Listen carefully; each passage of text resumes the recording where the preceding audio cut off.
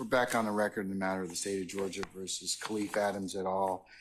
In Indictment 22 SC 183572. All right, Mr. Stilwell, Mr. Botson, Mr. Sharp, good morning, gentlemen. All right, Mr. Williams, Mr. Steele, Mr. Adams, and Mr. Renard, good morning, counsels. All right, Mr. Kendrick and Mr. Weinstein, good morning. All right, Mr. Huey, Mr. Matthews Jr., good morning, sir. All right, Mr. Nichols and Mr. Harvey, good morning. Mr. Garner, good morning. All right.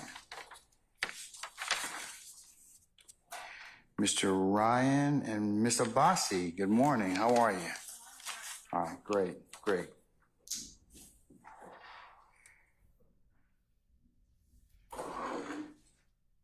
All right, Mr. Smith, Mr. Uhelski, Mr. Atkins, ladies, Miss Hilton and Miss Love.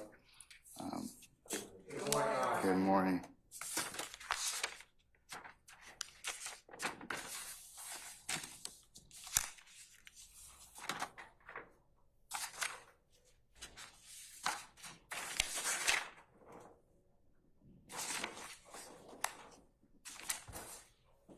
Miss Randolph? Who's your, Miss Knight? Miss Knight? Good morning, madam. How are you? All right, okay, all right.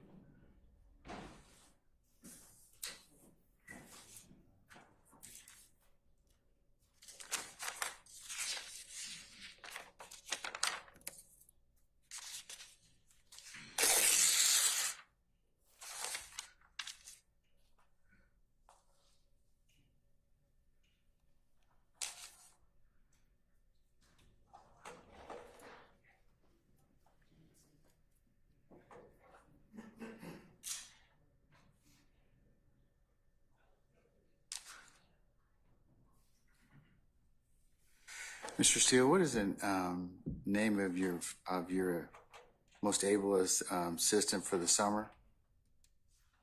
Pronounce your name phonetically for me so I can get it.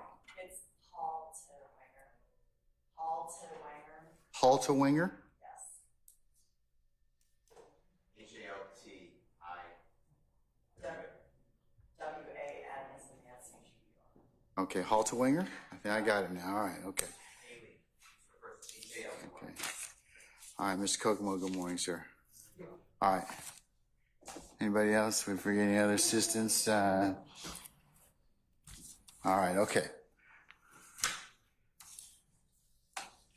All right, I am in possession of the correspondence between Mr. Steele and the rest of you, which I'll mark as the next court's exhibits in order.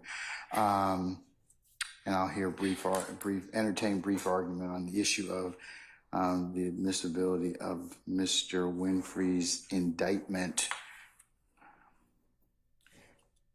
which the court has been given a copy of. The redacted indictment, is that correct? Yes. Okay, all right.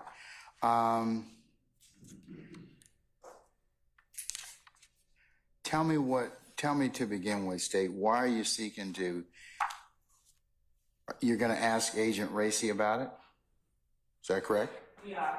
Okay, and what is the purpose of admitting the indictment? So, Your Honor, let me be clearer. While Agent Racy is on the stand, the state intends to introduce the so with the understanding that there is a redaction, but we will put into evidence the actual certified copy of the conviction for Jimmy Winfrey. We will be using, for these purposes, the redacted copy with the agreement and consent of counsel for that aspect of it, and not the full. I apologize, Ms. Love. I'm so sorry to interrupt Ms. Love. I don't know who did consent to this. I did not, Your Honor, so I don't want. Okay, and that's fine. I just want to know, what are you seeking to to ask Agent Racy about? Other than the fact that, other than introducing the certified, we didn't intend to question him about the indictment at all. Okay, because ordinarily, courts limit the examination of a witness about prior crimes to nature of the crime, date, and the sentence of the punishment. So, and in this particular case, Your Honor, to be certain, we are not doing that, delving into who was, all of that. We're introducing the certified copy of his conviction for this particular indictment and these particular offenses, and that's it. That's it. Okay. We won't be questioning Agent Racy about it. So we won't be saying, She's not planning on getting into any of the details or anything such as that? Correct. We're just introducing, and when I said with the consent of the parties, what I mean is I'm certain that there has been an objection to the certified as it is. So we had to redact the certified and provide the court with a copy of the redacted certified that we will be using in its stead. So unless I'm incorrect in that respect, that aspect of it is what parties wish to have occurred, considering their objection to it overall, I guess. But we would be using the redacted copy of the certified instead of the actual certified, unredacted copy. Okay.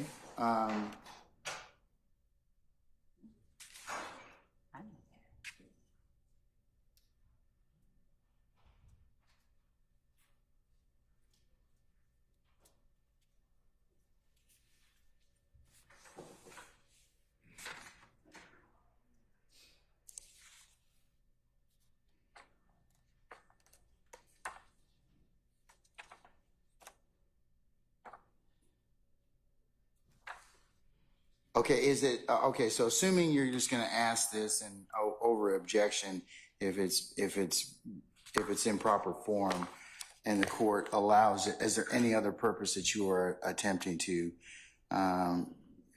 introduce this certified copy of this? Because ordinarily, it's limited as to what is admitted and what goes back with a jury. So. That's the other aspect. Well, the what goes back to the jury part of it, we weren't even addressing yet. And with the court's permission, we would like to address that at a later time as it gets closer to that point. But as to what is being admitted now, we're just tendering the copy, the redacted copy of the certified. Okay. And we'll label, I guess we'll label the original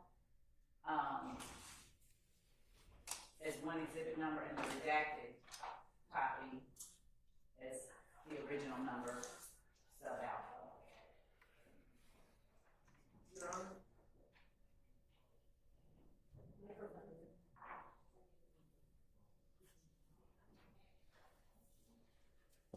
Oh, and I'm sorry, Judge. Ms. Hilton has just reminded me, the court inquiry may have to do with why we're bringing it in, and it's part of the proof of this overt act. Okay, well, if that's the case, then there's a little bit more detail that goes into it as to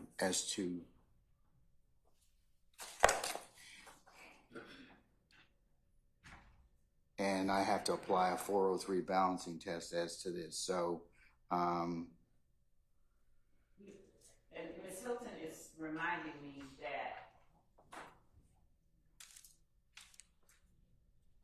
we have put it in the indictment, and all of the overt acts that contain a conviction, we've put those in the indictment. So it's not okay, all right. So you're not. So but this is already fairly contained within the current indictment that we are trying at this point in time. Yes.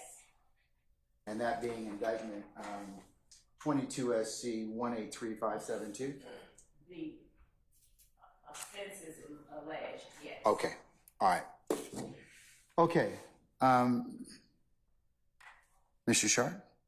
Well, I was going to try to draw the court's attention to what the state wasn't providing, which Ms. Hilton, I guess, reminded Ms. Love of. The purpose that they're admitting this, I just want to remind the court, typically when we're dealing with convictions, typically certified convictions, it's for impeachment purposes. Mr. Winfrey is not testifying in this case, as far as anyone knows. So this is not a matter of impeachment. They are bringing this in as, attempting to bring this in as substantive evidence of, and when they say it's included in the indictment, they're talking about the overt act involved is alleged in the indictment. There's not reference in the indictment to Mr. Winfrey pled or anything like that. They're just charged the overt act. So essentially they're trying to use this certified conviction as substantive evidence of somehow our guilt for this overt act. When I say our, I'm talking about people other than Jimmy Winfrey. And I'm just confused because the state is saying, oh, we're just trying to get this conviction in. Oh, well, you know, we'll deal with whether it goes back with the jury at a later time. And they're really burying the lead here. They are seeking to admit a conviction that, quite frankly, is a speaking indictment and has a lot of allegations and factual allegations printed on a piece of paper. And of course they're going to want it to go back to the jury eventually. They're going to want the jury to read that indictment, read that Jimmy Winfrey pled guilty, which is in fact not true. Well, he pled no. He pled Alfred. He pled guilty under Alford. Well, and Your Honor, and an Alford plea is a form of a guilty plea, and it's recorded as such. Well, Your Honor, that's respectfully. And I took a look at the case law, and I'll respectfully disagree with you. It's still a conviction. Did you look at Doe v. Liebsch? And I think one of my colleagues is planning on arguing this, but I'm just going to bring it to Your Honor's attention. It was shared with me. It's a Minnesota case, but I think Your Honor was on the right track when you talked about 403. It's a conviction that's under 10 years old, but there's a presumption of prejudice, but the court has to weigh certain factors. There's about 5 factors that I weigh, and one of the factors I weigh is the similarity between that particular case and this case in terms of what is being sought to be proven in this case. So what the state, I assume, is alleging is that that given the fact that they've got to be able to prove gang involvement and some other predicate things that they bear the burden for, that is relevant for that purpose. Well, respectfully, Your Honor, the 10-year rule and all that. But it's not 10 years old yet. It goes to impeachment. That's to its value as impeachment. That's under the impeachment rules. Jimmy Winfrey is not testifying, so this isn't a matter of impeachment by former conviction. Okay, all right. So stop. I want to pause you just a second. What's the state have to say about the fact that this is not being used for impeachment? You're trying to introduce it in your case in chief. The witness is not testifying. Yes. What's your theory of introduction? That RICO is properly established by prior convictions, Your Honor, as an individual violator. A case that you're going to cite me for that particular proposition now? Yes. All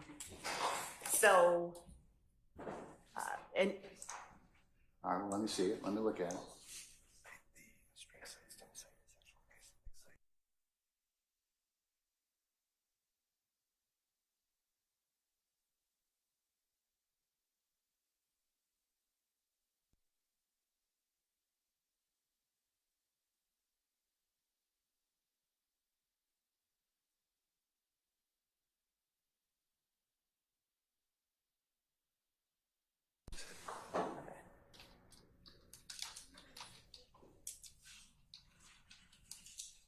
Okay.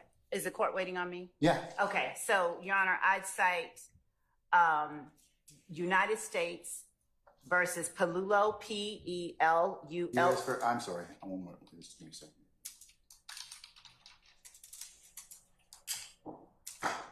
What's the name of the spelling?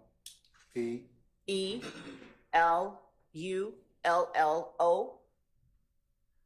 14 F 3rd. Was it decided on the 20th of March of last year? No, Your Honor. Okay, all right, give me the citation then. 14 F 3rd, 881 at Pennsite 888.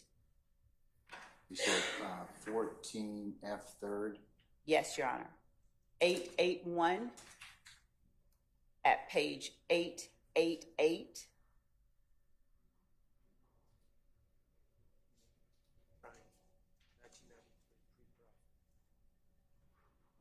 For the proposition that prior convictions are routinely admitted into evidence at subsequent RICO trials.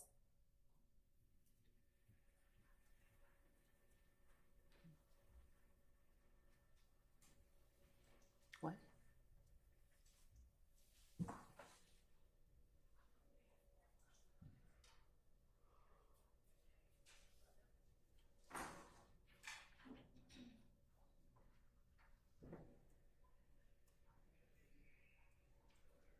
Where the court says, as an ordinary piece of evidence, a judgment is subject to evaluation by the fact finder, who can accept or reject such evidence as it deems appropriate. Also see, when the court is ready, I'll cite the next case.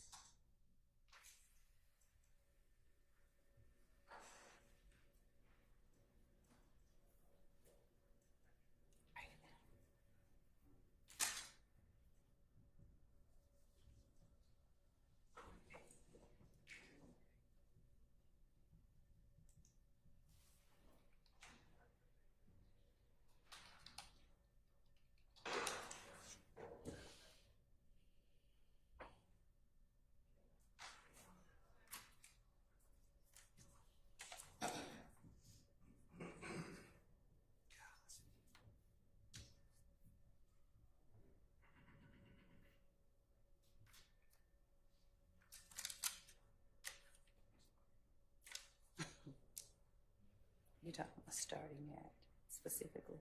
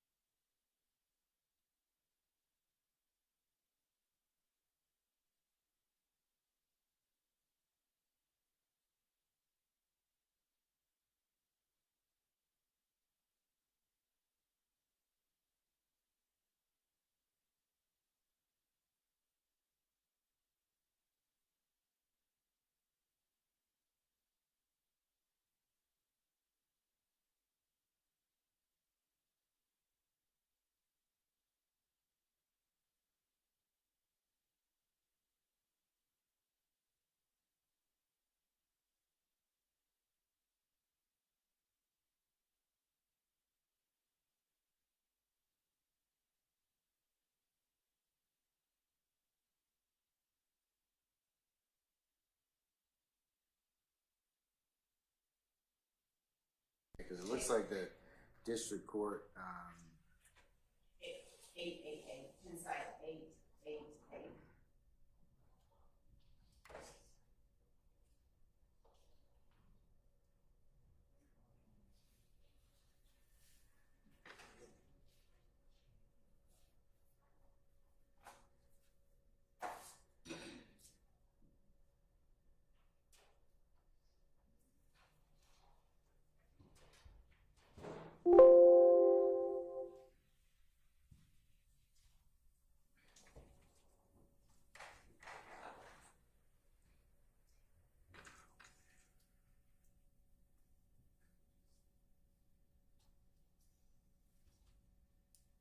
you said 88838, is that it? Yes, Your Honor.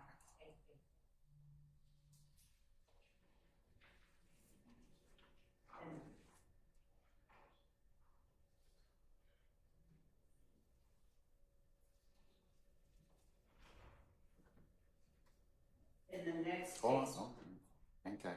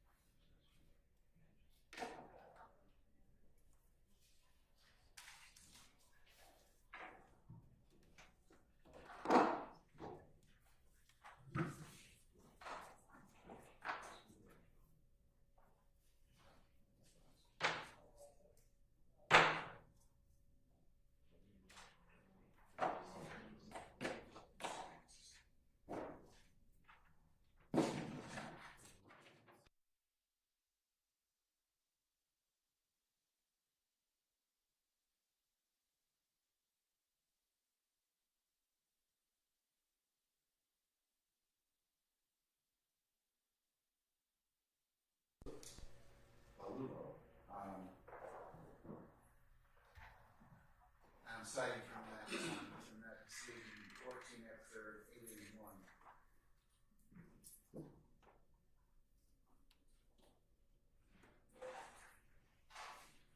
Who argues that although the conduct underlying the prior conviction may serve as a predicate act in a subsequent RICO prosecution, there's no legal authority the government may present evidence of actual judgment of conviction from a previous jury trial on the same indictment. The essence of this position is that it's too prejudicial to a defendant to admit this evidence because the judgment of the conviction comes from the same indictment as the jury presented as before it for resolution. In effect, this is an argument under 403 of the Federal Rules of Evidence. So in the Blulow, the judge didn't do the balancing test, and that's what caused the appellate court to remand it back. So that's my argument. and so, Your Honor, to continue with that, the government may introduce evidence of prior convictions to establish the commission of predicate acts in a RICO prosecution that the court would see United States versus Tocco, T-O-C-C-O, 200. C-O-C-C-O? Yes, Your Honor. What is it? 200 F 3rd 401 at Penn Site 417 Okay, I'm gonna use through 418. And in that, Your Honor, as the court is looking that up, I'll just say briefly. Oh, I can't read it this time. You're not gonna do one thing or the other, okay? Yes. I can read and That's do fair. this, or I can listen to you, but just Read it. give me a second, okay? All right.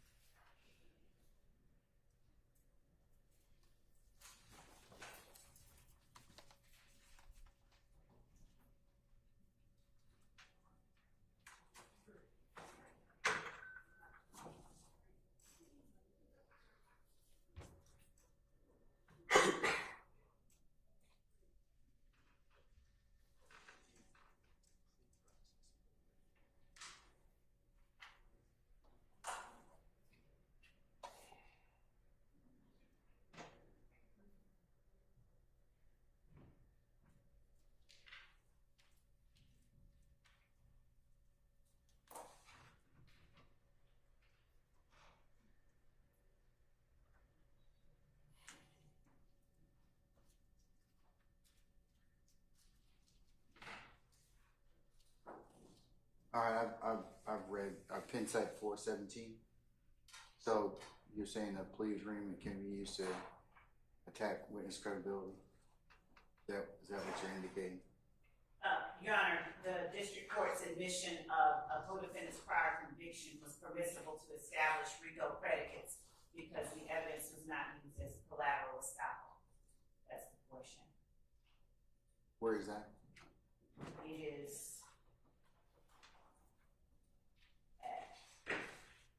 just one second.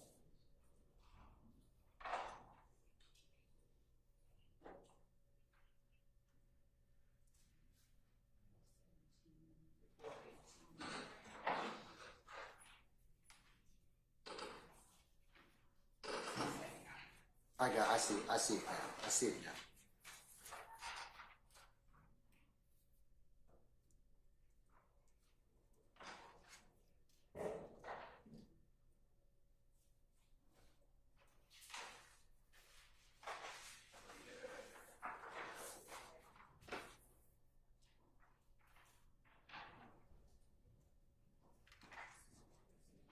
Toko, I'm quoting from United States versus Toko, and that's 200 F 3rd 401. Toko argues that the government is not permitted to rely on the judgments of conviction to prove the predicate acts of a RICO charge. Such use of those convictions, he claims, institutes improper offensive collateral estoppel, relying on the reasoning in United States versus Palullo, 14 F 3rd 881. Third Circuit, 1994. In Palullo, however, the district court held that the previous conviction of a defendant established the existence of a predicate act under RICO, and the court instructed the jury to recognize that predicate act as a matter of law. See Palullo 14 F 3rd at 889, Penn site 889 to 890. The instant case is different because the district court here entered into evidence the convictions of Toko's co-defendants who had the opportunity to show the jury that he was not involved in their crimes. Furthermore, the court did not give a collateral estoppel instruction as the court did in Palullo. The government explained that whether or not Mr. Toko was connected to that is a jury question for the jury to determine. Also, there was other evidence that corroborated the information about the convictions in question. Thus, because no collateral estoppel effect was given, the challenge evidence Toko's argument is unfounded. And Your Honor, further, the 11th Circuit in United States versus Gonzalez at 921 F 2nd 1530, Penn sites 1535 through 1539, in analyzing the United States Supreme Court case of Greer versus the United States, which I'll give a cite for. Let me have the Gonzalez site. How do you spell Gonzalez again? Gonzalez.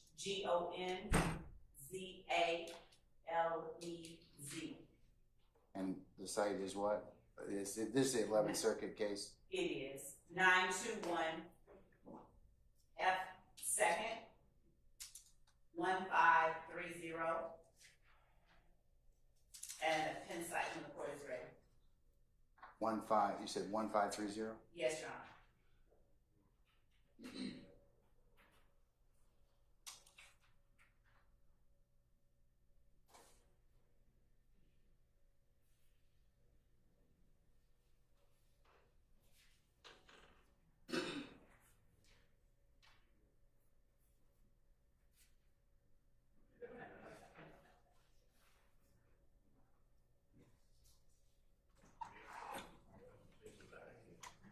Division 2 Art Gonzalez at Penn site 1535 through 1539.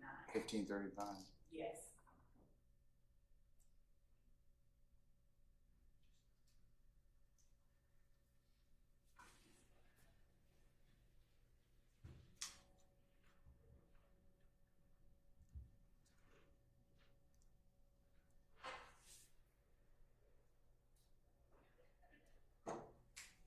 So which 1535 to what, ma'am? Through 1539.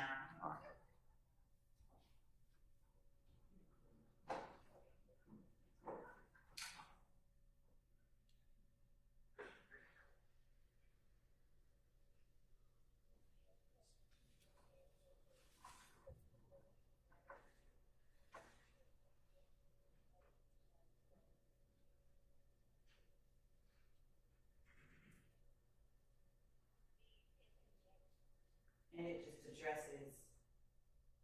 another argument made in opposition to prior convictions forming the basis of RICO predicate act. Where in there does it address that? Because you've got a lot of flags, you got a lot of red flags within that section. So which one are you referring to? Where the court found no violation of the double jeopardy clause or prior convictions form the basis of RICO predicate acts in the subsequent prosecution. That is specifically that.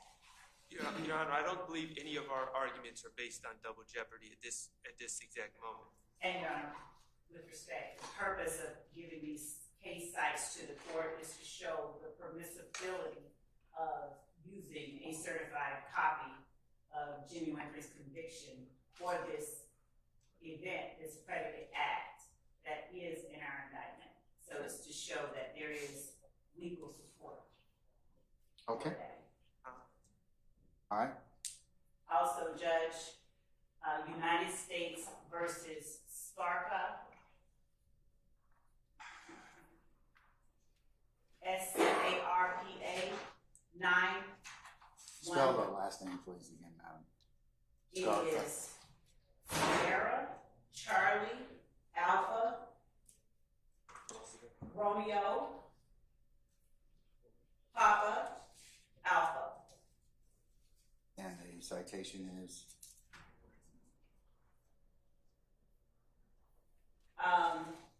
Is it 861 F 3rd 59, or is it? It's 913 F 2nd, 993.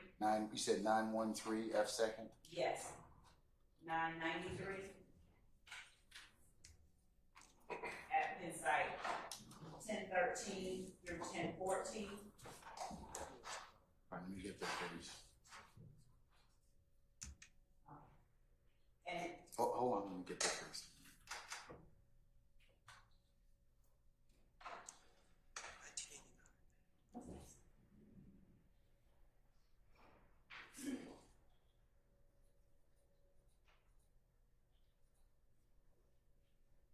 Scarpa looks like it was overruled by another case.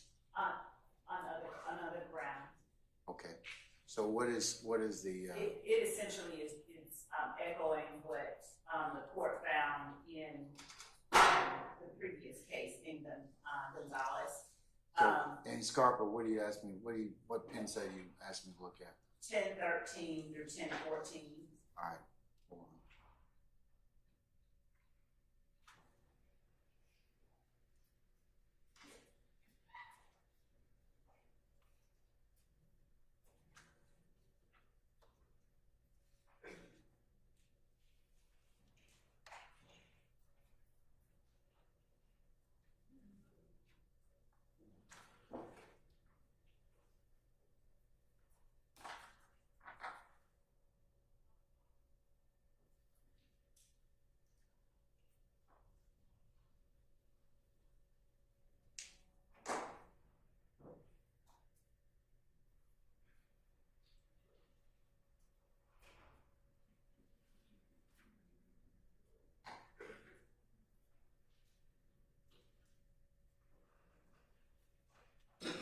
All right, this deals with basically the strike portions of the indictment. Court in Scarpa disagrees. Motion to strike surpluses from the indictment will be granted only where the challenge allegations are not relevant to the crime, or inflammatory or prejudicial. And they cite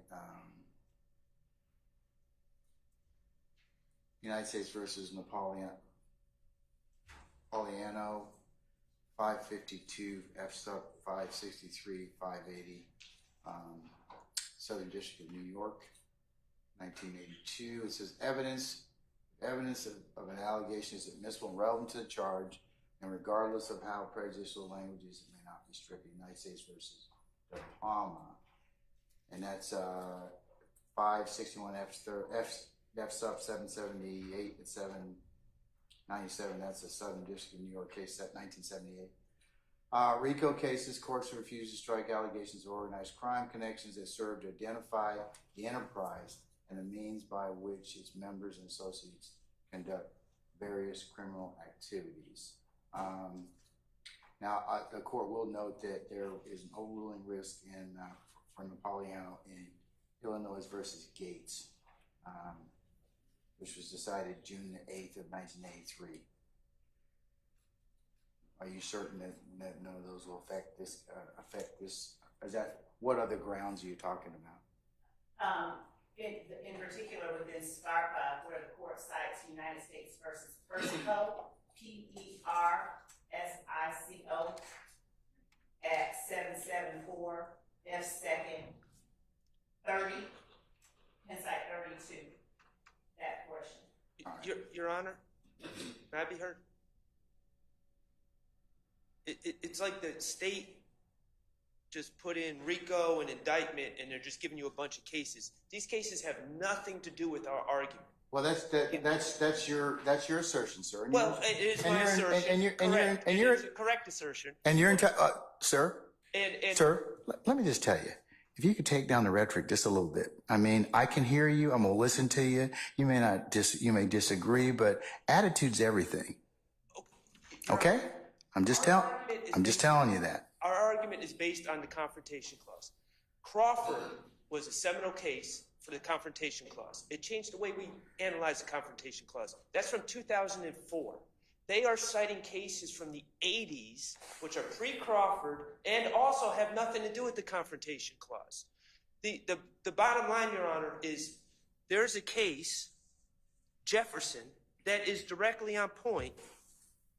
And what is Jefferson? State v. Jefferson. It's from the... Oh, is that one of the cases Mr. Steele cited? Yes. It's okay, I have it. It's from this state. It's 2017. It's post-Crawford, and it's directly on point. And, well, I'll leave it at that, but if we have to go further, there's other differences between our situation here with Mr. Winfrey giving an offered plea, which is not an admission.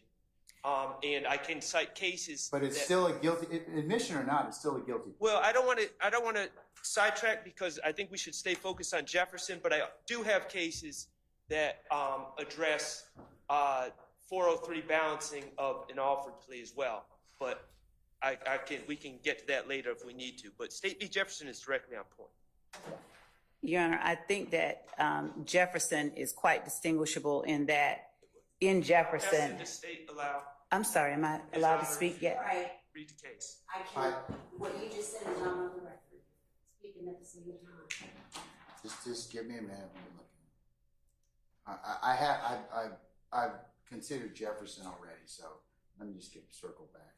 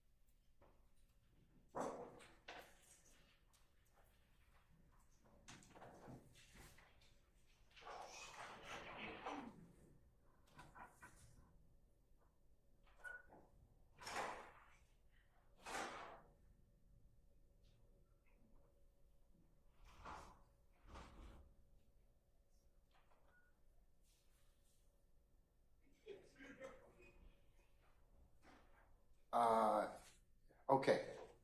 I had a chance to relook Jefferson. Jefferson cites some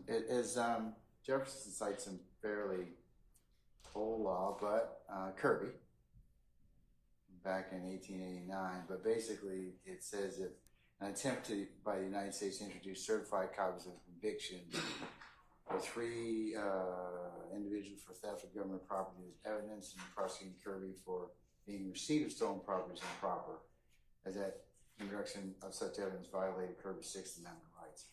It looks like under Jefferson, that 1659 was that they asked our appellate court to have it declared unconstitutional.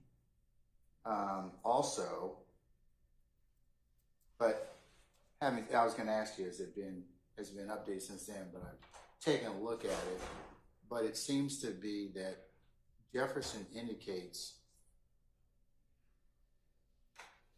as shown above, the United States Supreme Court's decision in Kirby is controlling this case, and the Supreme Court has not abandoned its prior holding in Kirby in the 100+ years since it's decided. See Crawford, Supra 541 U.S. at 64, Melendez Diaz Supra 557 U.S. at 314, citing Kirby with approval, and Davis Supra 547 U.S. at 825. Subsections 3A. To the contrary, High Court has consistently reaffirmed this holding in Kirby, and the continued viability and importance of that case is made only evident by the circumstances created by OCGA 1615-9. Because 1659 on its face deprives criminal defendants of their fundamental right of confrontation in violation of the Sixth Amendment to the Constitution, U.S. Constitution, statute cannot pass constitutional muster and must be declared void to the extent that it authorized the admission of convictions of non-testifying parties as evidence of criminal street gang. And it cites our Constitution, Georgia Constitution, 1983, Article 1, Section 2, Paragraph 5. So it would appear to me, Ms. Love and Mr. Yahelski, that if Jimmy Winfrey testifies, that's one thing. If he doesn't testify, Jefferson tells me that you don't get to introduce the conviction for the purposes you wanted to.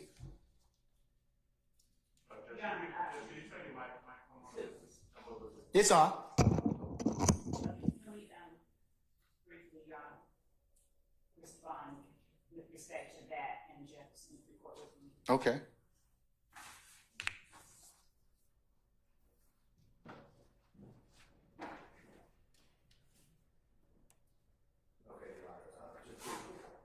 Speak up, please. Sure. Your Honor, when it comes to Jefferson, we have an update from our appellate courts in the form of State v. Thomas. I just want to point that to you. 364. Okay, hold on. Let me get to Thomas.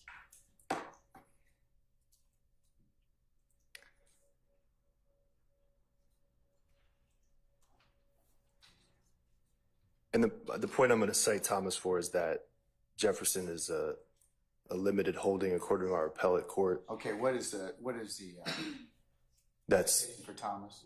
right. So 364, Georgia Appeals 148 at 148? Yes, sir. Okay. All right. Penn site 150, and I'm just quoting the relevant language. Hold on. Let me get to it.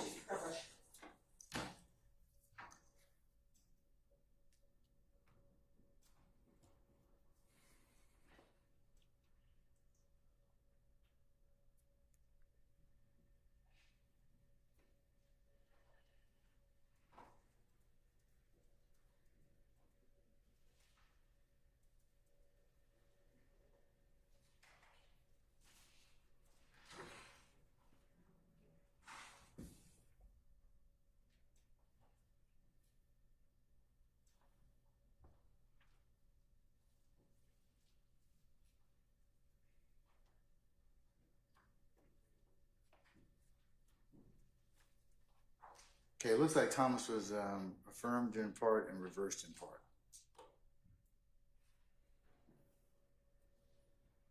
And remanded with direction. So what are you trying to get me to look at or consider? So the part at 150, just the quote that says, "Indeed, the Supreme Court has repeatedly emphasized the limited scope of Jefferson's holding," which is what we discussed, right? A plea, a conviction can be considered testimonial in nature.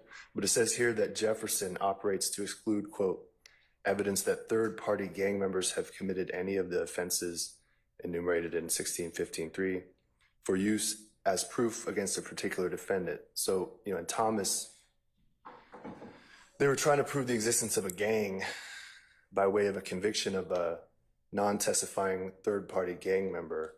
And the appellate court specifically said that this was a limited holding. So this being a RICO takes the discussion. I mean, the discussion exists within Jefferson, but it's more than just Jefferson. And that's why earlier we were citing that federal case law. But it looks like in looking at Thomas here, Judge Pipkin, writing for the court, indicates that in Jefferson, our Supreme Court considered the constitutionality of OCGA 1615-9, ultimately deeming it unconstitutional to the extent it authorizes the admission of convictions against non-testifying non-parties as evidence of a criminal street gang. And it cites Jefferson 302 Georgia at 443. As the court explained, convictions of third-party gang members that are used to show an underlying element of another defendant's crime are among the types of plainly testimonial statements that cannot be admitted in evidence without running afoul of Sixth Amendment protections, where the defendant has not had a prior opportunity to conduct cross-examination of the witness and the witness unavailable. Accordingly, the trial court's finding that the prior convictions of one defendant are inadmissible against the remaining co-defendants represents a faithful application of Jefferson. So we affirm that portion of the trial court's ruling. We cannot, however, affirm the remaining portion of the trial court's ruling, namely that the defendant's own prior convictions are inadmissible against the same defendant at appellee's joint trial, as that ruling rests exclusively on an overly broad reading of Jefferson, a reading that is contradicted both by Jefferson itself as well as by subsequent decisions of our Supreme Court.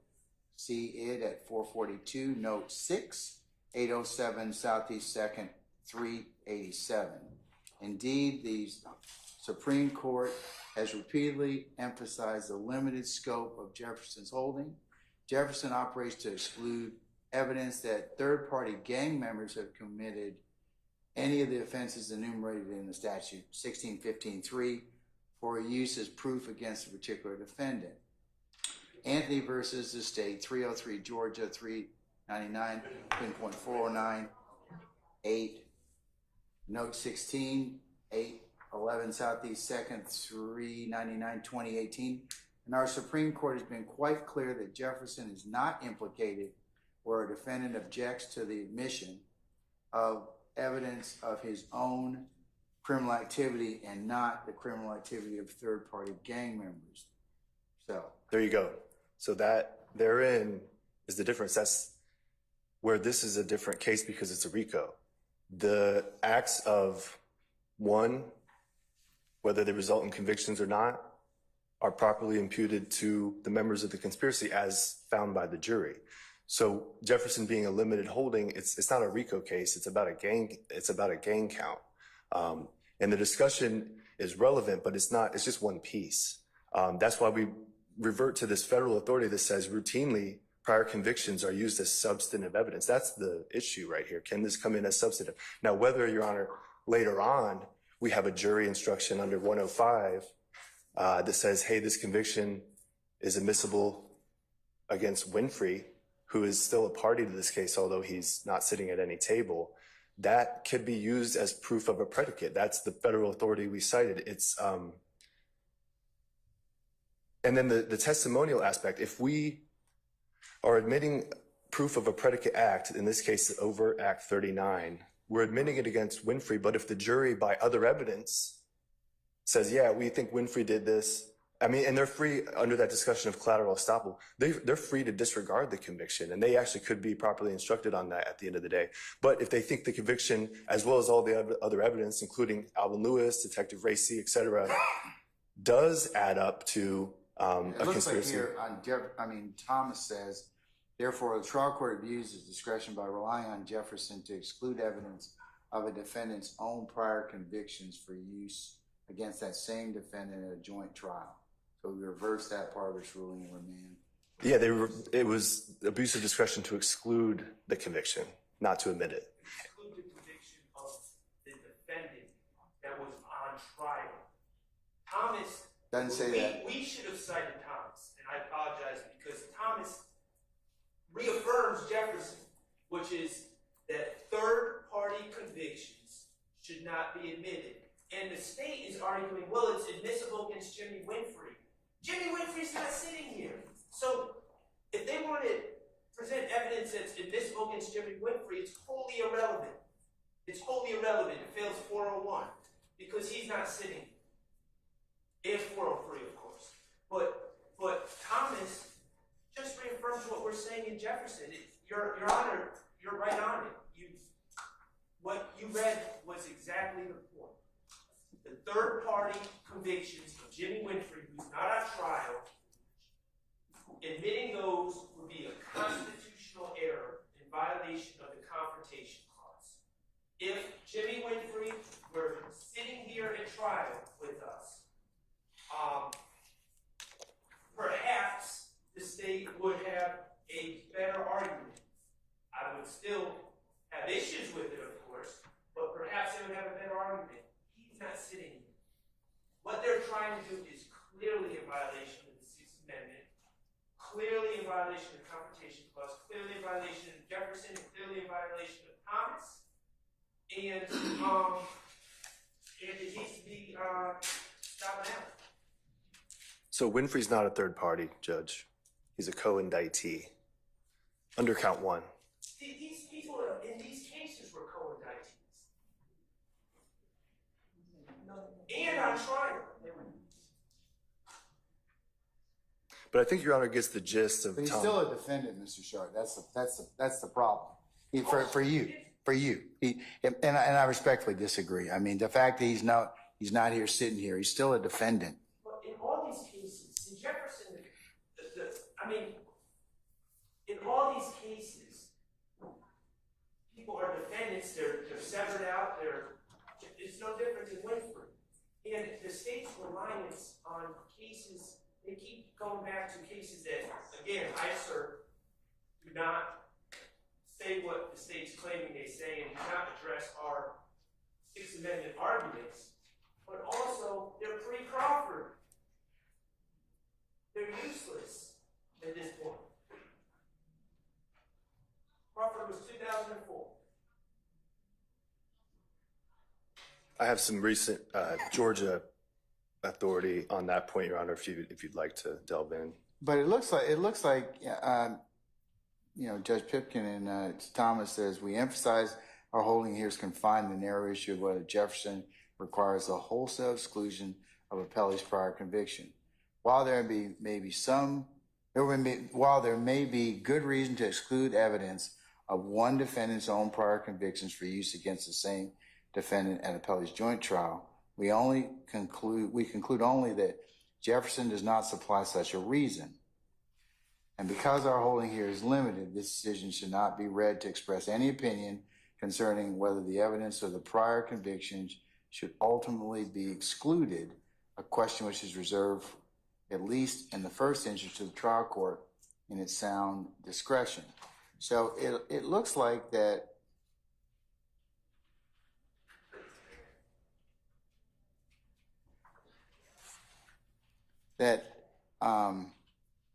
Thomas is indicating and Judge Pipkin is indicating that they're not willing to go that far that a defendant's own prior convictions are inadmissible against that same defendant in appellee's joint trial. They would indicate to the court that they are admissible, defendant's own prior convictions. So thus Mr. Winfrey's conviction in Cobb would be admissible against him here in Fulton.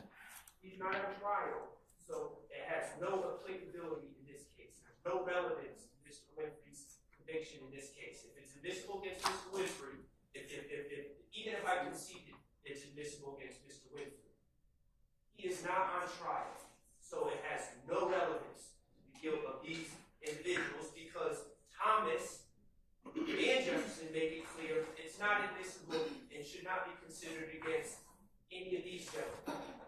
And that's so it would just fail 401 relevance and 403 balancing. Can I refer Your Honor to one additional case, please? Can you turn your mic on so I can hear you? Yeah, I guess I. Judge, can I refer you to a post-Crawford case regarding specifically a co-defendant's plea allocution? Okay? That's United States versus Bruno, 383 Fed Third 65. 383 Fed Third what? 65. United States versus Bruno, Bruno. Okay, and what does Bruno indicate, Mr.? That the plea and plea colloquy of a non-testifying co-defendant violates the confrontation clause post-Crawford.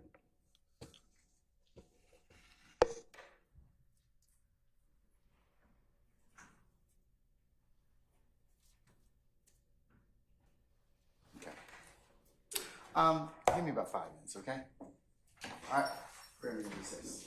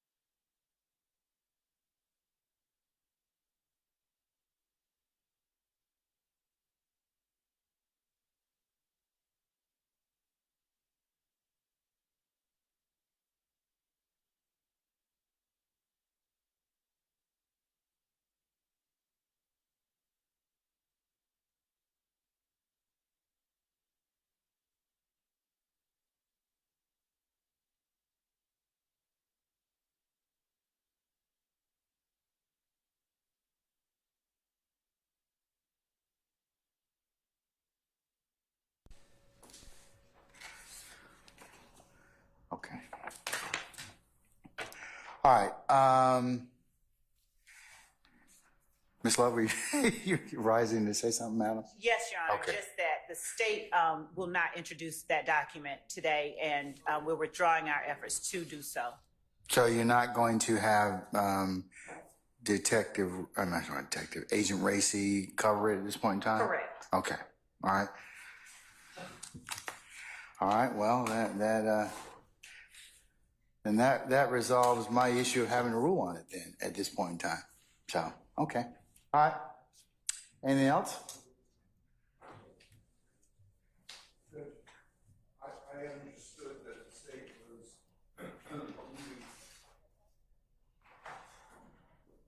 I also understood that the state was moving, I think today, I'm not sure, depending upon the length of the cross and redirect, the CAD reports about some of the other incidents that were not prosecuted or may have been prosecuted. Is that today? It could be, if I may address the court, it could be today, Your Honor, but it won't be with this witness. And I believe that there will likely be a significant amount of time before we actually get into that. So I don't think that that is something that we should delay. Okay, I mean, that's fine. I just want to, there's an issue with regard to those that I'm going to have. So before the introduction of those, and I know the witness that's coming, Miss Latner, right? Ms. Latner's? Yes. So before she comes on, I'd like to address that, please. Thank you. Okay. All right. We can hold that until a little bit later, until before Ms. Latner's rejoins us. And, okay. All right. Anything else? If not, let's go ahead and summon our witness, please, Agent Racy. And then go ahead and, Sergeant Ham, if you could, shall I promote you again? If you could go ahead and get our jurors ready, sir.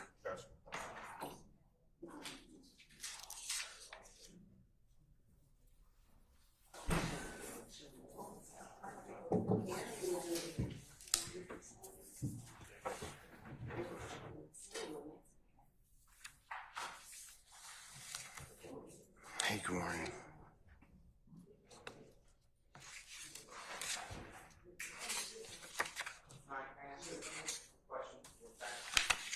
As long as it doesn't involve our witness here, he's already, okay. What's your question, sir? There is a professional among us. She works with the Honorable Lawrence Zimmerman. Her name is Rebecca, R-E-B-E-C-C-A, Aaron, P-A-R-A-D-I-S. Why are you bringing up Lawrence Zimmerman? Because I love Lawrence. I don't. He's got a terrible tie on. He's always, pontificating and whatever the like. Mr. Zimmerman, you're always welcome as a public spectator. Good welcome, sir. Yeah. All right. His coworker has been helping. I just want to know if it's okay at the proper time to sit with us too.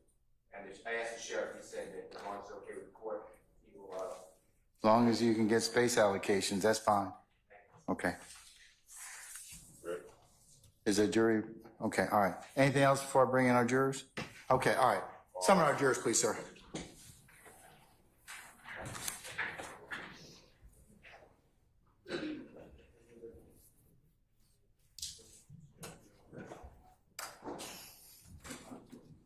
Hey, Chris, I'm gonna give you this back. Yeah, so I don't lose it. It may have been marked as an exhibit anyways.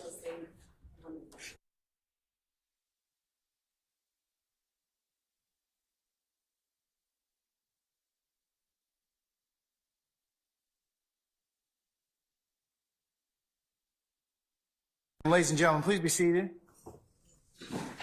All jurors are present, sir? Yes, sir. Okay, thank you, sir. All right, ladies and gentlemen of the jury, good morning. Good morning. All right, sorry for the delay. It took a little bit longer to take up our business this morning, so we appreciate your patience in that respect. Agent Racy, good morning again, sir, and just a reminder you're under oath. And Ms. Hilton, you may continue, madam. Your Honor, I believe it's Mr. Steele. Mr. Steele, I'm sorry, Mr. Steele, you may continue your examination.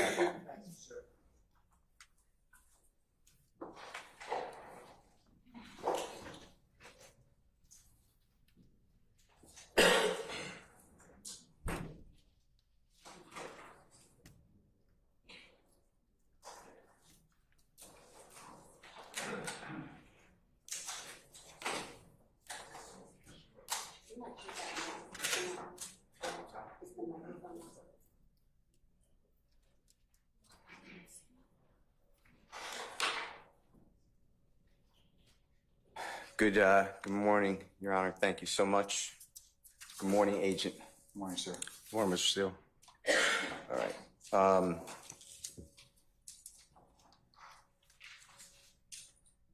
I believe yesterday we stopped, we were talking about if I could just refresh your memory. And if I leave something out, just tell me, but I believe we were at Brian Williams' phone. That's what I remember. Or the phone that we, through your investigation, attributed to Mr. Brian or Birdman Williams. Is that okay? Yes, sir. All right. So I'd like to discuss that. And just for the jurors' edification, that should be the number 2920. Is that accurate? I thought we were doing that 8553 was the number. 8553. I have that as Jeffery Williams' purported phone. Yes. Is that what you were asking? I'm sorry. No, I'm going to, yes, we'll use those records. Yes. Okay. Yes. I see what you're saying. Yes. Okay. We will use the records, and I think it's on the screen already. Let me get the exhibit number. That should be exhibit number 137E, Your Honor, and it's displayed. Is that okay, Your Honor? Yes, sir. Okay, it's already admitted. All right. On those records now, I'd like to talk about the gentleman known as Brian Williams or Birdman. Is that okay? Yes, sir. And through your investigation, did you look into that gentleman's background? What do you mean by background? What he does for a living, his occupation? I know his occupation, yes. Okay, tell the jurors if you don't mind. I mean, he was a music artist and then at least owned Cash Money Records. I guess it would be a manager or producer. I don't know the exact title at that point in time, but he certainly owned that and then had artists signed underneath his label. Okay. And those artists include people that you've discussed in this case? Some of them have been discussed in this case. At least one of them has been discussed in this case. And tell the jurors who that one is. So under Cash Money Records, there'd be the YMCMB, which is, well, without going into that, it would be Dwayne Carter, Lil Wayne would be signed underneath the Cash Money Records through the YMCMB. Okay. And Brian Williams, performer known as Birdman, 2920, correct? Is that I believe that is correct, 2920. Just yes, make sir. sure. I'm sure it is. Okay, let's talk about those. Using, as you said, Jeffery Williams records that are in evidence under State's Exhibit number 137E, if you don't mind, let's do a search for how many times that they correspond, or connect, I think is the right word, right? Is that true? I would say just connect, yeah. Okay. If I can ask Haley to do that search, and then you help us.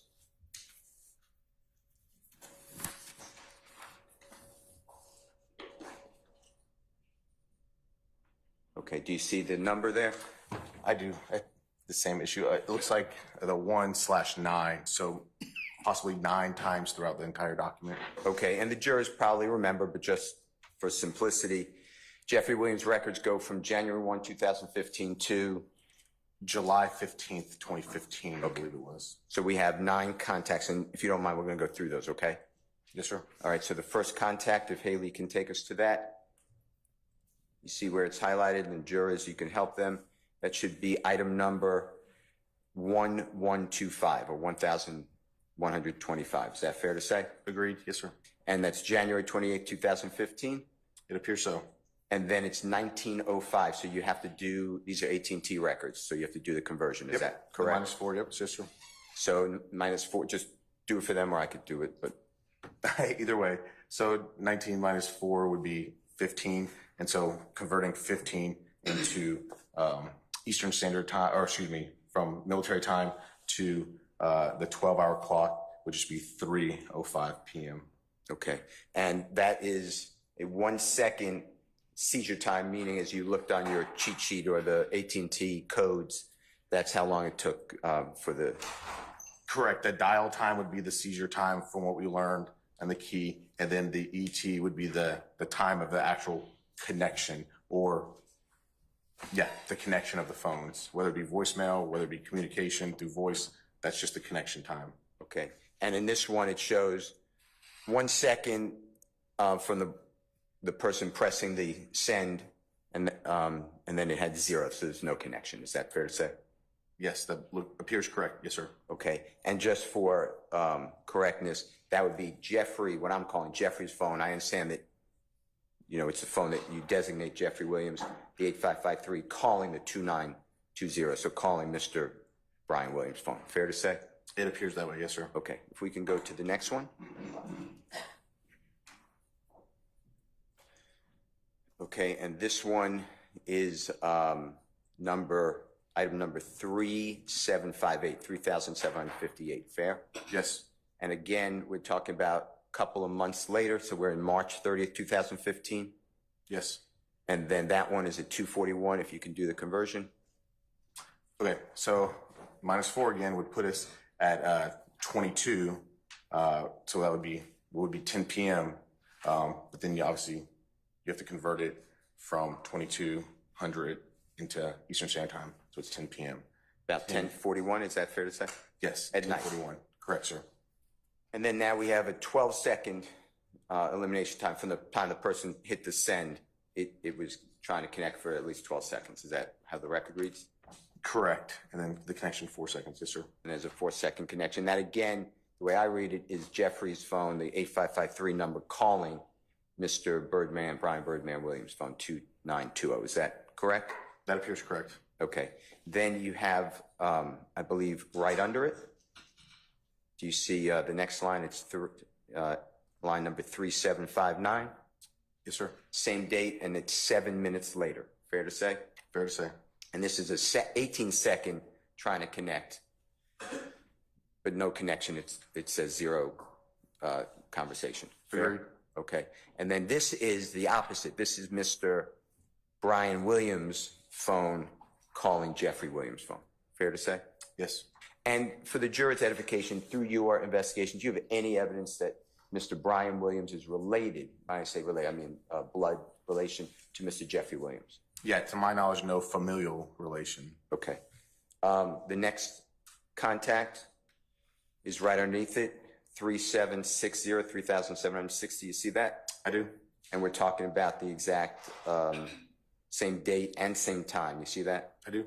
And then we have the same thing, Mr. Brian Williams, performer known as Birdman, 21-second, his call's trying to get through to Jeffery Williams' phone. It doesn't connect. Is that okay? Yes, we see what it did there below, but yes, it didn't connect. Okay. It rolled to voicemail. Okay, and that's the next number. Correct. So that's where, you see the D and the F, so it forwarded to that number, which is going to be AT&T's probably voicemail number. And then we see that actually on to the right where it's highlighted. Yep.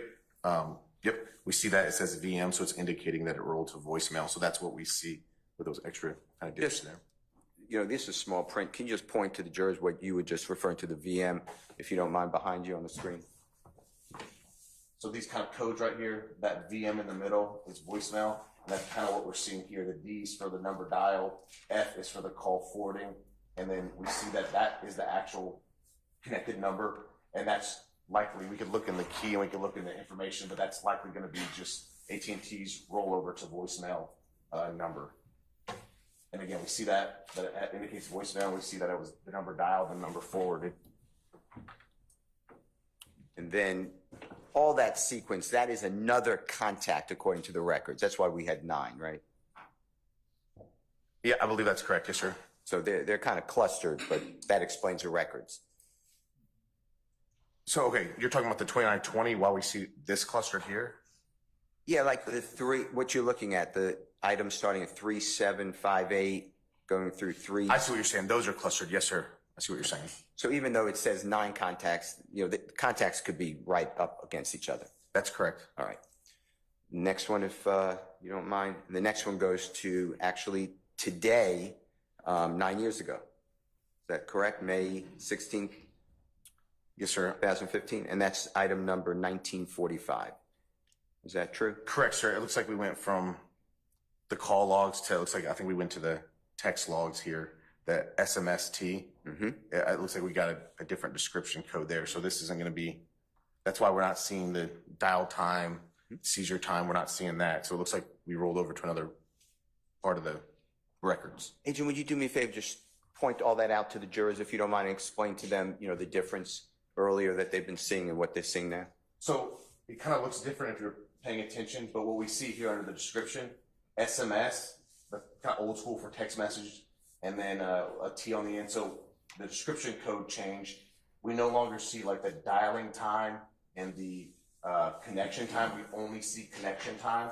So that's just going to be the time that the text went through, presumably. But obviously the document just kind of appears different because we rolled over from the part of the document that was doing the call log to now we're into the text log of these records. Is that sufficient, sir? Yes, sir. Yes, sir. I appreciate it. And then the next one, the ninth one, contact is right underneath it. It's 1946. Is that fair to say? Yes, sir. Same time. And it's also Mr. Brian Williams texting Jeffrey Williams' phone. Is that how it reads? Yes, sir. So just in summary, we're really talking about contact on January 28th, 2015, and March 30th, 2015, where we can show no real conversation, according to these records. According to these records, that's correct. Right. These records. I'm not saying they don't have contact. I'm saying according to these records. To these records, yes, sir. On these numbers, yes, sir. And then we jump to May 16th for 2 texts from Mr. Brian Williams to Jeffrey Williams. That's what we got. Appears so, sir. All right. And that should be 9 of 9 according to the screen. Is that fair? Yes, sir. All right. I'd like to go and you explain it to the jury, but you went pretty fast. I mean, not fast, but earlier when you were doing your direct examination with the honorable prosecutor, you also gave us insight into a phone that ends in 5979. Do you recall that one? Yes. And if you're looking at something, it's no problem, but just tell the jurors what you're looking at so they could follow along if needed. I'm just trying to find it so I could speak accurately on it. 5979, you said, sir? If you don't mind. It's your cross-examination.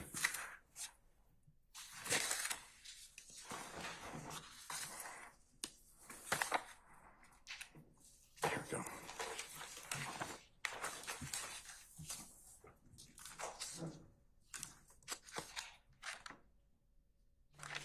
Yes, that's going to be States Exhibit 138 Echo, and then the Echo Alpha and continuing.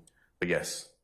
Now, tell the jurors the reason, based upon your investigation, that you sought those records and who they potentially, I understand all the caveats, but who they potentially align with. Yes, so this is the one that I did just a subpoena for, so did not get location data from these records.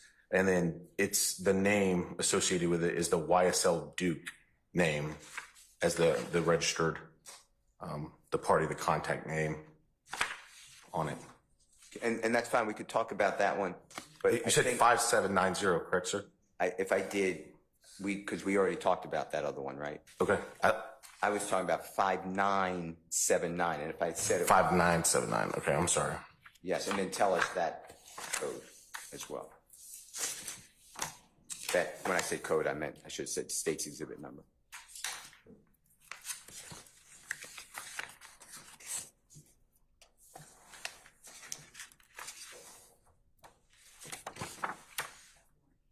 Oh, you have more? Okay. Hey, Your Honor, for clarity, can we have the full number of what number Mr. Steele is referencing? If you could give us the number, please. I can absolutely do that. It is 504-723-5979.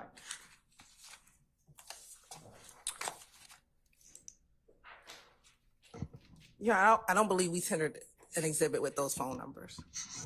I don't see up here, Mr. Steele. I think, All right. unless I don't have all of them, I don't think we have that one. Okay, well, let's do it this way.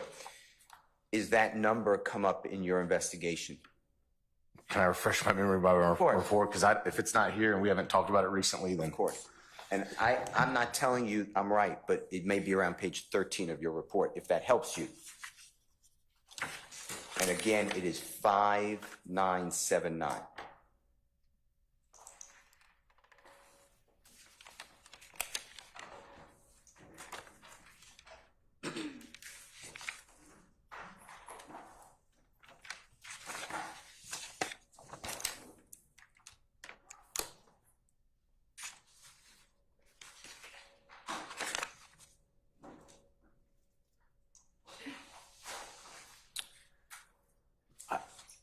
Unless I'm looking in the wrong place, Mr. Steele, I don't see 57 or 59. 5979. Yes, sir. It's not on page 13. I don't see that, sir. Give me 1 second. Your Honor, may I just have 1 second? Yes, you can, sir. Thank you. What? Okay, I was right near it. Page 68. 68, okay. You should have known by my I started questioning myself over here. oh, don't question yourself. Page 68. That was nowhere close to 13.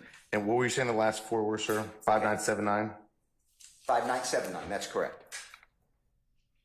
Okay, so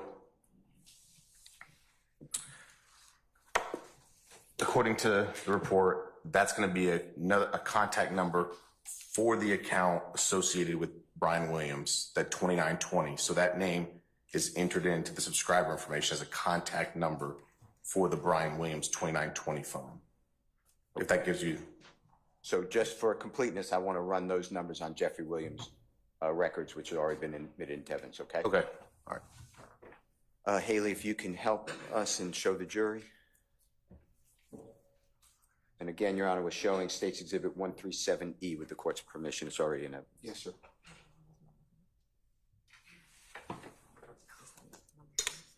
And did you find that number? I know you said it's associated with Mr. Brian Williams' cash money. Is that what you told the jurors earlier?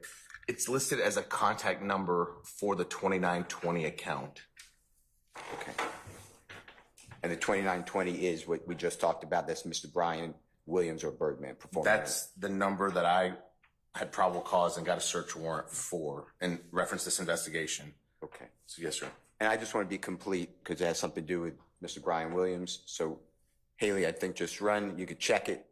According to Jeffery Williams' records, tell the jurors whether Jeffery Williams has any contact with the association number of 5979 of Mr. Brian Williams. It appears not. All right. Let's go to, a person who you had through your investigation, a cell number for a gentleman named Shannon Stillwell. I don't know if we have it in evidence, but I know the name came up in the investigation. Yes, sir. Can you look at now page 13 if you don't mind? Page 13. Tell me if that refreshes your memory. All right. And what that number is or numbers are.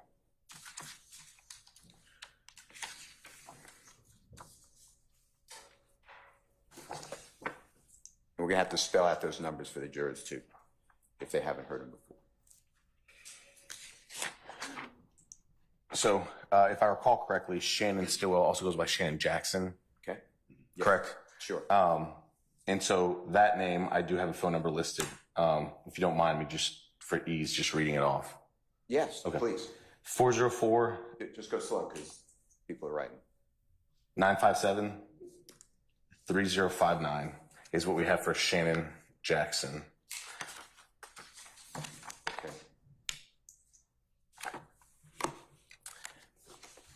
And that's just under the name portion of the report. Okay. Does he have two numbers in your report? And if not, it looked duplicative. It looked like it was the same number on there twice. Can you just look closer? And if they are different, just read them both. We'll do them both. So there's a digit change. 404-951-3059, I think would be the other one. So it's same area code, same last four digits. The middle digits have changed. Okay. And look, I'm not looking at the document right now, so help me. Yep. First number you just read, or the number you just read, can you repeat that number one more time? 957-3059. Okay. And then the second number is 404-951-3059. Okay. All right, we're going to search those numbers. Is that okay? It's your cross-examination, sir. All right. Well, and I appreciate it. If I said no, You said would no? that matter? It could matter, actually, knowing me. It could matter. All right.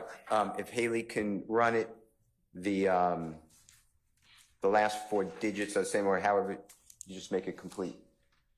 And she's putting in 3059, correct? Is that the number that you just gave us, the last four? For both of those numbers? That's the last four. It might need to put in more, yeah. Okay, can you put in more for the numbers? It looked like it pulled the area code of not the correct phone number.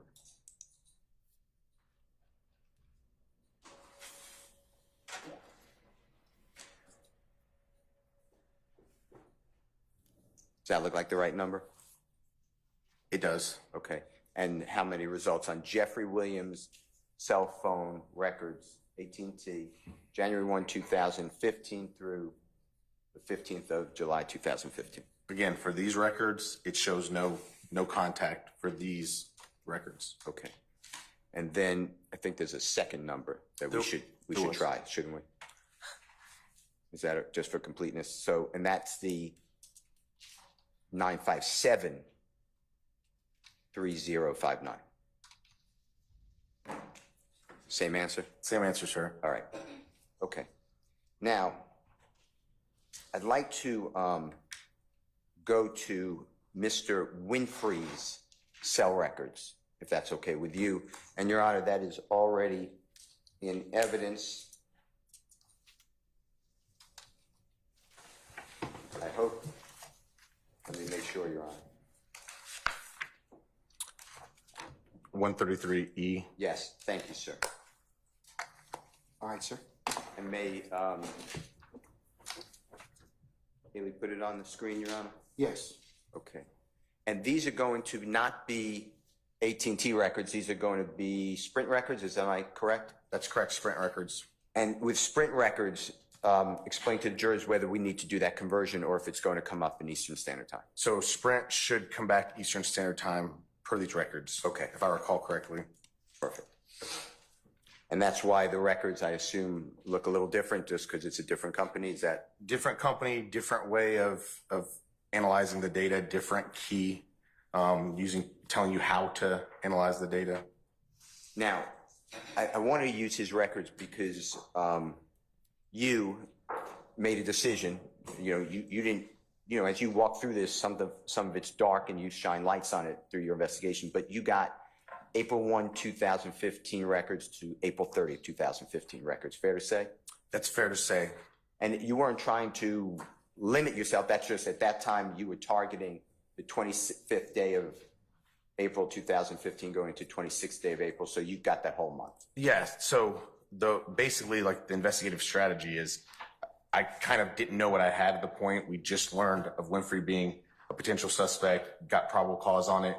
I'm targeting a smaller window. Once I start expanding the investigation, I then have justification, like probable cause justification to kind of expand some searches.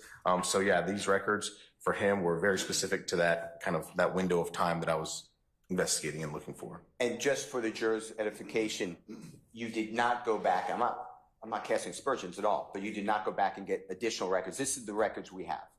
This is the records, correct. This is the records I have. I didn't do a secondary search warrant expanding anything larger on him. All right. And I just want you to explain to the jurors from this 1 month of April 2015, help them understand how many entries or contacts does Mr. Winfrey have in that 30-day period?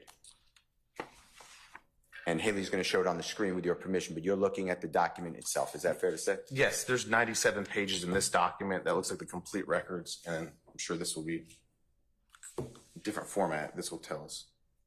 4,362 is what's highlighted. Okay, and that's within 30 days, so just quick math if you can. 4,362 divided by 30, how many calls is that approximately? A day? I'm not a math guy. That's hundreds a day. It would be safe to say All right. Okay. And these records for that 1 month for Jeffrey's phone, I just want to show them on Jeffrey's phone, what I'm calling Jeffrey's phone, 8553. Fair to say? Yes, sir. So if Haley runs that search.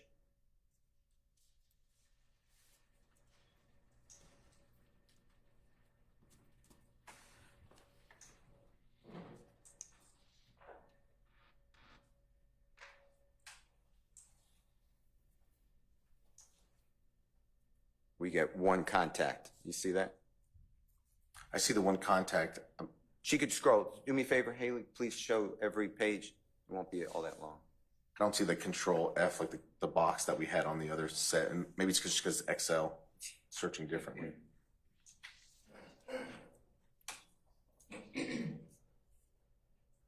Okay. You see that? Yeah, it's only toggling between the two. Yes, sir. And that's item number, just for the jurors, 4,297, and it is, Mr.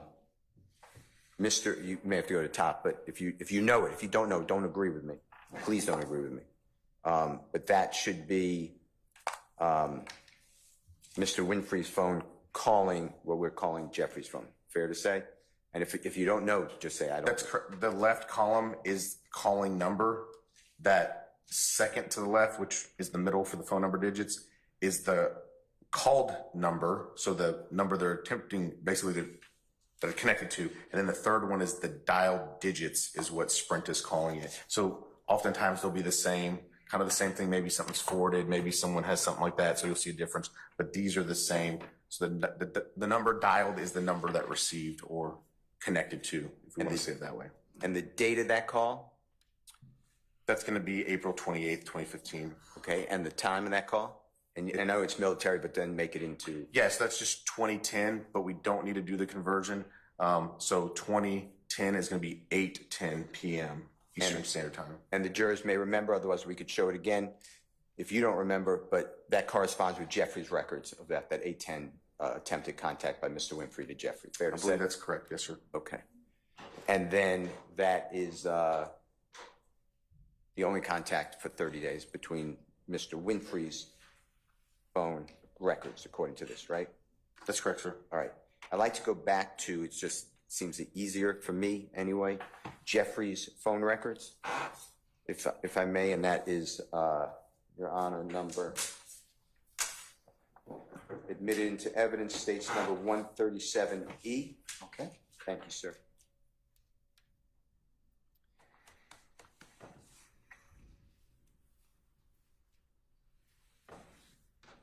So on the screen should be, if you can orient yourself, you see that to be Jeffrey's, what we're calling Jeffrey's phone records? Yes. All right. And with this, Haley, if you don't mind putting in for the agent, Mr. Winfrey's contact. I know we did it before, but now I want to be specific, okay? If you could put in his phone number, which ends, for the jurors' edification again, the 3383 number. Fair to say? Yes, sir. All right.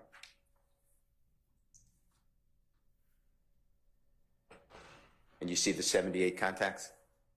Yes. All right. I'd like to go through them.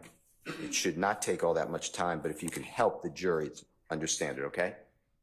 First contact, is it fair to say it's item number 522? Yes. And that's on January 9th of 2015? Yes. And we got conversions here, right? For Eastern Standard Time? That's correct. All right. So I'm going to ignore the conversions for now on this exercise, because... Thank you. You're welcome. Thank you. But the jurors will know that if they want to look at these records, they will have to subtract the 4 hours. Fair to say? Yes, sir. So just for the first one, you would say that's 311 contact? Correct. Subtract 4 hours, it would be 11:11 at night? Correct. All right. Okay, and that is Mr. Winfrey calling Mr. Jeffery Williams. Fair to say? Yes. All right. And that was no connection. You see the 000? I do. All right. And then the next one is the same date at the same time, but another call, Mr. Winfrey not connecting with Jeffery Williams. Is that fair to say? Yes. All right. Let's go. Let's go to the next one. That's number 3. Same date, same time. You see the top is 5:24. I do.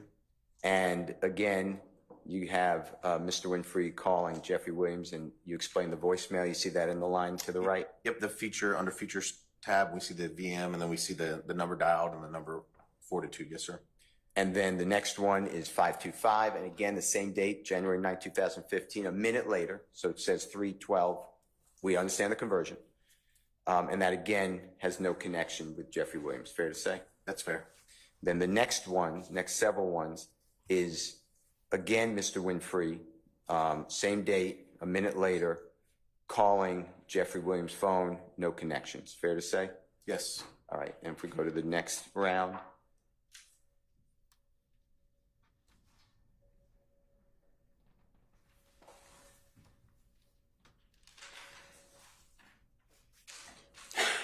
And that's going to be 2:21:15, and it's Mr. Winfrey calling Jeffrey's phone. You see that? I do. And that has a 34-second connection, doesn't it? Yes. All right. And that could be a call. It could be a voicemail, but it could be a call. We believe it's a call. We don't see VM notated under the features, so. We believe it's a call then. Fair to say? Fair to say. Okay.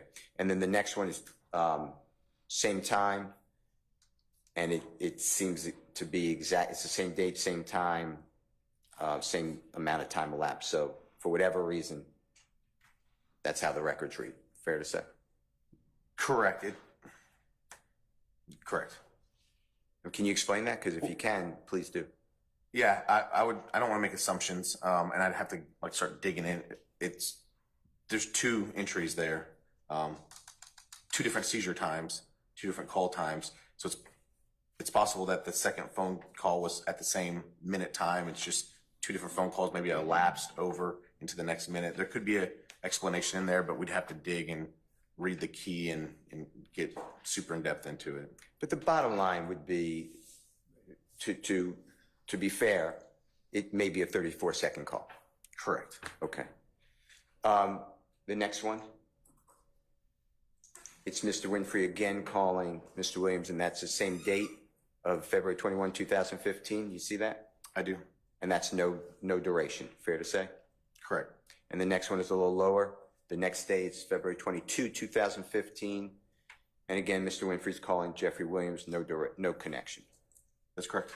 And then the next one is about the same time, Mr. Winfrey's phone calling Jeffrey Williams' phone, no connection. Fair to say? Yes, that's fair. And then the next one is about the same time. It looks identical, actually. And it's a 7-second connection, but that's what you explained to the jurors. Could be a voicemail. It appears the records indicate that there's a voicemail. Okay. And then Mr. Winfrey, I don't know, what is that, 21 minutes later, same date though, February 22, 2015. You see that, calls again, Mr. Williams, Jeffrey Williams' phone, but no connection. Fair to say? Correct. And then the next one, and I'm on 2093. On February 22, 2015, again, no connection. Jeffrey Williams' phone was called by Mr. Jimmy Winfrey, correct? Correct. And then the next one is going to be the same time, same date, February 22, 2015. And again, that's the voicemail that you explained to us. Correct. All right. And then the next one is going to be the same date, but later. And you have Mr. Winfrey again calling Jeffrey Williams' phone, no connection. Correct. Then the next one is the exact same date, and there's a 1-second connection. And Mr. Winfrey again calling Jeffrey Williams, right? Correct. And then the next one is the same date, maybe an hour and a minute later, Mr. Winfrey again calling Jeffrey Williams, no connection, right? Correct.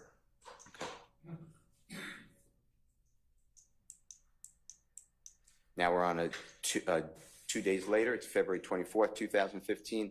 Mr. Winfrey is connected to Jeffrey Williams' phone for 1 minute and 6 seconds. Correct. Okay. Is that the first time that the 2 phones connected so far? Through these records for phone calls, yes, sir. Okay. All right. Then the next one that we see is the same exact day, which is February 24, 2015. You see it? Yes. And then same exact time, the 23:23. You see that? I do. And then for whatever reason, one of them says 1:06, one of them says 1:05. You see all that?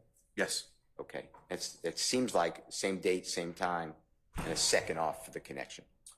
Correct. Different dial length of times, but second off the connection time, yes. Yeah. Can you explain that without, with all your... I mean, we'd probably have to dig into more, but it would be an assumption on my part without digging into the records, AT&T, and studying how they do it more. But it could be just when the call's connected versus it hangs up and then calls again.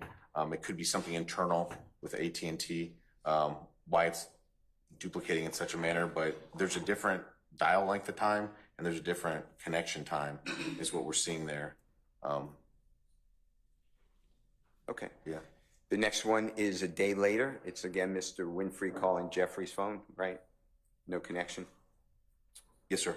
And then right under it, same scenario, same date, same time, but it's no connection, basically. And Mr. Winfrey's calling Jeffery Williams. Fair to say? Correct. So far, has Jeffery Williams called Mr. Winfrey ever? Objection, Your Honor, ever. On these I'll records? sustain the objection as to form. Excuse me, I'm obviously talking about the records. Agreed. On these records, what we're looking at, we have not yet seen the other number calling the 3383, the 8553 calling 3383. And just because I'm a named person, the number that you've associated through your investigation, Jeffery Williams, so far, I'm not saying it doesn't change, by the way, so far has not called Jimmy Winfrey's number that we associate with Jimmy Winfrey. Correct. All right. Let's go to the next one, if that's okay.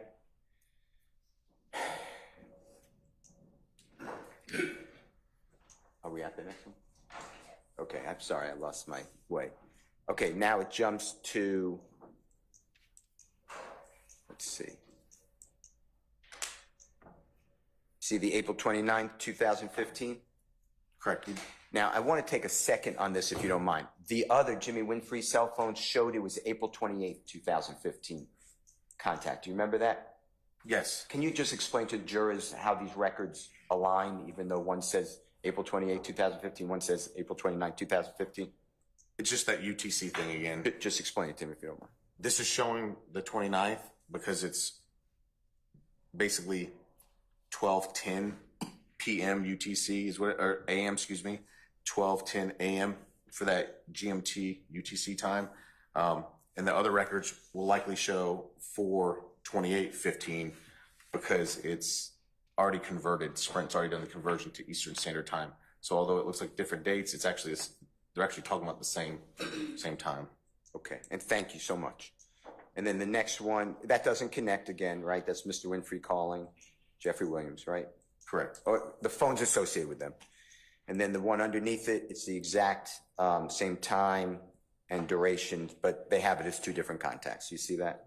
Correct. All right. Next one. Then goes to the top. That's we jumped from like 28 to 78. I think. Can we do that again?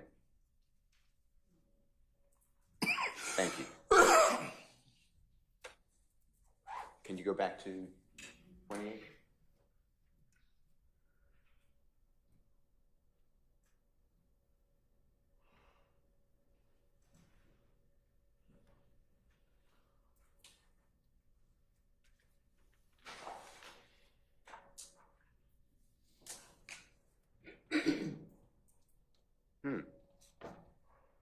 You see what I'm saying, Mr. Steele?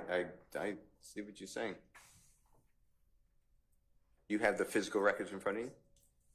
No, not for the whole spreadsheet. They did, it's on a disk. They didn't give me the whole spreadsheet for that. See if she could do it this way.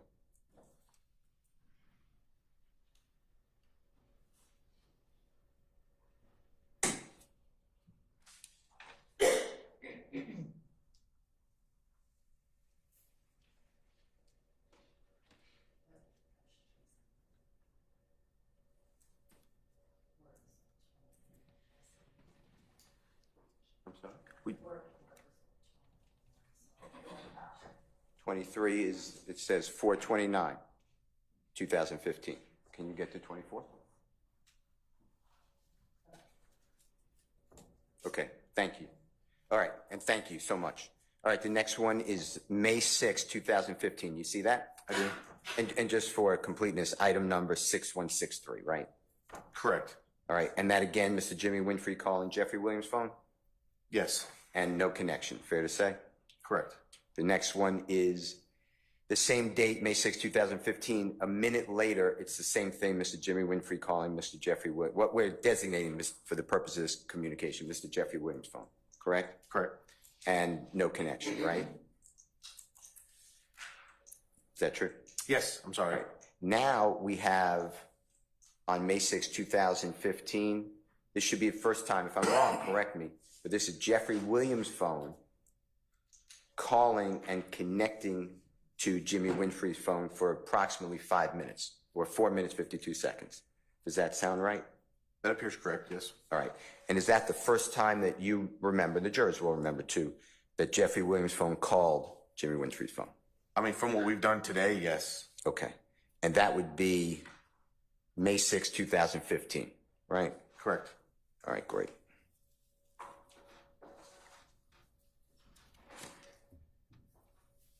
Okay. The next one should be right under it. You see that? May 6, 2015. Yes, sir. And that is pretty much after that call ended, that 4 minute, 52 second call. Now we're at 20:06. Is that fair to say? Yes, sir. And that's Jimmy Winfrey calling Jeffery Williams' phone, a minute and 16 second connection, presumably a contact. Correct. All right. And then the next one is again the same date.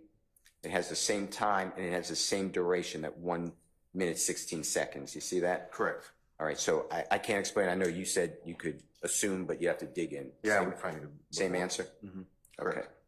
The next one is again May 6, 2015, 7 minutes later, and that is again Jimmy Winfrey's phone calling Jeffery Williams' phone, connection of 56 seconds. Correct. The next one is the same date, the same time with the same duration, 56 seconds. We're going to have the same answer. Correct. You'd have to dig in. Okay. May 6, 2015, again, Mr. Jimmy Winfrey is calling Jeffery Williams, and that's a minute and 3 second connection phone conversation that we're assuming phone conversation. Okay. The next one is May 6, 2015.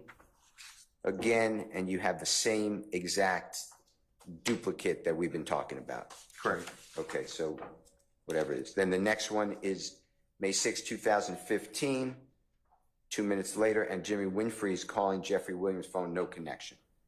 Correct. And then the next one we have is item number 6173. Again, May 6, 2015, and it's Jimmy Winfrey's phone calling Jeffery Williams' phone, no connection. Fair to say? Correct. And then it's same thing, same time, and it goes to voicemail as you explained to the jurors. Correct. And it's Mr. Winfrey calling Jeffery Williams' phone and forwarded the whole thing you explained before. Correct. All right, let's go to the next one. May 6 again. Again, Jimmy Winfrey phone calling Jeffery Williams' phone, no connection. Is that fair to say? Correct. Again, May 6, 2015, Jimmy Winfrey's phone calling Jeffery Williams' phone, no connection. Correct. The next one is number 6177, May 6, 2015. Again, Mr. Winfrey calling Jeffery Williams' phone, no connection. Fair? Fair. And the same is going to be for the next number, and then the next one is going to be that voicemail as you explained to us, so that Jimmy Winfrey's calling Jeffery Williams' phone, and presumably, I'm not saying he is, but leaving a voicemail.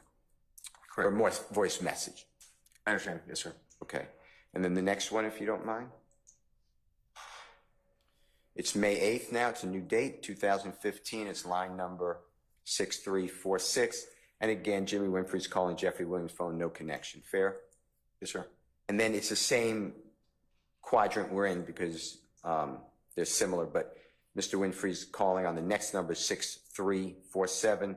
Mr. Jeffery Williams' phone, no connection. And then Mr. Winfrey leaves a voicemail according to these records. Correct. All right. And the next one.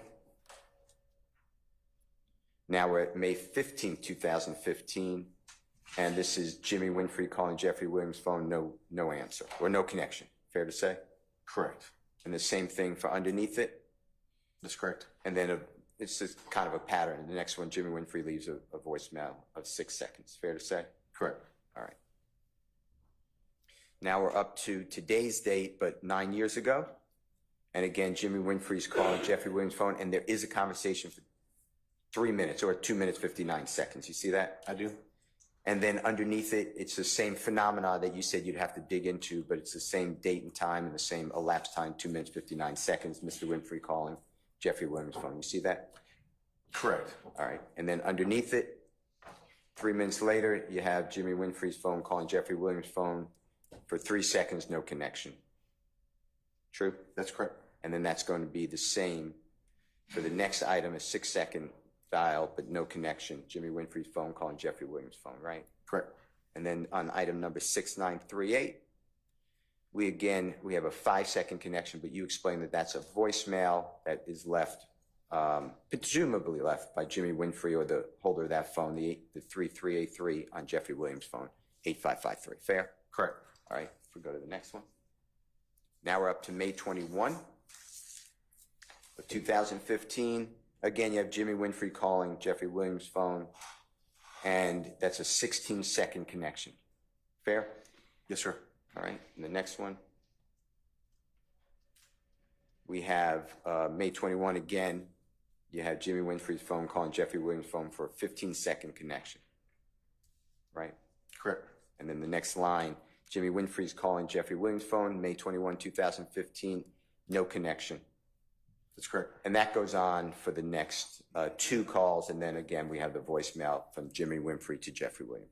Correct. All right. The next one.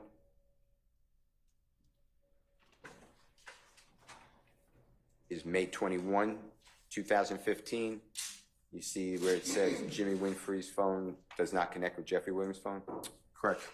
And then the same thing for the next call, fair to say. And then you have that voicemail phenomenon, 8 seconds, correct? Correct. And the next one is on the same date, but later, and you have no connection between the 2 phones, fair to say? Correct. And then you have on May 21, 2015, line 7390, you have a 7 second connection for the phenomenon of the voicemail that you explained. Yes. I don't know if it's a phenomenon, but the Phenomenon, the yeah. code, the code. The voicemail. code, yeah.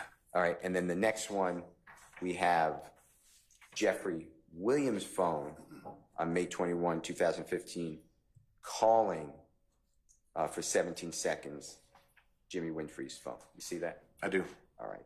And that relationship between the calls of Jimmy Winfrey to Jeffrey Williams is about a minute later. Correct. All right. And is that the second time that Jeffrey Williams' phone called Mr. Winfrey's phone? What we've seen today, yes, sir. All right.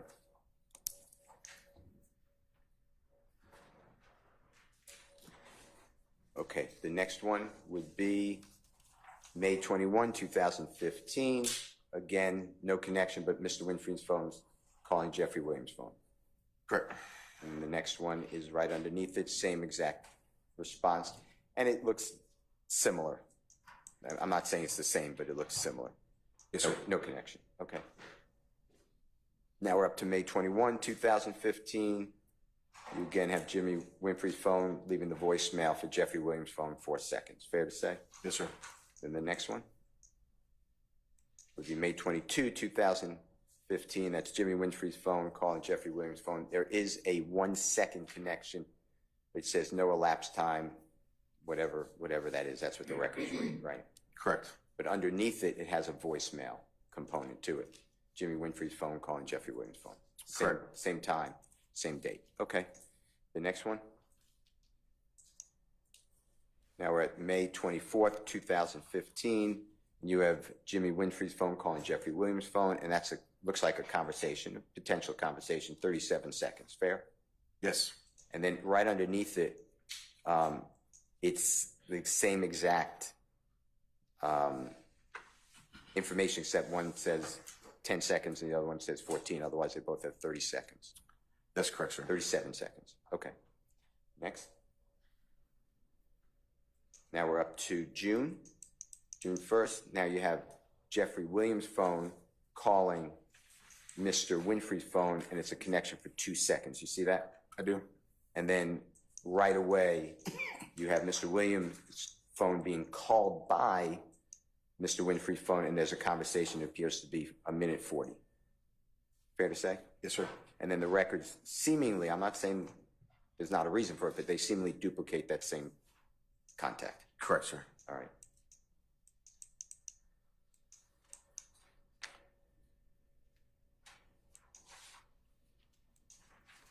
And now we're in, Text messages. yes, sir. So this would be a text message from Jimmy Winfrey's phone to Jeffrey Williams' phone That's right on here, April sir. 5, Yes, sir. 2015. And it looks like consecutive item number 1073 and 1074. Fair? Yes. All right.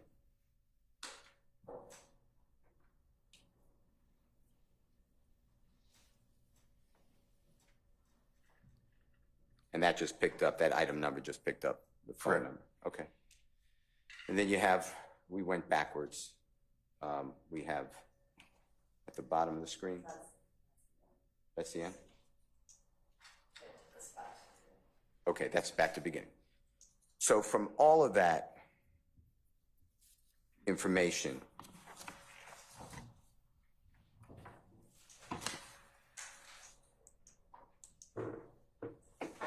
there are two, I call them text messages, but I think you said SMS messages. Correct. And that's on April 5, 2015, correct? Correct. And they're at 14:28, so you subtract the 4 hours, so we're talking about what time? 10:28 in the morning? Something like that. Yes, sir. Okay. And they were both from, if you didn't notice, they're both from Mr. Winfrey to Jeffrey Williams. Fair to say? I believe that is what I recall. Yes, sir. Okay. So out of the 70 plus hits,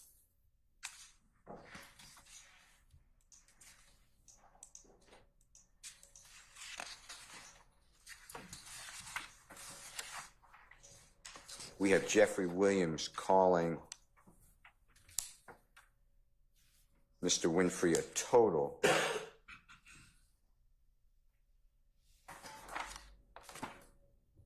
of 4 times, 3 times.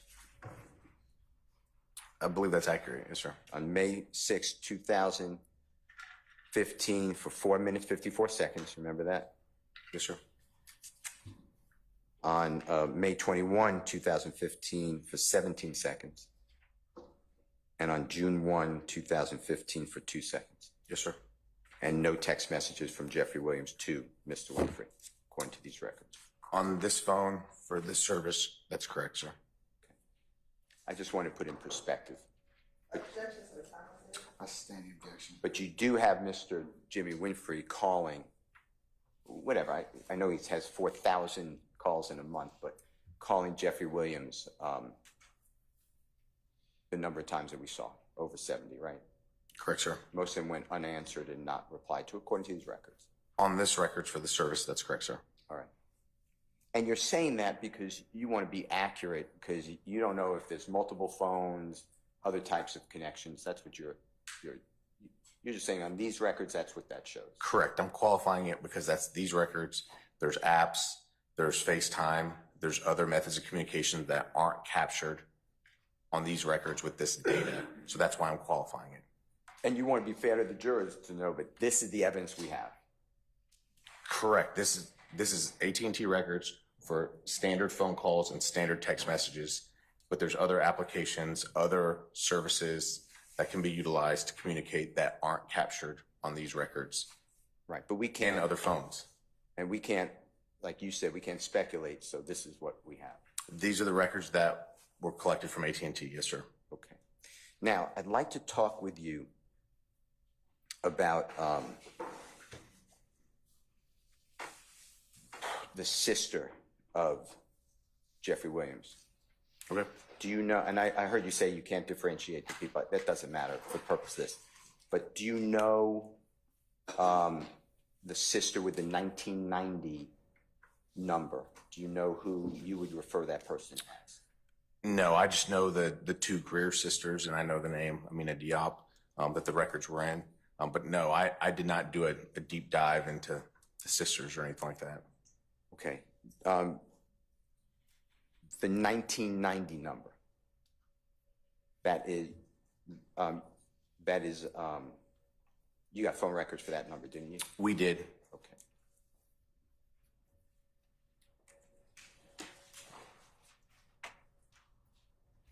And that's been admitted, I believe, check me if you can.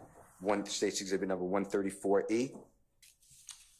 Just tell me if I'm wrong, though, please. 134E? That appears correct. Okay. Donna, can we show 134E, State's Exhibit? It's already been admitted into evidence. Yes, you can. Thank you, sir.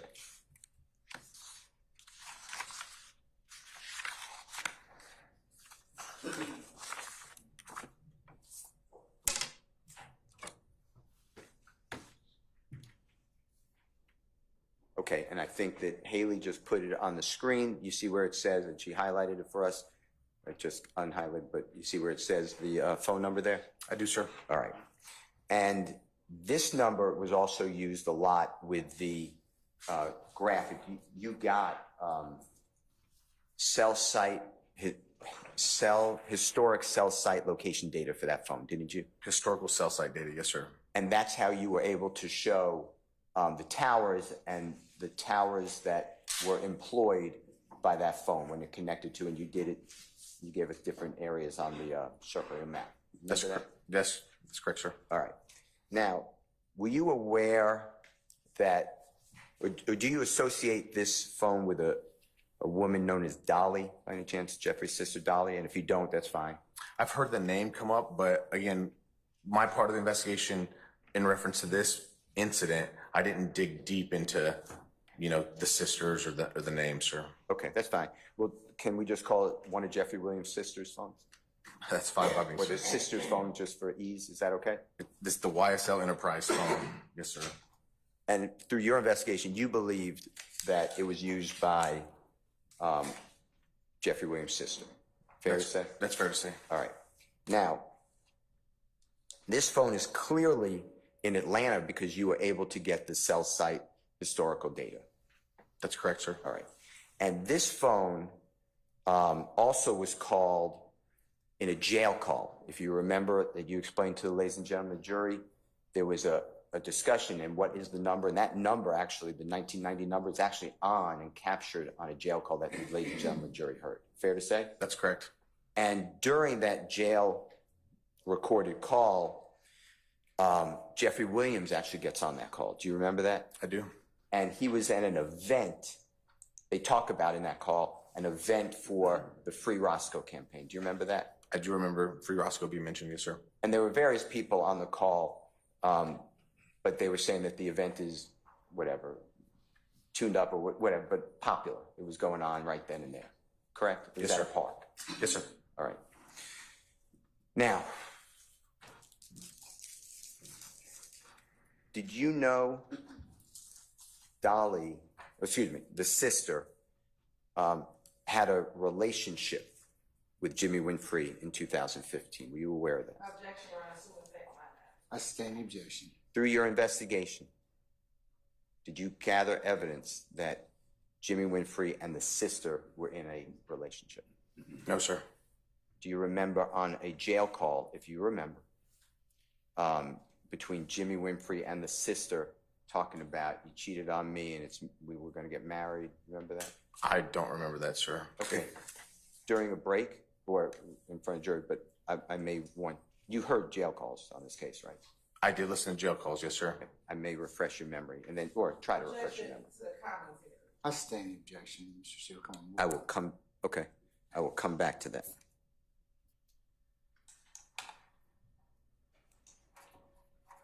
Do you know, as you sit here now, the relationship between the sister and Jimmy Winfrey in and around April 2015?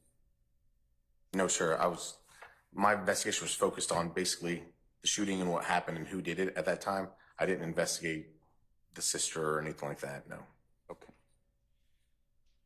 Obviously, the sister is not, I shouldn't say obviously. In your investigation, was the sister phone in the same location as the Jimmy Winfrey phone on the early morning hours that you helped us with on April 26, 2015? Were they in the same, like, vehicle, let's say? Objection to speculation about being in the same vehicle. I sustain the objection. According to your investigation and the plots that you showed us, were those two phones together? Objection to speculation as to whether or not the two phones were together. I sustain the objection. Based upon your work in this case, did the two phones diverge? Meaning one is hitting off a cell phone that the other one is not at times? That's correct. They're at the same time at basically different towers, I would say.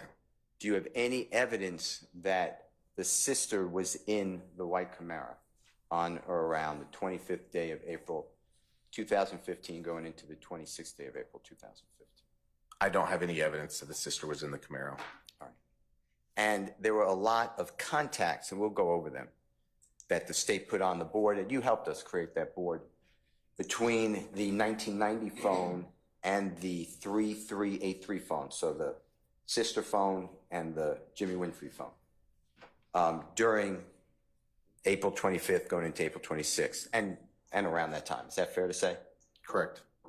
Do you know what was the discussion between those two phones or the parties on those phones? I have no way to know the content of those phone calls. Okay. All right. Now, I'd like to go through using this, the 1990 AT&T records. And for AT&T records, we do have to do that conversion. I'm not going to ask you to do it, but the jurors will remember. Fair to say? Fair. And this is the sister, well, I'm calling what you investigated, the sister's phone, and it's... Is that fair to say? Yes. All right. So if we can put in the contacts between the sister's phone and Jimmy Winfrey's 3383.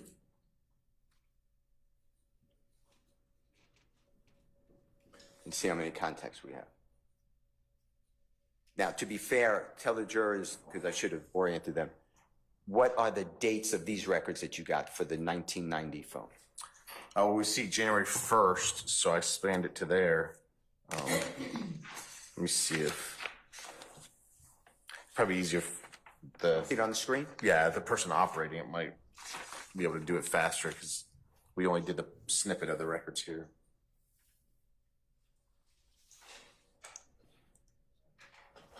So it's ending on May 27th, 2015. So this one's going January 1, 2015, just about 6 months, right before June 1, 2015, but specifically May 27, 2015. That's what we see here on the screen, yes, sir. All right, so if we could go back.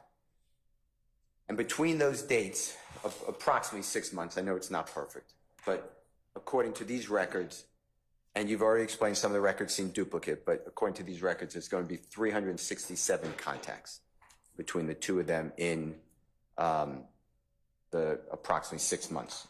Fair to say? That's what these records show. All right.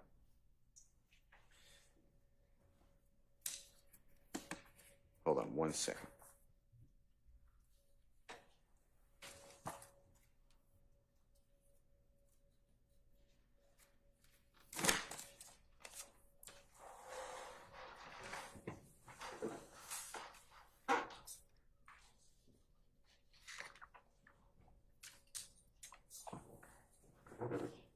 Now, we have the total hits of 367.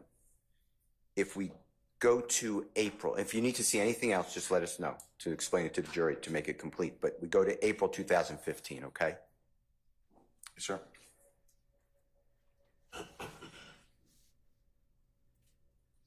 And look at the first hit.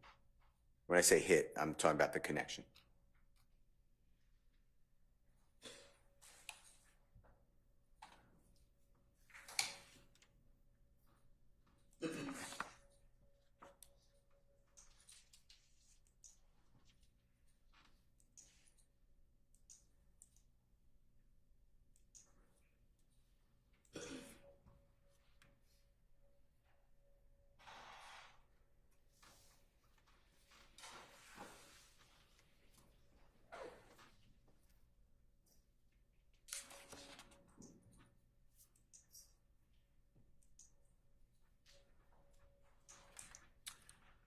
So we got there. You see it? For April? Yeah. Okay.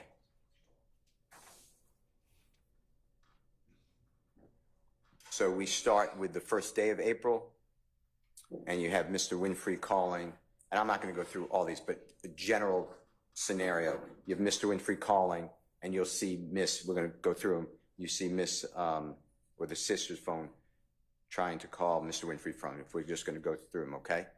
Okay. And if you see anything that's of interest, just stop me, but I'm just going to scroll. There's no contact so far. And it went from April 1 to April 5, fair to say? Yes, in these records, that's correct. And then we're going to go again. Well, we skipped, so let's go back. So you have April 5, and there's communication between both phones, and they're calling each other. Did you notice that? The phones are, the 1990s calling the 3383, and the other way, 3383 is calling the 1990. Fair to say? Correct. Okay. And sometimes they connect, sometimes they don't connect. Sometimes it's for 4 minutes, sometimes it's for 3 minutes, sometimes it's 0. Fair to say? I think that's fair to say. Okay. And then we're at 4-5 at item number 11560, 11,560. You could continue. Now we're at 4-6. 4-7.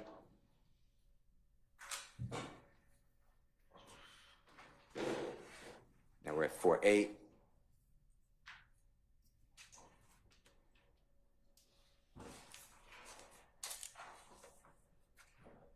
4-9 the next day. So far, these phones, I'm not saying it's every single day, but they connect a fair amount. Is that fair to say? For someone in a relationship, I don't want to judge that, but they connect. Okay. They connect throughout the month, but Okay. I don't know if it's a lot or not a lot. I don't. Fair enough. And if people are together, they don't have to use their phones potentially. That's also true. And then next one is 412. And it's just, and then we're going to stop and look at some of these documents. But they're speaking, and then you explained to us the 426 connections, didn't you? And if not, we can go through them. You talking about on direct? Yes. Yes, we talked about the 426 connections. All right. Then I'd like to go to Mr.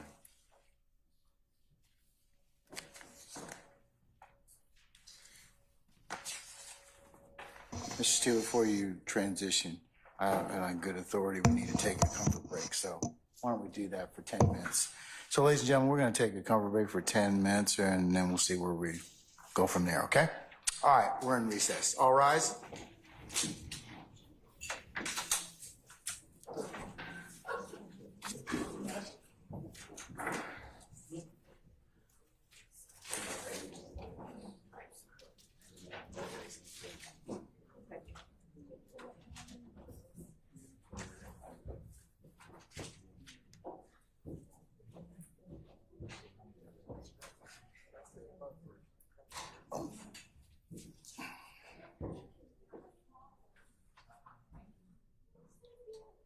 All right, ladies and gentlemen, our jury has left us, so we'll be in recess for 10 minutes.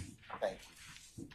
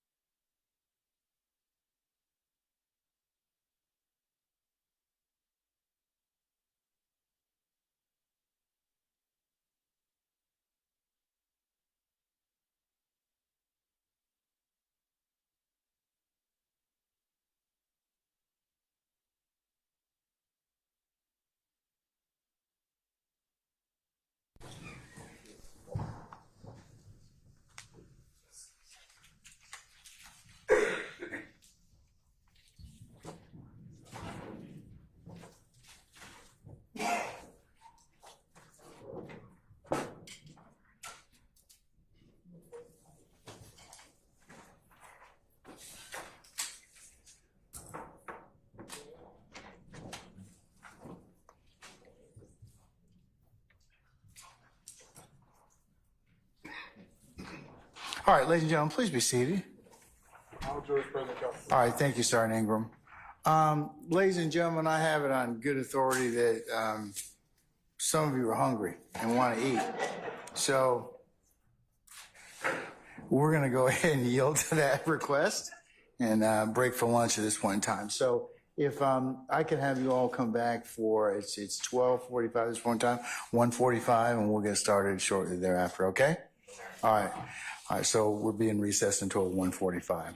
All rise.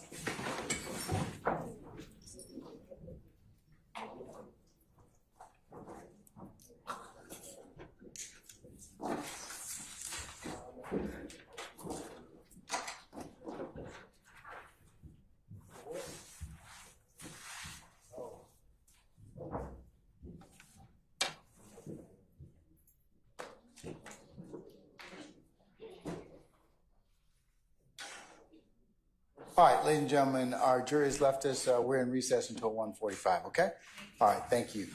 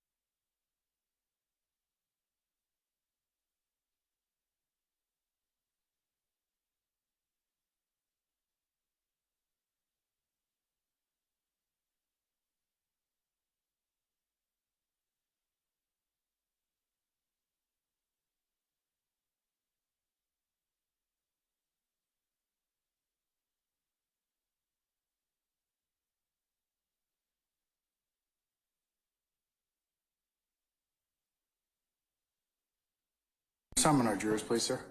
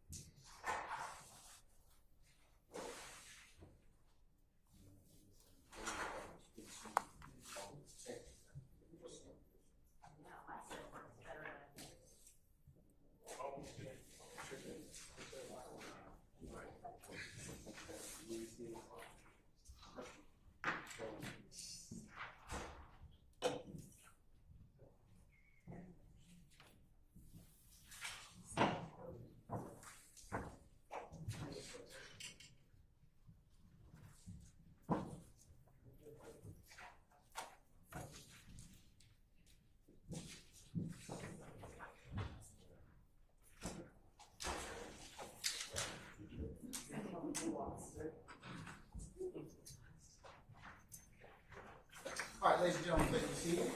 All jurors present, count forward. All right, thank you, Sergeant.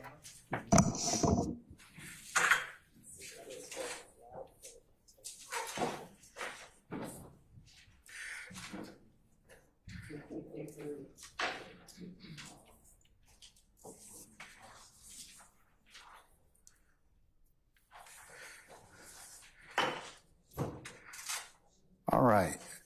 Mr. Matthews, Senior, good afternoon, sir. All right. Okay, Mr. Steele, you may resume your examination, sir.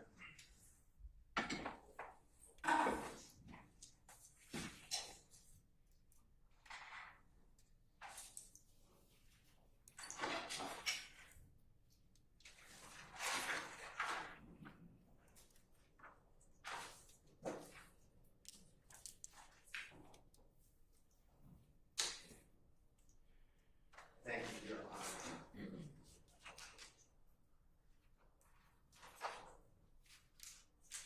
So I'd like to show you what I'll mark as Mr. Williams exhibit number 224. Yes, sir.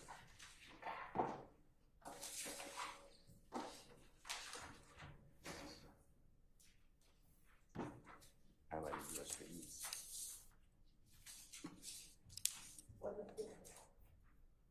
To refresh his memory.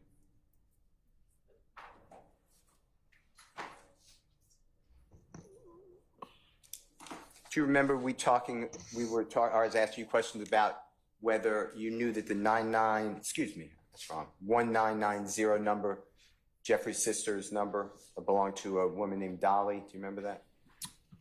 Yes. Okay. And you said, I believe, I wasn't sure, I just call her a sister, something like that? Something like that. Yeah, Dolly sounded familiar, but yeah, she wasn't the target of my investigation. So. Sure. I'm not suggesting she was. And then, do you remember me asking you about whether you had information that Dolly and Mr. Winfrey, Jimmy Winfrey, were in a relationship? Remember that? Yes. Okay. And do you remember that as you sit here now? Or? If they're in a relationship or not? Yeah. I don't know. It wasn't, again, it's not the focus of my investigation. Let me show you what, with the court's permission, what I've marked as Mr. Williams' number 224, and it's slide 5, I believe, from your PowerPoint. Do you know what I'm talking about? The PowerPoint? Yes. You do a PowerPoint? Show it to the... Yeah. Show it to the state, please, first. Did you already show it to the state? Yeah. Okay. Ladies, have you seen it? Yes. Okay, all right, good. Yes, sir, you may approach. Yes. Yes, sir. I just marked Mr. Williams' number 224 for purposes of seeing if you recognize it and refreshes your memory.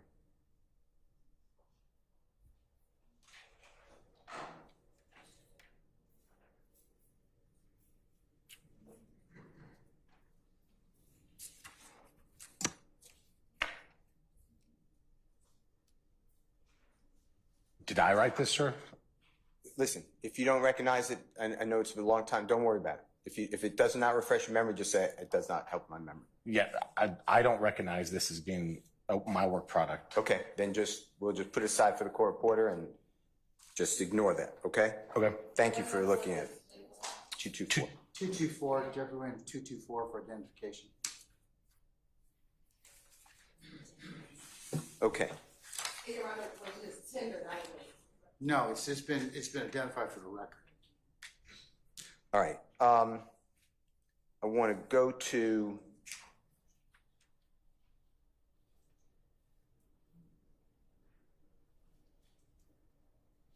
the 1990, the Dolly or the sister, whatever you feel comfortable with. Yes, sir.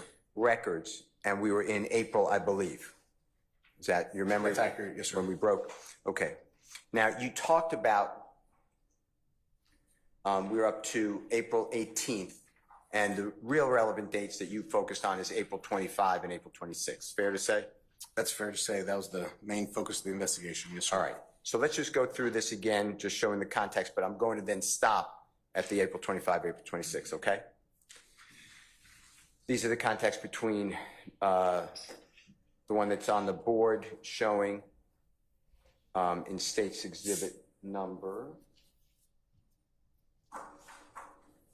134E is at, it's number 14091, and it's April 18, 2015, and it's the Dolly number or the sister number calling Jimmy Winfrey number, 3-second connection. You see that? I do. And that's, next one is 418, and this is the same thing, no connection, but it's again the Dolly sister number calling the Jimmy Winfrey number. Fair to say? Yes. All right, the next one, again, the same date, 418, but this is the Jimmy Winfrey number calling and connecting for 46 seconds as far as we know, according to the records, with the sister's number, right? That's correct. All right, and we're getting close here. Next one is 419, and again, it's the sister's number connecting or calling and connecting 1 minute 59 seconds with the number to Jimmy Winfrey. Yes. Correct? Yes. All right, now again, 419, it's the same scenario. Sister calling Jimmy Winfrey 14 seconds, right? Yes. Next one is 420, and we are at a 34-second call, and again, it's the sister calling Jimmy Winfrey. Yes. The next one is a 3-second call, the same date, 420, sister calling Jimmy Winfrey. Yes. The one after that is again, later that same day, 2-second connection. Same situation, fair to say? Yes. All right, then we go to 423, and you have the sister's number calling Jimmy Winfrey. That's a 7-minute, 5-second communication as far as we could tell from the records, fair? Fair. All right, and then the next one again is later at 423. It's a 2-minute, 14-second contact, and that has Mr. Winfrey calling the sister. Yes. All right. The next one is the 15,003, 424.15, and that's a 1-minute connection, and it is the sister calling Mr. Winfrey. Yes. Okay. Now we're at 426, and we have to do the conversion for these records, fair to say? Yes. So even though it says 426 at 306, you move back 4 hours, so we're really right before midnight. 11:06. Okay, at night, 11:06 at night. Correct. All right, 11:06 Eastern. And we're really on Saturday, the 25th of April, fair to say? Correct. And that is the sister 2-second connection calling Jimmy Winfrey, right? Correct. Okay. And then they talk or try to connect, whatever the right word is, but the phones on the record show some sort of attempt later that day, and that's right after midnight. And you went through these calls with the state, fair to say, on direct examination so the jury see it? We did. All right. I'd like to use these records, if I could, for the call between the 1990 number, the sister's number, and the Martinez-Arnold. Remember talking about that with District Attorney on direct for the jury? Yes. And Martinez-Arnold, correct me if I'm wrong, but I'm going to tell you it's 5790. If that's wrong, just let me know. That sounds correct. Okay, and if you need to check it, I'm sure it's in front of you, just please make sure. All right, so if we look in April, you focused on, and this is exhibit number 134E.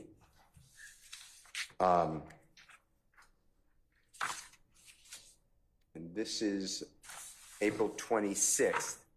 And do you see that 5790 YSL Duke? Yes. All right. And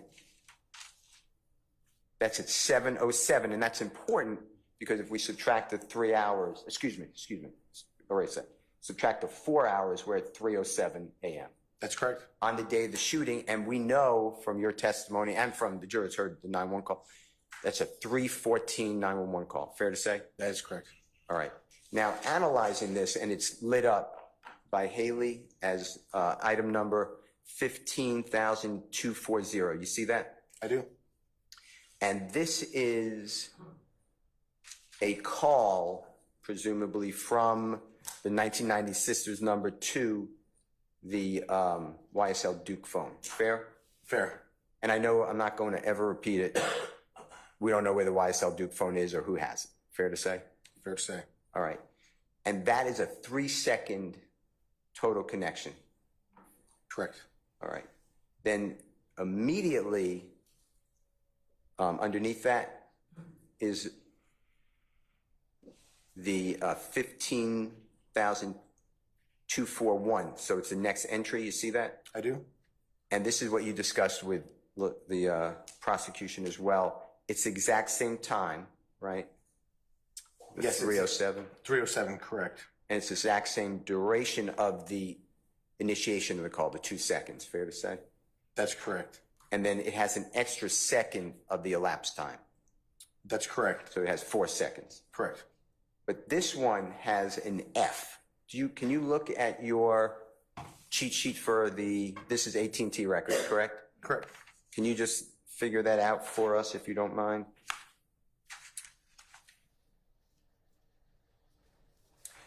So the C, F, and R, which we see to the right, is the furthest right thing highlighted. That stands for call forwarding, no reply. So it attempted to call forward and no reply is what. Explain it to the jury, just so people may understand that, but some people may not. Well, attempted to call forward, and to my, I guess it would be an assumption of AT&T without asking AT&T what that specifically means. But it's call forwarded and there's no reply. So I guess the voicemail did not answer. The voicemail did not pick up. I'm not sure what that means. Okay. And we don't see the YSL Duke phone number ending in 5790, should be. We don't see that connecting to the Dolly number, the 1990, or the sister number, 1990. Fair to say? And what we're looking at, that's fair to say, correct. Okay. All right. I'd like to ask you, on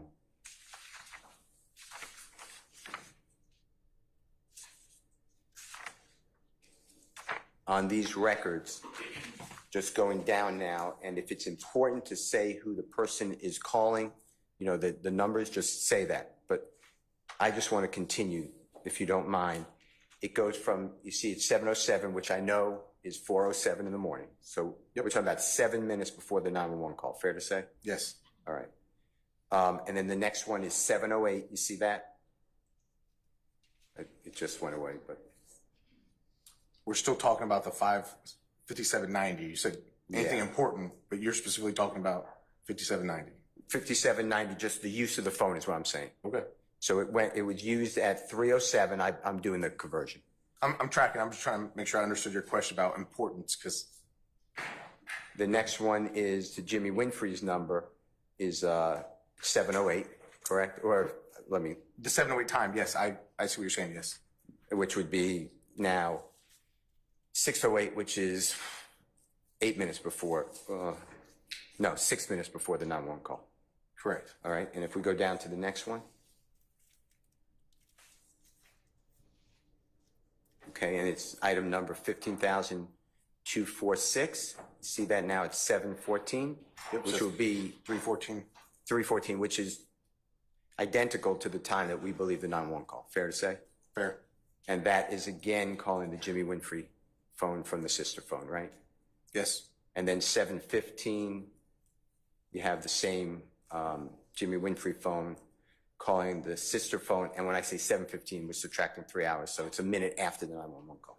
Yes. Okay. And then there's the usage at 716 or 316 and 318. Then 10 minutes later, 328, 336. And the jurors can see it. But up until 738, the phone was being used, except for that 10-minute break, pretty much every minute. Fair to say? According to the records. Say that question one more time. That up from what time to what time was being used every minute? You see the 10-minute break from 728 to 736? Yes, yes. I see what you're talking about, yes. And then you have 737, 737, 738, 738. That's what I was just saying. Yes. And then there's another break for approximately an hour and a half. Well, the 738 to the 753. Oh, and then I missed it. Thank you. I apologize. Explain that to the jury. No, after the 738, which is 338, there's the jump to, what is that, like, with 15, 20 minutes, whatever it is 15 after. minutes, yeah. Yeah. And then we get to 753, where the 5790 connects. So that's 353. Well, again, connects is, they try to communicate, but it looks like it didn't go through and it hit the call forwarding again. Okay. All right. With regards to Jimmy Winfrey's phone, so this phone, the 1990, the sister's phone, according to the records, the phone is being used or trying to be used, meaning trying to connect during the relevant period of time that we believe the shooting is occurring or has occurred. Is that fair to say?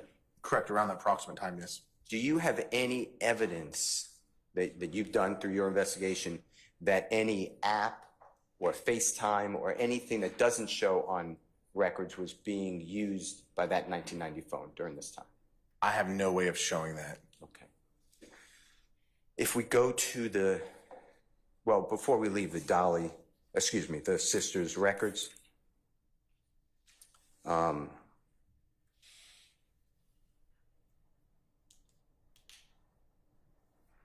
you just do me a favor?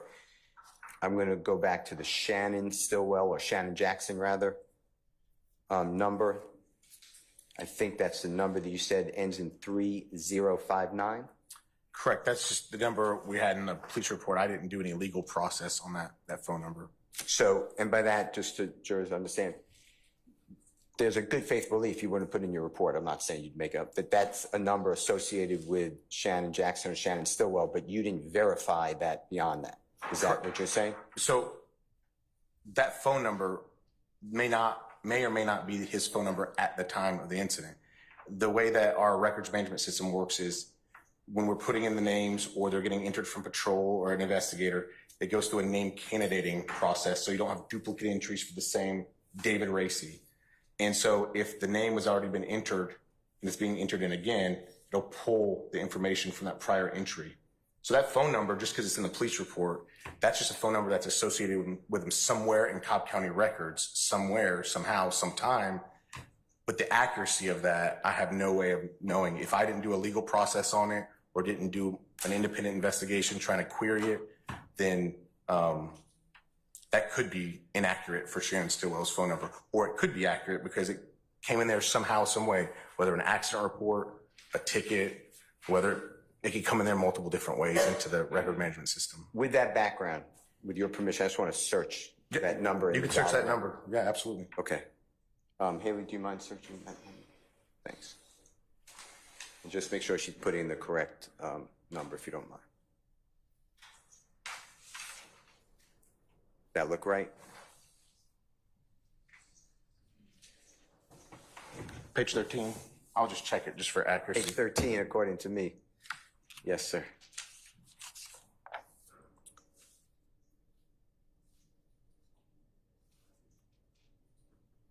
Yes, that appears accurate.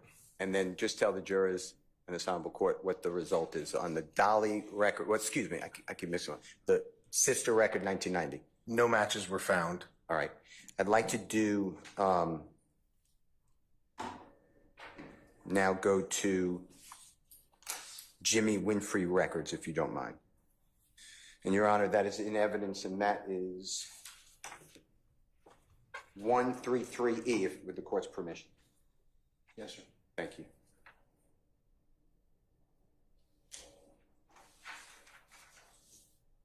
And this should be the 3383 number, fair to say? 2383.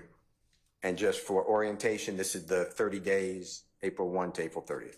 Correct, sir. 2015. Okay.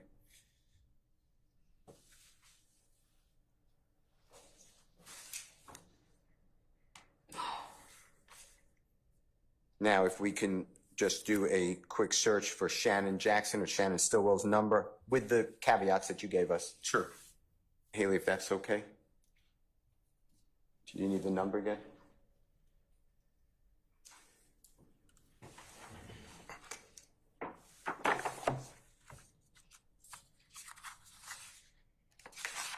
And this is showing on the honorable court screen before the honorable jury. This is Mr. Winfrey, State Exhibit number 133A, the 3883, okay? Yes, sir. All right. Did you do this, sir?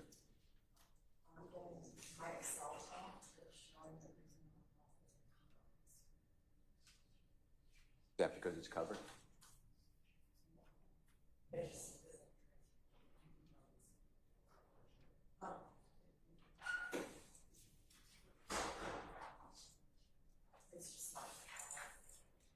Okay. We can scroll down. Did you hear what she said? I heard what she said. Do you have it? No, that's okay. That's okay. She just scrolled down for that 1 month. Do you see any connection to the Shannon Jackson, Shannon Stillwell potential, I'm using that word, phone number here in these records? And for clarity, which of the two numbers are we using, and are we searching both numbers? We'll do both. Okay, thank you.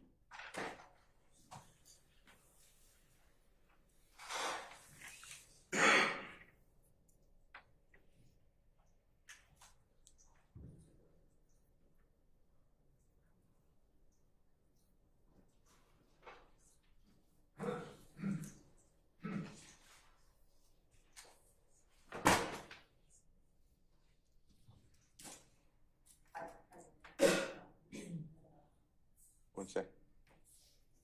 I understand. But just show the jury the whole month, and that if there's something lit up or something not lit up. And then run the second number as well. Agent, do you know the second number? Can you announce that? I think there was 1 digit off. 9573059.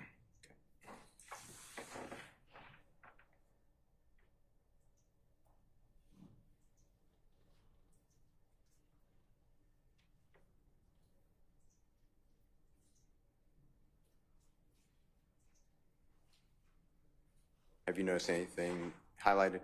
No, sir. Okay. Okay, now staying with the Jimmy Winfrey records. And these are the Sprint records, correct? Sprint, yes, sir. Okay. Now, going at the time, what I'm going to call the relevant time, jurors obviously make that decision though, but from the night, late night on the 25th of April, going into the early morning hours of 26th of April, so Saturday night to Sunday. Yes, sir. If Haley can help us out with those dates.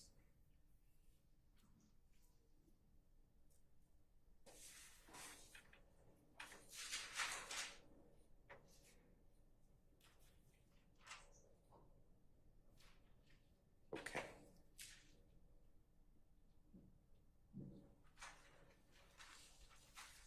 Okay, you see where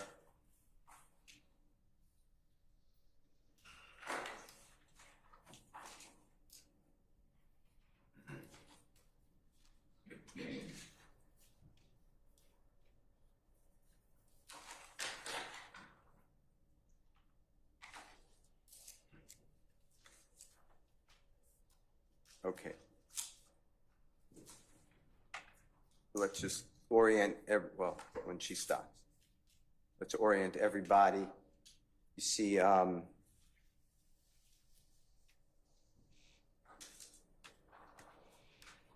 these don't, what you tell the jurors, do these need to be converted 4 hours earlier, or are these already in Eastern Standard Time? No, as we stated before, the Sprint already converts it to Eastern Standard Time. So starting towards the top, you see the item number 3796?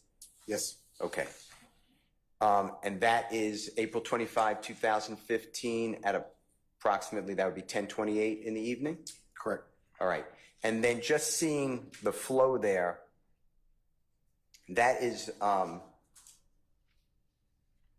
this is Mr. Winfrey's, this is Mr. Winfrey's records, correct? These are Mr. Winfrey's records. Okay. Well, we're calling Mr. Winfrey's record 3383. Okay, and then Mr. Winfrey, if you come down, and I'm just skipping just for ease, to 426, and I'm getting close to the time of the shooting, if that's okay.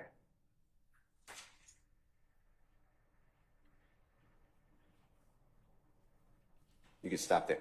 If you notice, there was a lot of trying to connect either one way or the other. People calling that number, the 3383 number, or the 3383 number, using the phone to try to connect to someone else. Is that fair to say?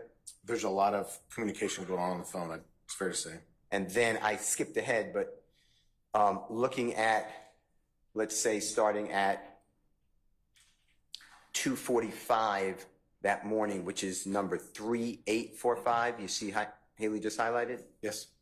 Then we see that there are calls to that 3383 number and calls from that 3383 number starting, and I'm just looking at the times now in column, should be in column E, is that correct? Yes.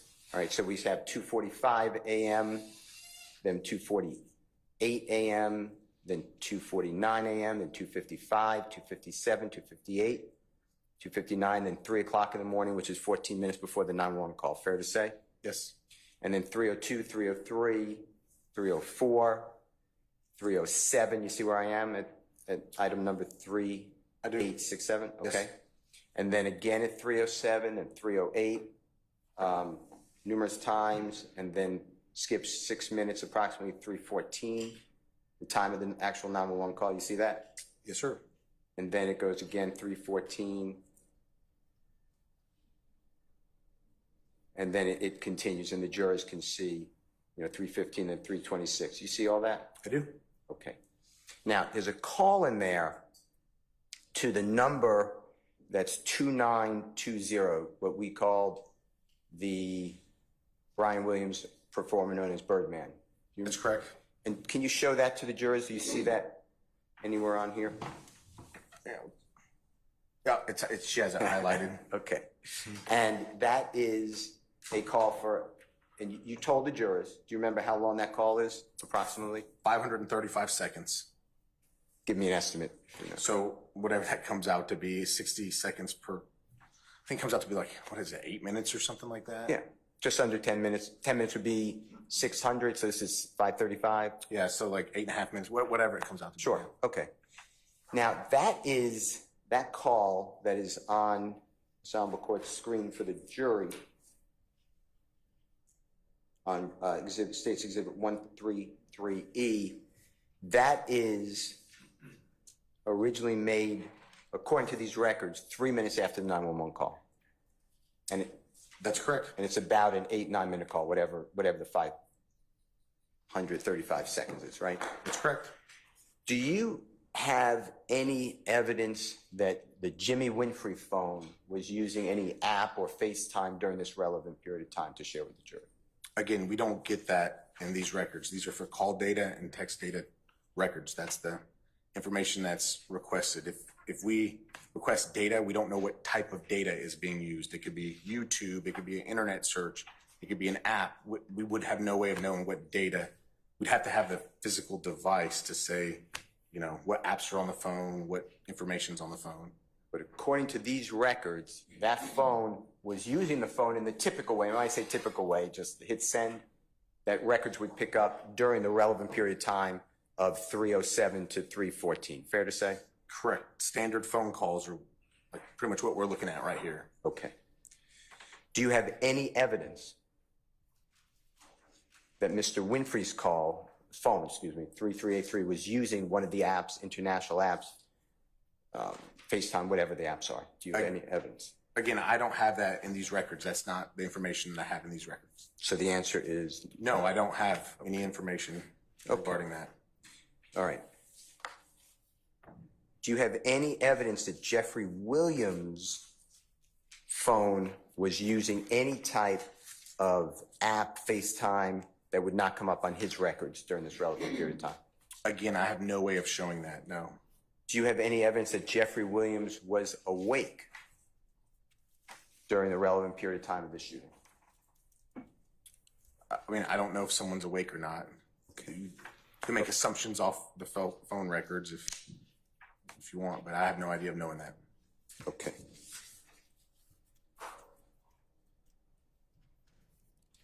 I'd like to go to Jeffrey's phone records, which is the 8553 number. If I'm wrong, you got to correct me, but that's what I believe is true. I believe that's correct. And I'd just like to look in the April 2015 phone activity between the Jeffrey phone, the 8553, and the sister, Dolly phone, the 1990, okay? For April. And if Haley can do that, that would be great.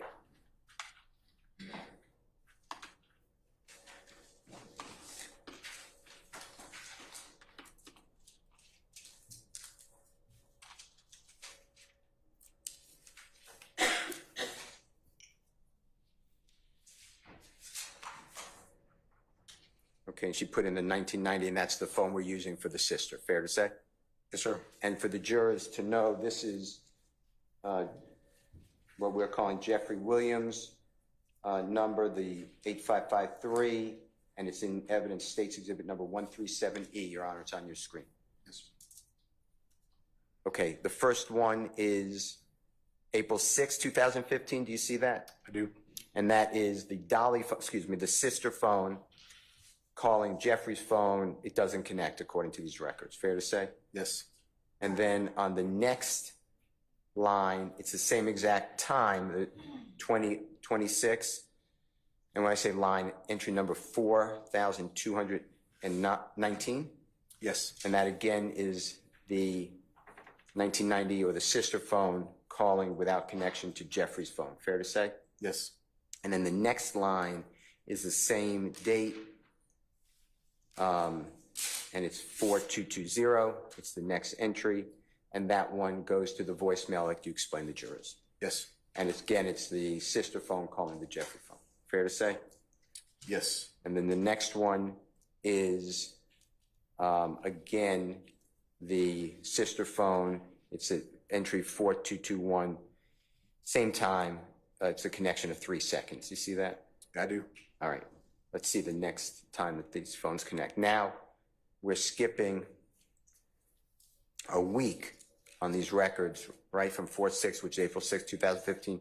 Now it's going to 4/13, which is a week later. Fair to say? Yes. And again, you have now the two phones, and this is Jeffrey's phone calling without connection the 1990 phone, the sister phone. Fair to say? Correct. And then on the same date, same time, it looks like the same exact replica of 16-second call, no connection. Is that fair to say? Correct. All right. And then the next time that these phones connect, we're in the month of May. Is that fair? May 9th? Yes. Okay. Okay, so according to these records, Jeffrey's phone and the 1990 phone connect twice. I'm not saying they speak, but they try to connect twice. The 6th of April and the 13th of April, right? Correct. Utilizing the normal voice to talk. Absolutely. Yeah. Okay.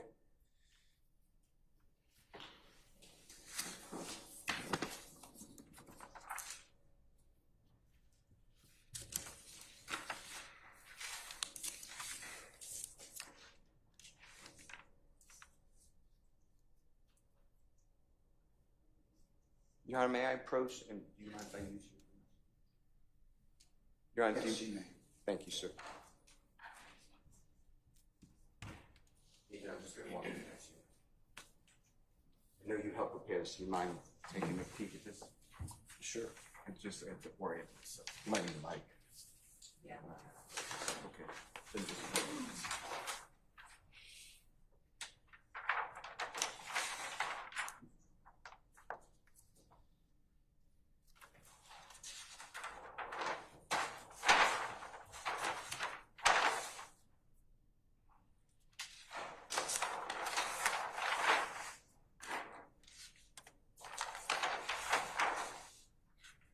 I'm skipping this because this is not your testimony, okay?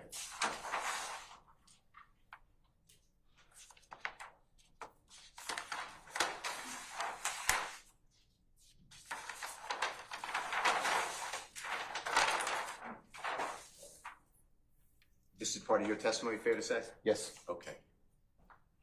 When you went through the Jimmy Winfrey call, the 1990, what you were calling then YSL, I called it the sister's phone. Yes. Fair to say. On this entire page, do you see any connection to the, and you may have to help me with the number, the Jeffery 5883 number? 8553, I thought it was. Thank you. Yeah. Apologize. Do you see anything dealing with the Jeffery Williams phone? No, from these like location plots, no, that would do. Am I correct? That's correct. Same thing with number 8? Correct. We were correct.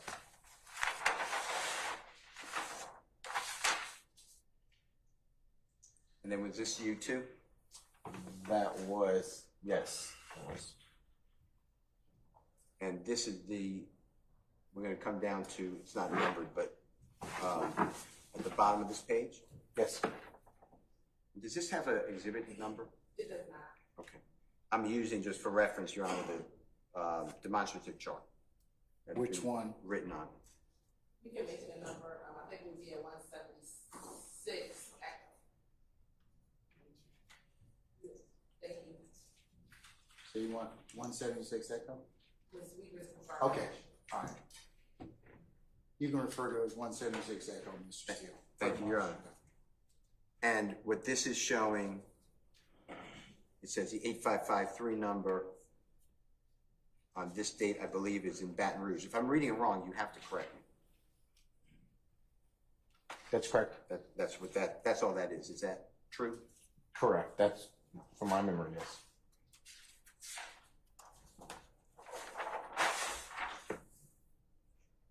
And this is the way that you said you could go 2 different ways if you're driving. Baton Rouge, this is the lower way to go. Yep. The spot checking and approximately where he was driving, that's correct. And that's how you knew. Do you know who Jeffery Williams was driving with on April 25, 2015, going into April 26, 2015, from the trip from Louisiana to Georgia? I have no idea who's in the vehicles with him or who's driving. I have no idea.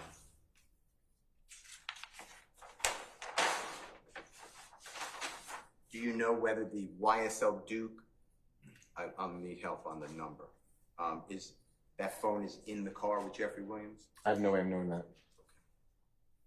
When I say Jeffery Williams, the phone associated with Jeffery Williams. Okay, I'm just going to the next page. Anything here to do with the 8553 number, Jeffery Williams?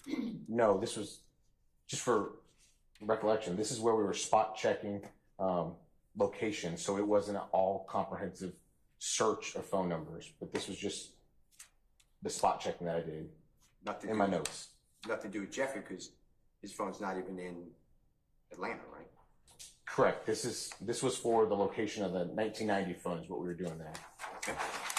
Now I'm going to have the same question. Nothing to do with Jeffrey? Correct. That was about the location of 1990. I sustain the objection. Does this next page have anything to do with Jeffery Williams' cell phone? No, that was a demonstrative for the location of the 1990 phone. And then this same page, same answer? Same answer. That's it. Okay, thank you. Thank you very much. Just realized I used it. Okay.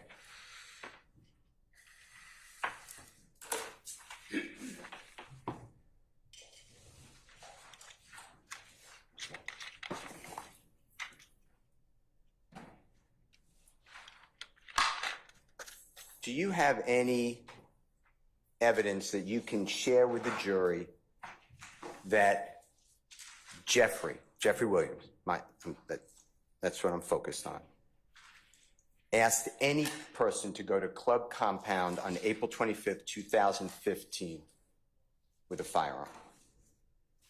I have no information in reference to that. Do you have any evidence that on April 25, 2015, that Jeffery Williams asked or encouraged any person to go to Club Compound at all?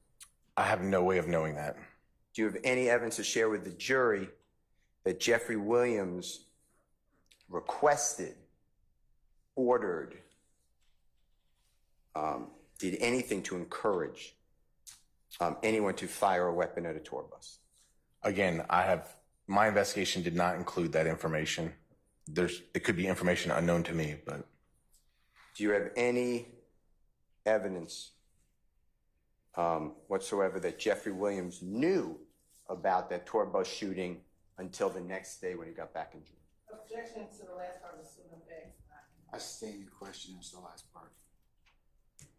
I have no way of knowing. Okay. Yep. We move to strike this. Ladies and gentlemen, you're to disregard the witness's last statement. Do you have any evidence that Jeffery Williams knew that that tour bus was shot at any time before 6 o'clock, 7 o'clock a.m. on Sunday, April 26, 2015? Again, I have no way of knowing what was said on the phone calls or what information was passed. There's too many variables in there. The answer is? I don't have any information regarding that. Okay. I'd like to use, Ms. Knight is not here. Do you remember the public post that you helped us with about the Holly Grove, I'm coming? Do you remember that? Yes. I need to just get the state's exhibit number because I need to have that for the jury. You don't mind?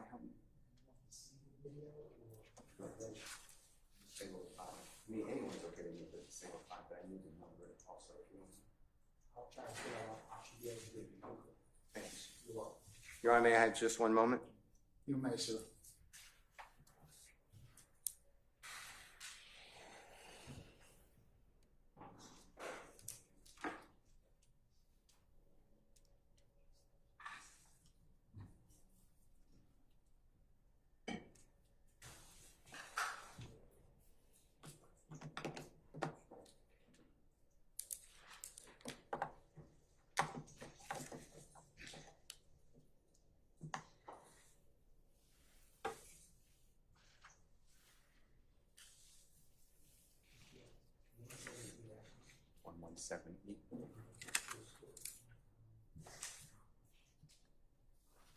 Would you be able to play part of it?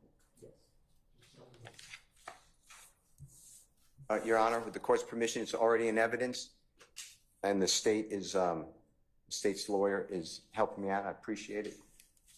Now, Mr. Atkins, and it's 117E. May I ask Mr. Atkins to publish that to the jury? And it's. Yes, you may, sir. Your Honor, it's in two different versions, he told me. This is the compilation. This is the putting together. It's the whole thing you're saying? That's what I was told. But I'm just going to refer to that one first. It's your examination, sir. Nice. Thank you.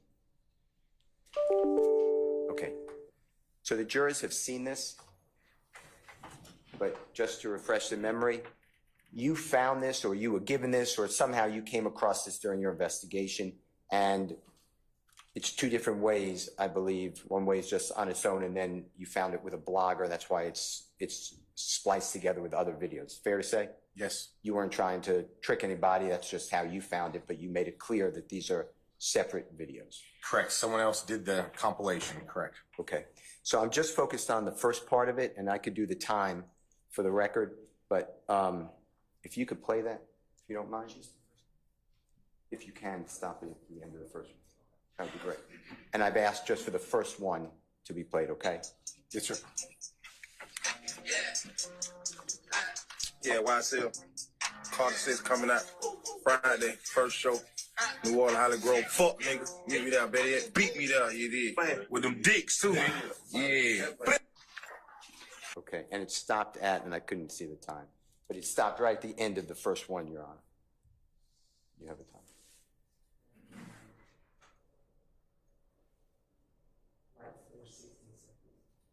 16 seconds. Your Honor, stopped at 16 seconds. All right, sir. I just want to ask you a couple of questions about that, okay? Sure.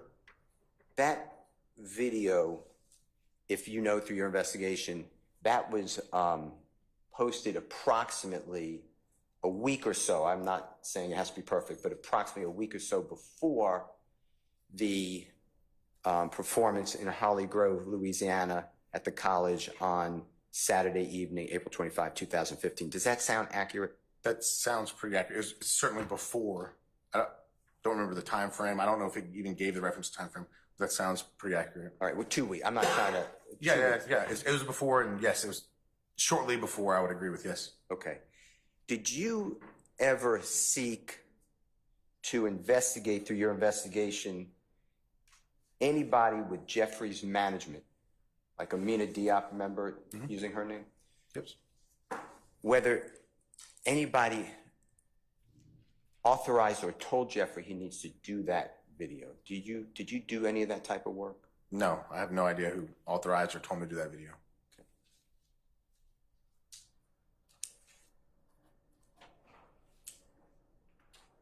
Did you ever do a part of your investigation to try to speak with somebody in Jeffrey's management as to why that video was made, video audio posting was made? No.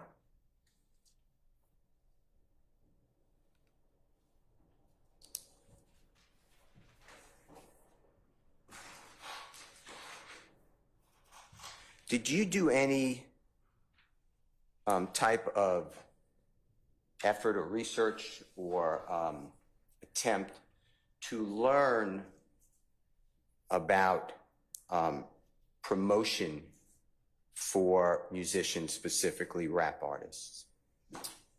Did I research how they do promotions? Yeah, did you talk to any experts? Did you go to any business people in that industry? Did you do that as part of this investigation? No. Okay.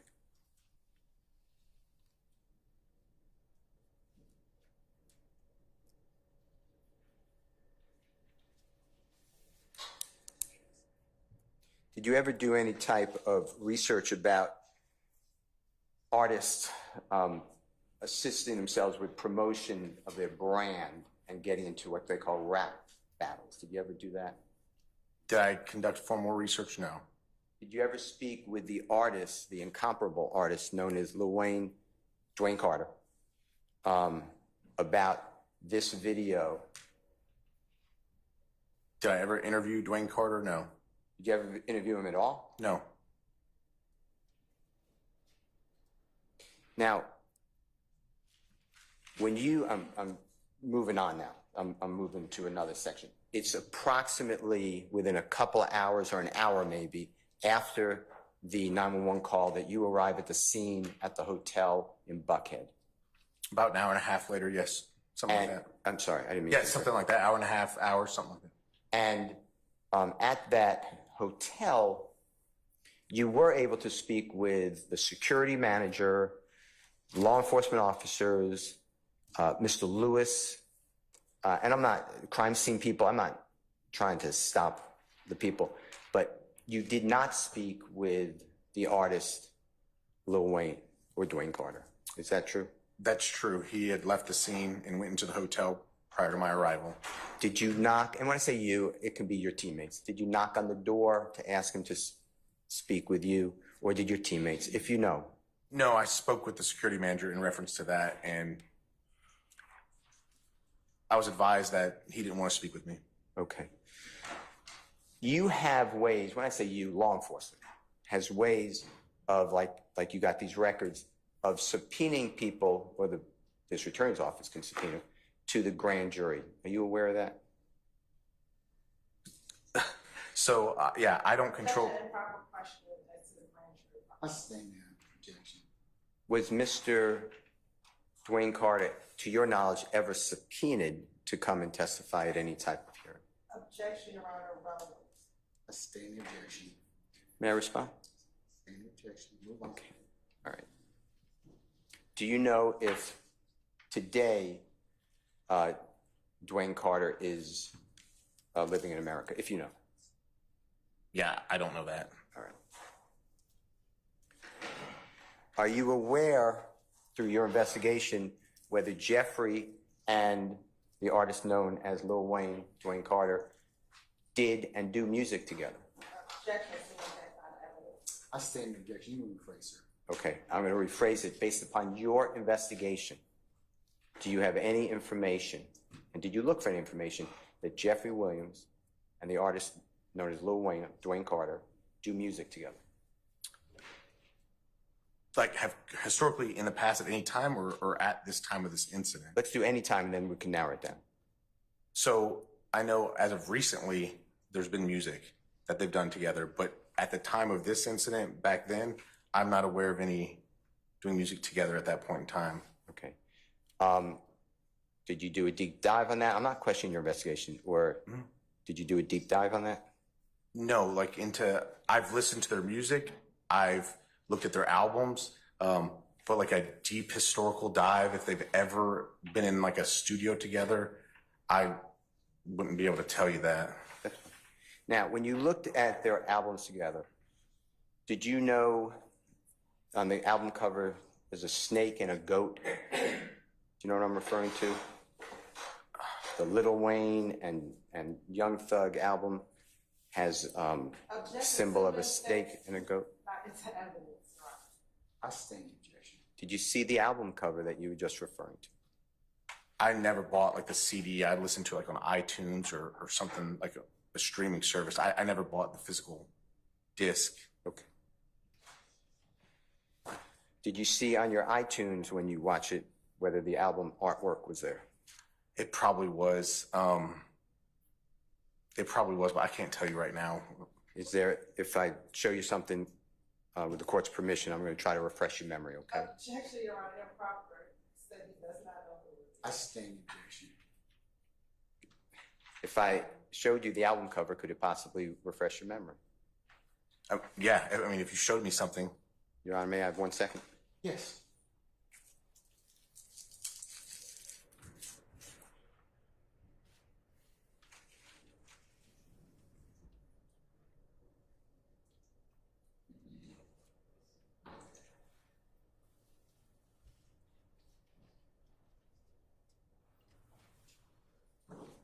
Your Honor, Mr. Kokomo approached the stadium, and did you receive the court's permission? Yes. Sorry.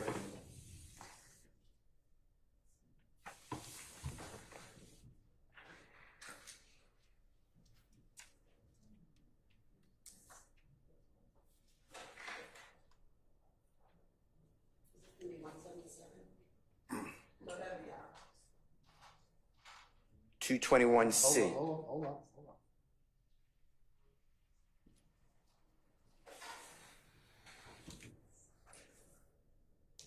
Which exhibit are you showing? It's Jeffery Williams, number 221C, Your Honor.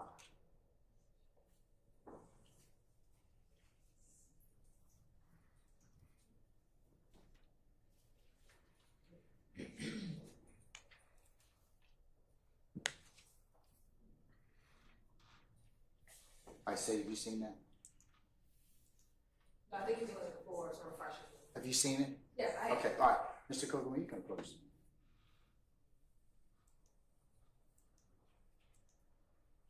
Okay.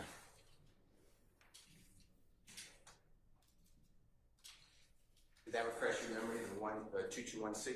No, that I've never seen that before. Okay. Thank you, sir.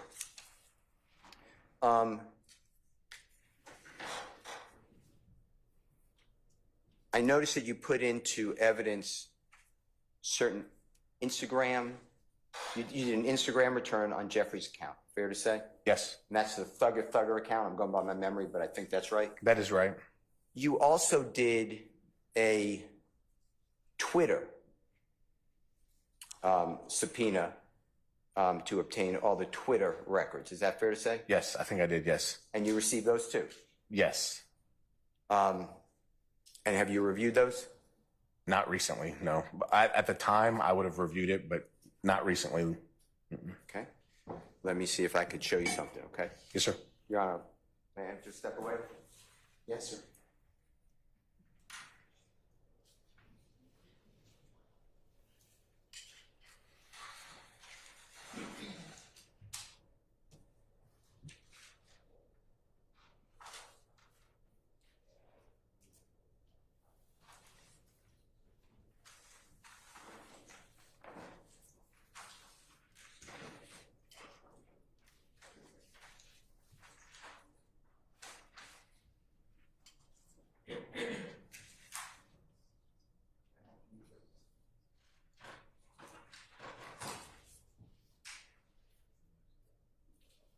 Your Honor, may I have Mr. Kokomo approach again? Yes.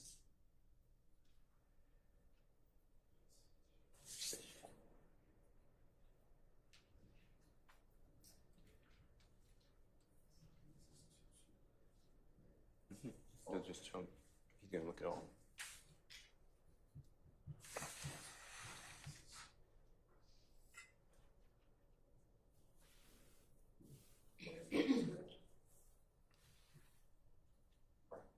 Yep.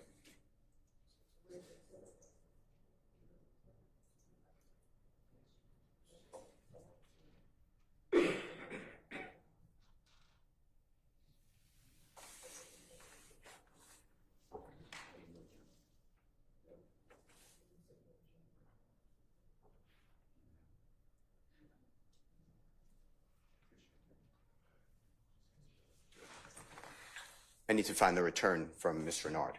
Yes, sir. And then we'll come back to it. Okay.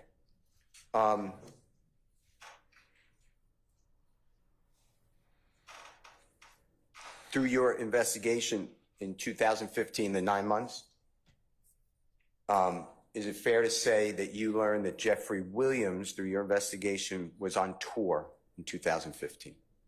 I think that's accurate, yes. Both in America and in Europe. Is that fair to say? I think I do recall that, yes. Okay. Now, you mentioned to the jury that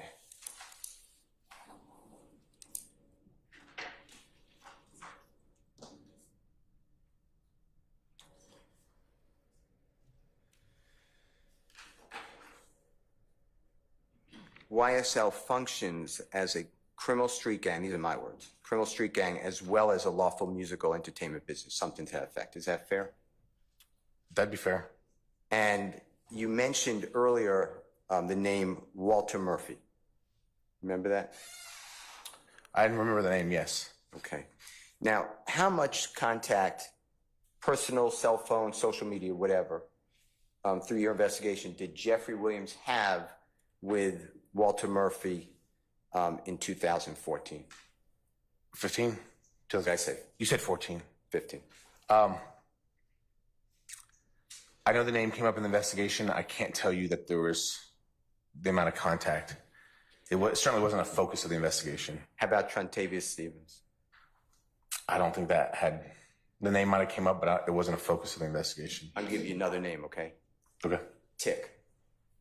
Yeah, again, I don't think that one was the focus of the investigation either. Or Slug? Slug? Again, I don't think that was part of my investigation. Okay. Okay. Let's discuss Jimmy Winfrey and Jeffery Williams' contacts with him.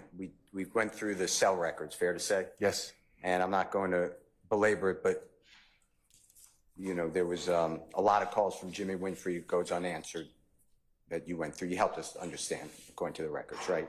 Yes, what we can see in the records, yes. All right. Now, did you ever learn through your investigation how Jeffery Williams met Jimmy Winfrey? I don't know that. Okay. Did you ever learn through your investigation that Jimmy Winfrey is associated with Brian Williams, a performer known as Birdman, or an entertainer, I should say, known as Birdman? That Jimmy Winfrey is associated with him. Yeah. I do know that there was association, yes. And in fact, shortly after the 911 call goes out, Jimmy Winfrey's phone is connecting with Brian Williams' phone. Fair to say? Brian Williams has a call that goes to incoming to Jimmy Winfrey after the incident, yes. They speak, I forget the number, but 9 minutes. 8.5 minutes, 9 minutes, yes, something like that. And you told the jurors that when you took out the warrant and it was supposed to be under seal, but somehow, I'm not suggesting how, but somehow it got leaked, you found out through your investigation that Jimmy Winfrey was actually in Miami, Florida. That's correct. I think it was like Urban Week or some celebration in Miami, Florida at that time period is my information that I have. And you know that Brian Williams, entertainer known as Birdman, he has connection, residence, whatever you want to call it, to Miami, Florida area. That is correct. And then Jimmy Winfrey voluntarily turned himself into custody in Cobb County on or about the second day of, or on that Cobb County warrant, your warrant, on about the second day of June 2015. Somewhere around there, yes. All right. Now, with regards to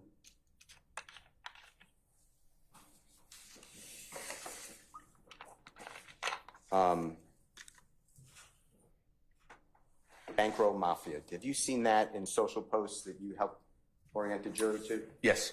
And you looked into what Bankroll Mafia is, fair to say? Again, not an extensive deep dive into the organization or what it is. Only surface level that it's on Instagram and on social media. Okay. Did you know Bankroll Mafia to be any type of business? When I say business, I'm talking about a lawful business. Yeah, I don't know if it's incorporated or LLC. I don't know that. Did you know that Bankroll Mafia was a musical group through your investigation? I mean, I know they would say it during like music, or it would be on clothing during music. But yeah, beyond that, I don't know.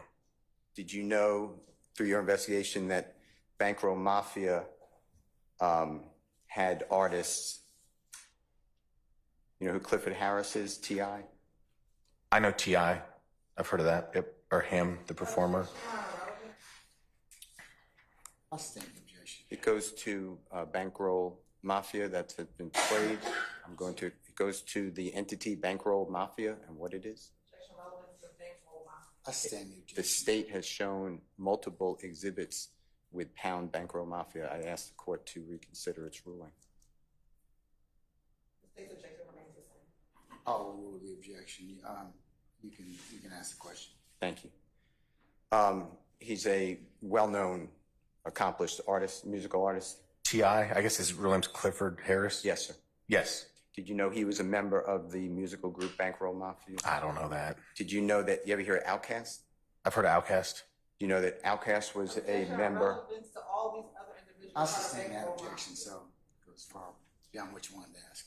Did you know that Jeffery Williams was a member of the musical group Bankroll Mafia? I don't know that. Did you know that Bankroll Mafia put out an album based upon work in 2014, 15, and 16? I don't know that. Did you know that it was very popular, that music? You're right to say he didn't know that. Sustain the objection. Through your investigation, did you know that it was very popular music? Objection, Your Honor. Relevance is popular music. I sustain the objection. Did you know that Jimmy Winfrey was a member of the musical group Bankroll Mafia? Objection, ask and answer. I sustain that objection.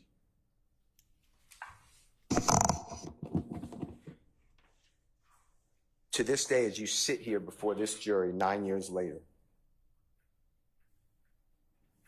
did you know any music by the group Bankroll Mafia? Again, I'll sustain that objection. Did you know that Bankroll Mafia was a musical group? Objection, ask and answer. I sustain the objection. Did you know that through your investigation, did you ever consider looking up what Bankroll Mafia was? no, it wasn't. Bankroll Mafia was not a focus of my investigation. Yeah. Okay. Besides the music industry, do you have any evidence that Jeffery Williams knew Jimmy Winfrey in any other manner? I mean, besides the music industry? Yeah, that how they met. No, I don't know how they met, but outside the music industry, we have the association through the cell phones and through the investigation. But yeah, that's such a broad question. I don't know what you're trying to ask. All right. Let's go to the Free Roscoe campaign, if you don't mind. Okay. Now, this is something that Jeffrey put on his page. When I say page, he's a very popular artist in 2015. Fair to say? I mean, I don't know what you mean by popular. I'm sorry, go ahead. More popular to me, but probably less popular than others. I mean, I don't know. Lots of followers on social media? Certainly more followers than me. Do you remember how many followers Jeffrey Williams had in 2015? I stand the objection. Jeffrey Williams put on his page, you showed some of them, the Free Roscoe campaign, right? That's correct. And they were selling T-shirts? I believe that's correct. And hats? I believe that's correct. How much money through your investigation was collected on behalf of this Free Roscoe campaign? Objection, relevant. They brought... I stand the objection, Mr. Steele. Let's move on. How much money from the Free Roscoe campaign went to Jimmy Winfrey? Objection, relevant. I think it's relevant to the way the state brought it up, Your Honor. They played an entire recorded jail call about... I'll overrule the objection. You can answer that, sir, if you can. I have no idea. I didn't investigate how much money was raised by a campaign. I have no idea. Do you know whether a penny, I'm just saying any money, went to Jimmy Winfrey or his family from the Free Roscoe campaign? From the Free Roscoe campaign, I have no idea about that specific campaign. Okay. I'd like to talk with you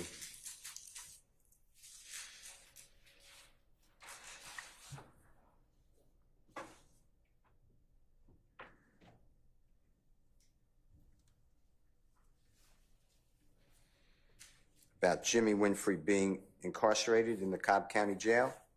Okay.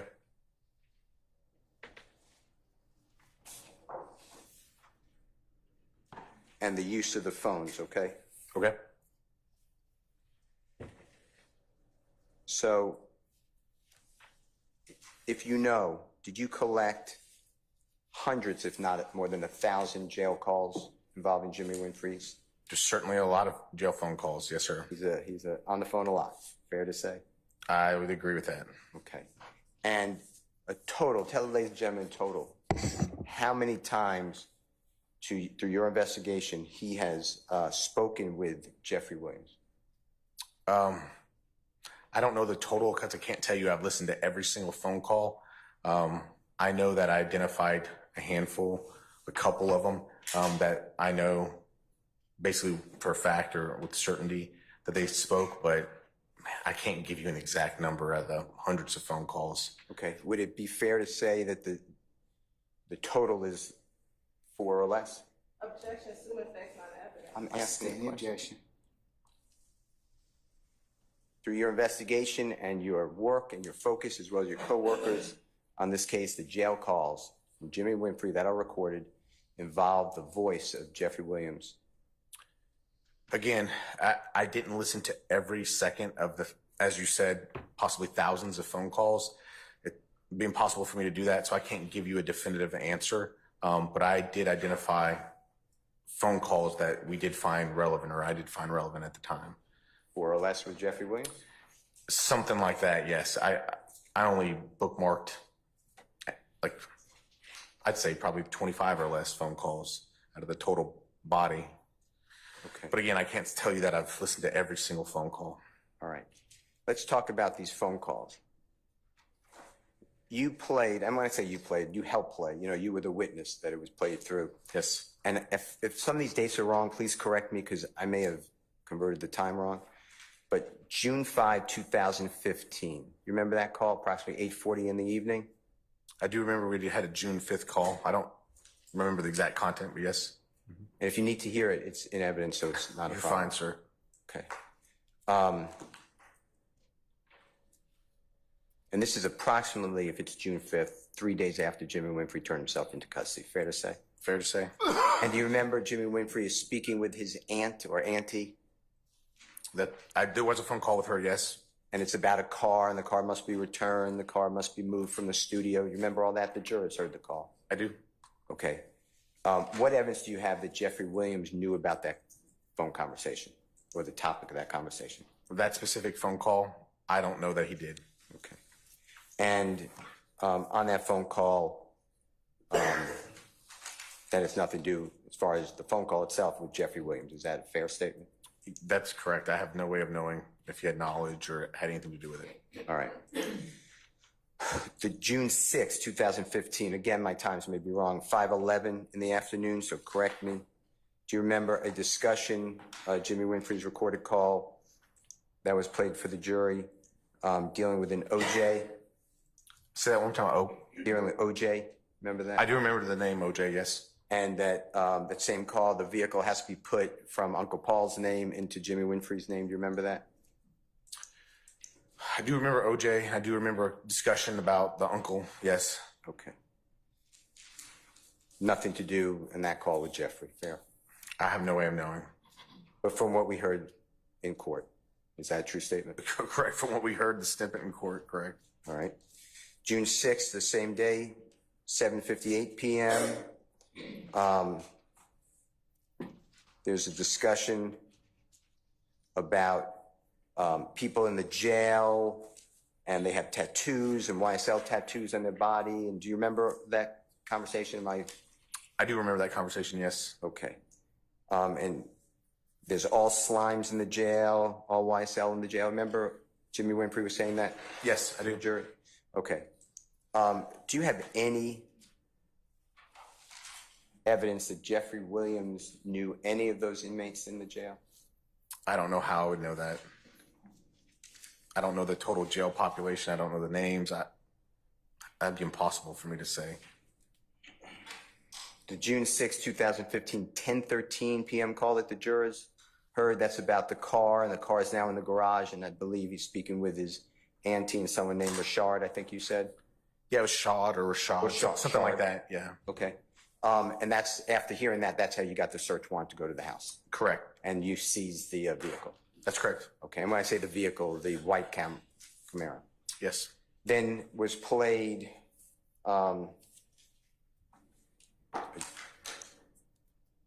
October 22, 2015, 9:33 p.m., jail call, and that's about once released, I'm not quoting, by the way, once released, there's $250,000 in a Porsche. You remember that? I do. And that was made on someone else's PIN, someone else's phone code? That's correct. And I think you said that you don't have any evidence that Mr. Winfrey received any of a valuable $250,000 or Porsche. Is that true? Correct. I have no way of knowing. Okay. And that phone call doesn't mention Jeffrey, does it? Not specifically, no. Okay. We only have the reference, my boy ain't changed. Okay. Then we have a June 13, 2015 phone call. That is with Jeffrey Williams, 5:39. That's when we talked about at the event, the Free Roscoe event at the park. You remember that? Yes. Okay. Nothing about pay for my lawyer or anything like that. It was Free Roscoe campaign is really booming. These are my words. Really taking off, right? Yes, correct. Then we have a June 28, 2015, 3:27 p.m. Amina Diath. Remember talking about her? Yes. And she's a manager you found out through your investigation for Jeffrey Williams? Yes, she is associated with YSL Enterprises, yes. The musical group, as you said, or the entertainment group? Her name is on records indicating she's associated with YSL Enterprise. Okay. Her name is on the Facebook, his Facebook social media, and on the cell phone returns as well. And did you know her to be a manager for Jeffrey Williams at that time? I believe so. I mean, she's putting stuff in her name for YSL Enterprises, so I mean, she was listed as a registered agent for the company. Now, if we could pull up that jail call, and if you could give me the number, if you don't mind, and help me play it, is that something you could do? 328? Yeah, I have 3:27 in the afternoon.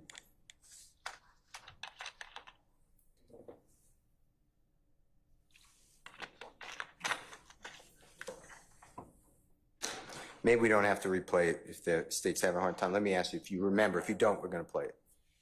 Do you remember Jimmy Winfrey asking Amina Diop if he could borrow $25,000 from you all because his uncle left him $25,000? Uncle Paul, do you remember that? I remember he said something about needing to pay $100,000. He had $25,000. He needed someone to pay the other $25,000, and then he would get on a payment plan for the rest. I think it was something like that.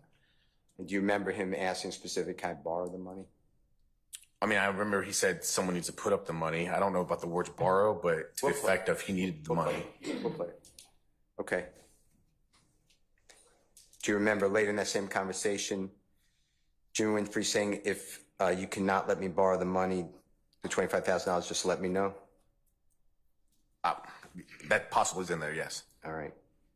We'll have to play it because it sounds like we need to hear it directly. Yeah, there's a lot. Okay. It's hard to hear sometimes the words, but yes. And then you remember Jimmy Winfrey saying, I need paperwork to make this not look like street business? Yeah. Remember that? He asked for someone to put his name on some paperwork to look legitimate because he didn't want it to look like street business. I do remember that. Through your investigation, did YSL give Mr. Winfrey any type of notation that he's an employee or anything like that? I didn't receive anything that indicated as such. Okay. Do you by any chance have it? You're awesome. Can you give me the number?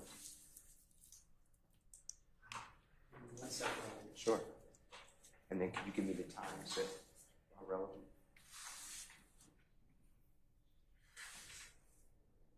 Ladies and gentlemen, while they're trying to find that to play for you, Danny, you need to take a comfort break? Yes. How about we take 10 minutes? All right. We're going to be recessed 10 minutes.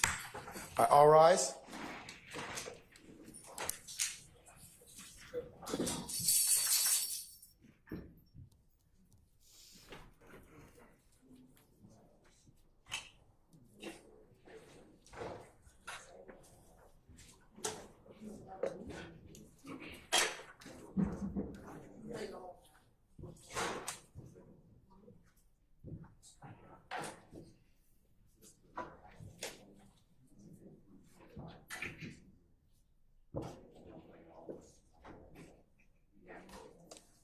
All right, ladies and gentlemen, our jury has left us. You're in recess for 10 minutes.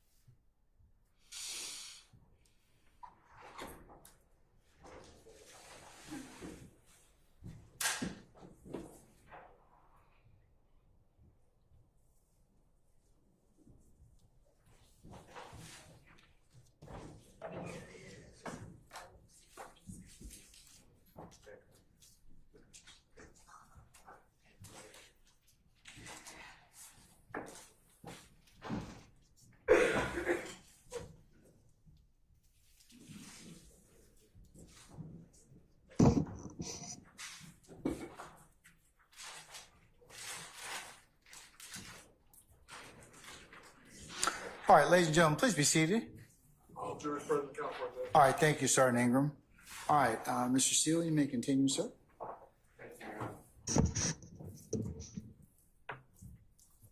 Your Honor, it's already in evidence, so I'd like to play, I'm not going to play the whole thing, just a portion of State's Exhibit number 140EB.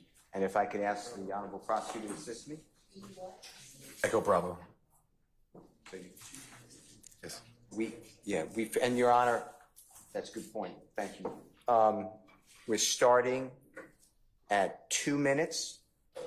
We're going to 3 minutes, and I have 30 seconds. So a minute and a half, Your Honor, with the court's permission. Yes, sir. Do me a favor, Agent, just listen closely. Yes, sir. In case, it's hard to hear. I know you've listened to it a lot of times. And then just help me break it down with the jury, okay? Yes, sir. For the jury. Thank you. So I'm assuming that his finance was good. Yeah, so I gotta get the people on 40 or 50 grand. He wanted 100, but I told him I gotta work out a payment plan with him.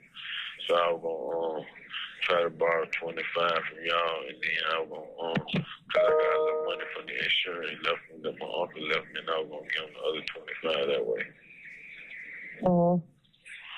Yeah, and when I was telling the nephew, that day they pulled me out and made me come to PC, and shit with the DA, all them people just trying to come up here and fuck with a motherfucker mentally, but I ain't said none of that. So I'm getting shit. But my lawyers came and seen me and stuff. And the lawyer is Manny and Lauren Zimmerman and Kilgore. What's his name? Lauren Zimmerman and Manny O'Rourke. And the dude clear Lauren. Yeah.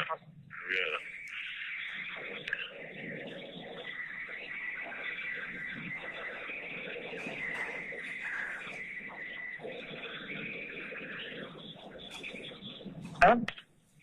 Yeah. Yeah, sorry. If you keep on calling my phone, it's a transfer. Yeah, but if they can't do it, just let me know, and I just have to go my way about doing it with my auntie. All right, Lawrence Zimmerman, I can see. Okay, and Your Honor, it stopped right at 330. Thank you so much, Mr. Atkins. Were you able to hear that again? Yes, sir. All right. And is it fair to say that that is a person that you believe to be Amina Diab speaking with Mr. Jimmy Winfrey? That sounds right. And it's the same date as we said before, June 28, 2015? Correct. And did you hear Mr. Winfrey ask to borrow, I'm stressing that word, borrow, $25,000 from, it sounded like to me like you all. And if I'm wrong, just tell the jurors what you heard. It sounded like y'all, correct? And that the lawyer wanted $100,000, but Mr. Winfrey may have worked it down to $50,000, and he has $25,000 from his uncle, Paul, God forbid, passing. From insurance, correct. And then he was asking to borrow the $25,000. That's what it sounded like, yes. All right. And do you have any evidence to share with the jury that $25,000 was loaned, given, anything by YSL to Jimmy Winfrey? I have no way of knowing how money transferred. All right. And then we went to 3:30, and towards the end of that call, did you hear Mr. Winfrey say, if you cannot, these are my words, lend me the $25,000, just let me know, or something to that effect? Yeah, he'll have to do it his way or through his aunt, something like that, but yes. All right. All right, thank you. I'm not so sure I have any other questions. May I just have a minute? Yes, you may, sir. Thank you, sir.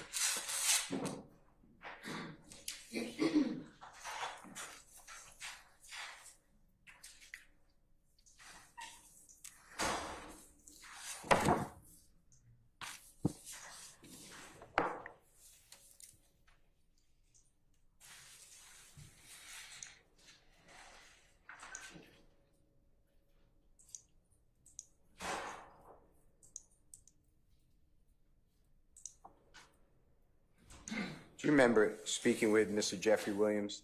Objection, Your Honor. Basis. Please approach, Your Honor. You can. Step down, sir. Yes.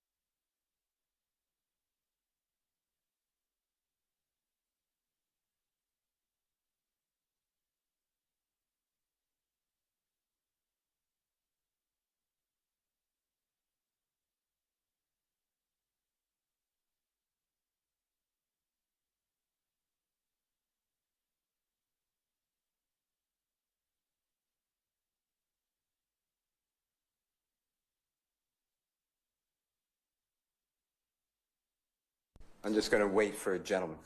Okay, oh. Be helpful.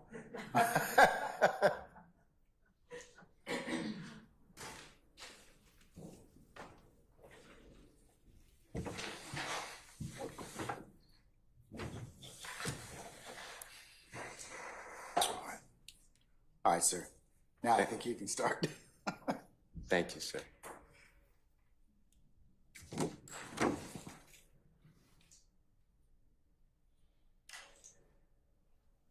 Okay.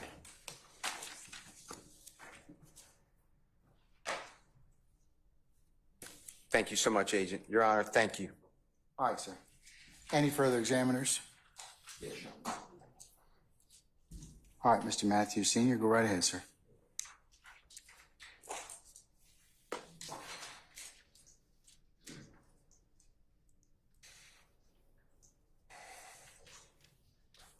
Agent Racy. Yes, sir. Good afternoon, sir. Carrington Matthews here, represent Mr. Marquavius Huey. I have a few questions for you concerning cell phones. You've spoken a lot about your knowledge of cell phone information and evidence and investigations, correct? Sure, yes. All right. You've talked a lot about call detail records in terms of it gives us a lot of information in terms of when calls were made, correct? Yes, sir. How long the call took place, correct? Yes, sir. Let's kind of shift into text messages. You have knowledge concerning text messaging, correct? Yes, sir. In reference to call detail records, yes, sir. Can you tell the jury how long, from your experience, text messages are available to be retrieved when under a subpoena? Are we speaking about content, or are we speaking about just the fact that text messages were sent? Let's take them in categories. Let's talk about, first of all, let's talk about the text message itself in terms of the communication, not the content, but the communication. How long does that hang around? Depends on the subscriber. Okay. Do you have a range in terms of from subscriber to subscriber? So we utilize a cheat sheet that I have on my desktop computer, but it's a work product that FBI CAST has put out, but it tells you each subscriber and their duration of time in which they keep those records.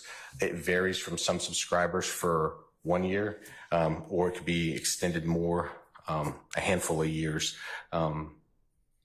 They've drawn back over the last few years because the amount of text messages have been sent are larger nowadays versus 20 years ago, right? So it changes, but I'd at least say a year per company. They at least keep it about a year. So the fact that a text message is sent from one device to another device, that actual communication or that print would hang around for about a year or so, correct? And to be specific, we're talking about traditional text message utilizing service providers. And we're not talking about WhatsApp or encrypted applications, but just standard text message to text message. Typically, it's at least a year. Just the fact that a text message was sent, yes. Okay. Let's shift over to the substance or the content of a text message. Yes. Tell the jury how long with the content or the substance of a text message, how long would that hang around? So it's pretty much not anymore. They used to, again, probably years ago, when I first started my law enforcement career, you were able to get a search warrant and see content. Again, it was dependent upon company, and there's a million different caveats in there. But over the years, as text messages grew, more frequent text messages than the actual phone calls, people send more text messages. And so service providers stopped retaining that data. It's just too much data. There might be one company, I'd have to look at the cheat sheet, but there's one company maybe out there that retains it maybe for 3 days, and you'd have to have a preservation request in or just get lucky with a search warrant within 3 days. But that might have changed since the last time I've looked at that cheat sheet. So from the outside, sending a legal process to a service provider, you don't expect to see content anymore in investigations. Okay. If you actually, let's say you're investigating a case and you actually have a phone of interest, the contents of that particular phone, provided those contents are not deleted, they would remain in the phone. Is that correct? So there's caveats in everything in investigations. First, you have to be able to have the physical device. Then you have to be able to access the physical device. Is it encrypted? What type of passcode? There's a million caveats in there. Is it a 4-digit passcode, a 6-digit passcode? Is it alphanumeric, 15-digit? There's a million caveats. But if you can get into the device, there's settings within your phone that you can have text message delete after 30 days. Are we talking about iPhones? Are we talking about Androids? There's so many caveats in there. But can you, in the perfect situation, get a phone, have the password, or be able to bypass the password, dump the text messages? Absolutely, you can do that. There's so many caveats, and we're speaking broadly, so I don't want to give an answer that locks it in, but that's only like one specific situation. But there's a lot of caveats. But yes, theoretically, you can get a cell phone, Right. So get a tool and extract text messages. Yes. Right. So if you have the password and you have the access, you should be able to have that content in that particular cell phone, right? Again, there's a million caveats out there, so I don't want to lock in. The tool, the forensic tool that's being utilized, such as Cellbrite or Axiom, they also have to have compatibility with that device. I've had it where I've gotten a search warrant, had access, but those tools aren't compatible with the cell phone. So there's inability to actually extract the data. Again, it's technology. There's a million caveats out there. But theoretically, yes, if you have access, you have the passcode, you have a legal process, it does fit, the software does fit compatibility with the forensic tool. Yes, you can plug it in, and yes, you can download that information in that scenario. Now, in terms of tracking the cell phone as it relates to the phone's location, that obviously would play into where the tower is located in terms of where the range of where that phone's going to be located, correct? Again, there's another caveats in there. So you have cell phone, what we call cell site, historical cell site data that tells you where the cell site is. And without going into it, a direction, an azimuth, a cell sector. But then there's also phone companies that do things called RTT, NELOS, and there's another one, I think PTT, I might be mistaking it, but RTT stands for real-time tracking. AT&T does NELOS. So, for example, NELOS, AT&T, now more modern days, they will send a ping to your phone every 15 minutes. And so that is a ping. That is not cell tower data. So today, if I were to get a search warrant on an AT&T phone, for example, ask for cell site data and ask for NELOS data, I can get both cell tower, cell sector information, and I can actually also get those 15-minute pings, which is not cell sector. That is a ping on the device. So again, you're getting into the technology of it, but there's a lot of caveats in what we're saying. So when you're having a conversation with your person that you're targeting, if you would, and you have their phone, you're looking through their phone, and when you know through your investigation, through maybe even a conversation with your target, that they are aware, they are located where the alleged victim claims that they were meeting, cell phone evidence is less probative, correct? I state the objection.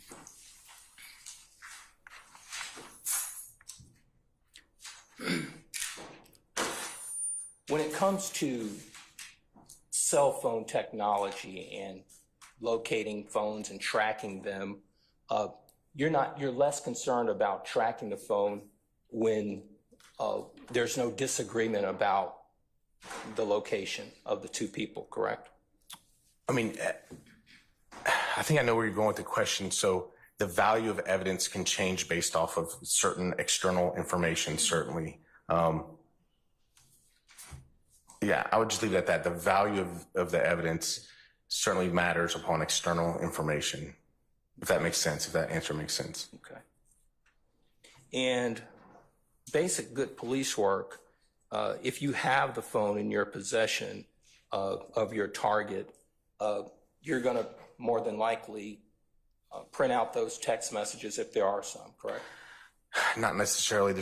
Again, every investigation is different. I don't want to comment on every investigation everywhere all the time. It depends on In my experience, I've been a patrol officer, I've been a narcotics agent, I've been a crimes against persons detective, and now a special agent with the federal government.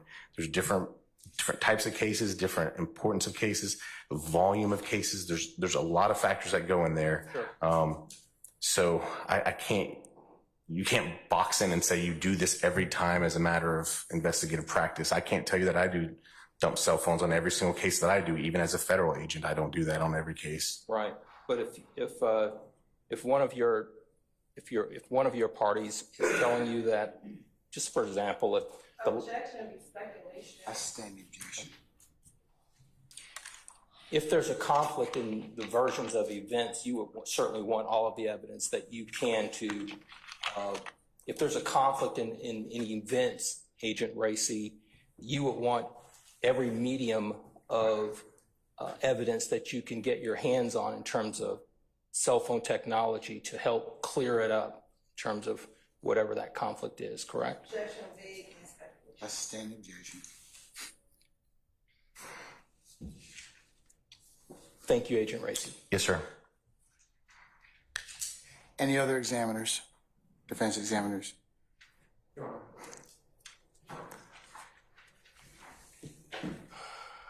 All right, Mr. Weinstein. Good afternoon, Your Honor. Let me just speak to the state for one moment. I'm going to need y'all's help to pull up the jail calls 140 EB, specifically the June 6, 2015, 1958 call. Okay? And you want to cue that up to 14 minutes, I think. Thank you for your help. Good afternoon, Agent Racy. Good afternoon, sir. It's good to see you again. Yes, sir. I have a question about your testimony from this past Monday. Yes, sir. Do you recall on Monday listening to a jail call with Mr. Winfrey from June 6, 2015 at 1958 hours? I remember that, yes. And do you remember testifying that you heard someone that identified themselves as Yak, or who was called Yak, state, quote, roll out the red carpet for Roscoe, unquote? I do remember the red carpet and that, yes. Yes, sir. Okay. What I'd like to do is I'd like to play the portion of that call starting when Yak gets on the call. And I'd like you to ask me to stop when you hear roll out the red carpet for Roscoe. Okay? Yes, sir. Okay. From the... Okay, one moment, please.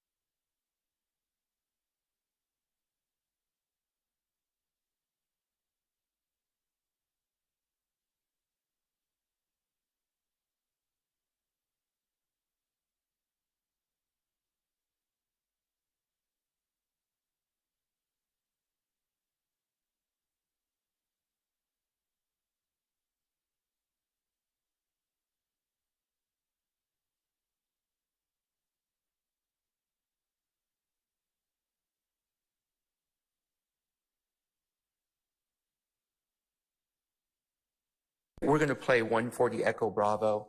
I believe this clip we're about to play is the clip that I was looking for. If it's not, I'll stop it and we'll figure it out, okay? Sure. Thank you.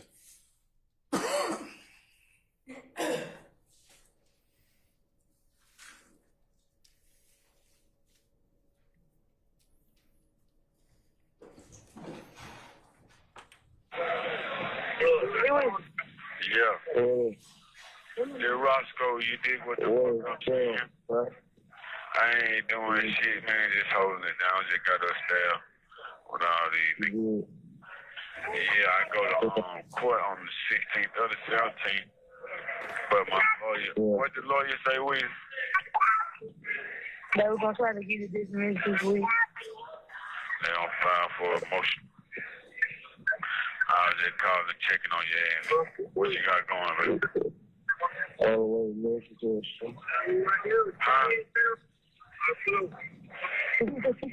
Tell everybody I said what it motherfucking do. Hey, man, you won't believe this shit, dude. Motherfucker got down yak. Know that nigga got about 50 pictures of yak and Malik on that bunk, man. Little young nigga. He got a picture with yak. What's his name? Hey, what little buddy name, man? Little light skinned boy. He be with little Beth Simpson. The light skin. What that light skinned boy name with the dread? Peso. Yeah, Peso. Yeah, little young nigga. Yeah, we piped up, man. They got the town turned. Huh? What you say, bro? You understand? You understand? You dig what the fuck I'm saying? Hey, boy, you sure got the town on lock, kid. These folks ripping in here, boy. You hear me, man? These folks ripping. Man, no bullshit, man. These folks, that little motherfucker ain't no jump, no couch slide. Man, they treat nigga like the Pope in here, man. Yeah, you know, your main motherfucker man. You understand? Yeah, sure do, but oh man, the whole joint, blood out. Everybody got stars right here. No, you know we paid the way, man. Yeah, hey man, it's still here. These folks love your motherfucking head down here, man. No joke. We were better for disaster. I was for disaster. You see what I'm saying? Then we ended up winning. So I was out there. These folks know your motherfucking ass, boy. Listen, dog, the whole motherfucking joint, brother. These folks slimed out. Everybody slimed, bro. You say they treat me like the God. Yeah, man, for real. Hey, listen, man, everything in here slimed out, boy. Everything. Man, them folks ain't going back and forth about your motherfucking ass down here. Say, look here, man. Everything in here slimed out, man. Listen, man. A nigga got a picture of Yak, Malik, the whole motherfucking crew on one of their beds, the little nigga, little Peso. He got a picture called Yak and Malik, the big homie. They call you the real big homie. My little homie. Yeah. Hey, Peso! He 100, RICO. Yeah, the little nigga, hey, Yak, the nigga fuck with you strong. He got a picture. The man got the YSL on his back and everything. He turned up. These folks got the YSL in the star, in the 5-star. The man got a picture. When I seen your picture, I'm like, hell, no, this can't be Yak. He like, boy, this is my phone. I ain't going. Man, listen, this Yak right here. Hey, what's up? Yo. Can you pause it just a second? We do. Come on, wait this show, Lord. Okay. Now, did you hear that he said, here's Yak right here? Yes. Okay. So it sounds like Yak is about to get on the call, correct? Presumably, okay. Yes. Can you continue playing, Mr. Atkins? I said, you listen what the hell they come out. Shit, I ain't talking about nothing, bro. Got down, really, they just got down rhyme. I got a court date for that month at the beginning of the month, so shit. Hopefully by then they let me out or something. Hey, right, yeah. Hey, make sure Roscoe good, man. I've been trying to get in touch with you anyway, so. Yeah. You know, I got him, man. This is my boy, man. You know, I got him. Well, I'm gonna blow y'all nigga ass up, man. We'll sit down when we get back to Roscoe. That what's up. What is? Hey, yeah. Yeah, you got your hey, yeah. These folks singing y'all music, bro. It's on God, man. These folks singing the music, man. The folks beating the whole wall down from 11 to 5 in the morning, man. I ain't singing none of that slide shit, boy. The whole dorm. The whole dorm slide out. Straight up. Man, what? These folks love y'all, boy. No Jeff, no Cap. Hey, I keep being around this town. Cap ain't nothing. You the last motherfucker I expect to see, man. Folks got a picture of your motherfucking ass on the bed, man. Yeah. Yeah, man, that's my big brother, man. You know, he got a picture of you, Malik. I think you was in the Found Blue, yeah, when you had that weed outfit on. The stone outfit, you had on the stone outfit. Yeah, man, nigga holding it down. Nigga be out there, motherfucker, man, no time. Sit back for a major comeback, you did. Okay. Did you ever hear, listening to it again, even though you testified on Monday that you had heard Yak say, roll out the red carpet for Roscoe, did you hear Yak say, roll out the red carpet for Roscoe right then? On this show call, no. You did not? Okay. Thank you. I have no further questions.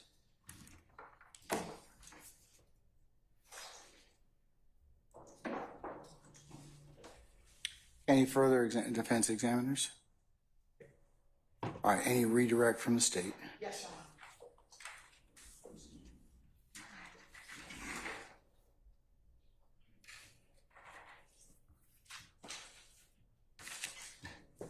Agent Racy. Yes, ma'am.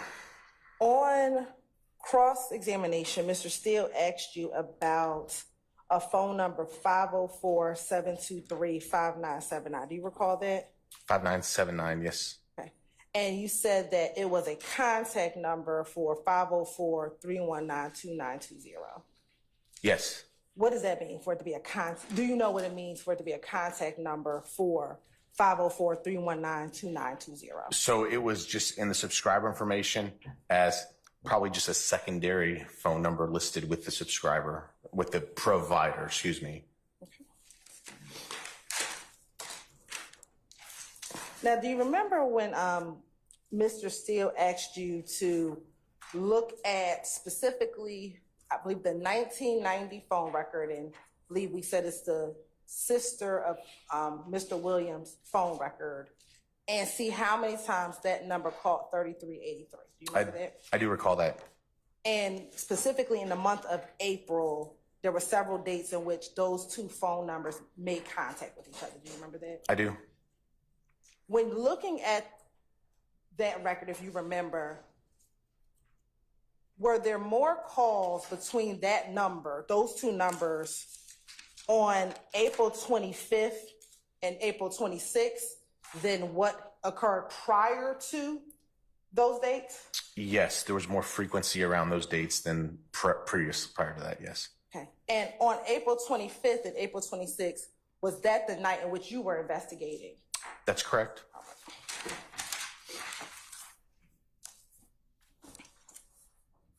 Mr. Steele also asked you about Shannon Stillwell's phone number. Do you remember that? I do.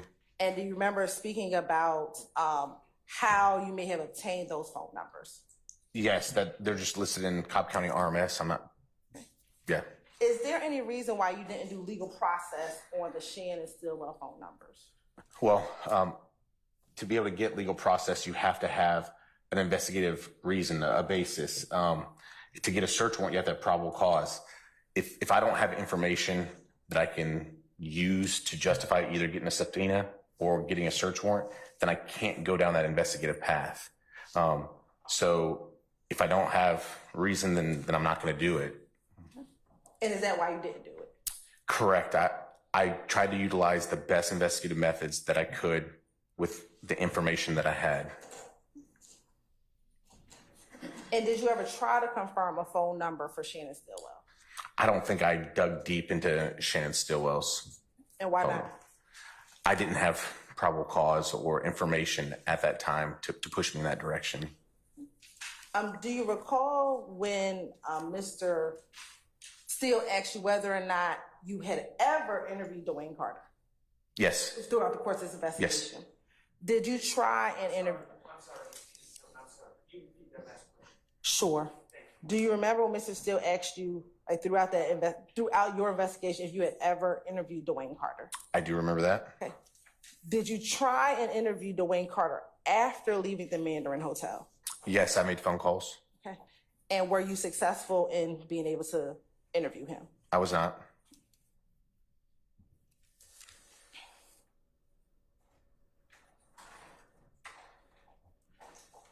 And do you recall a series of questions from Mr. Steele regarding whether or not certain videos are promotional and things of that nature? Do you recall that? I do recall that. Did your investigation regarding the shooting on the morning of April 26th, was that a real life shooting and not a promotional video? It was a real life shooting, yes. Now, we spend a lot of time on phones, so I'm going to ask you some questions about phones. Some additional questions. Yes, ma'am. Do you recall Mr. Steele asking you a series of questions regarding going through the records of certain people's phones and seeing if certain numbers were in the records? Do you remember that? Yes, ma'am. Do you personally know how many phones Mr. Jeffery Williams had on April 26, 2015? Objection, Your Honor, seems that's not in evidence. I'll rule the objection. I don't know how many phones Mr. Williams had. In your investigation, did you ever look at the records for a phone number 504-975-3904? Did I look for it or did I? Go ahead. Yeah, so that number was in my records, yes, but I didn't investigate that number. Did that phone number ever come up in your investigation regarding the April shooting? No, it didn't come up, no. And I know, looking at this board,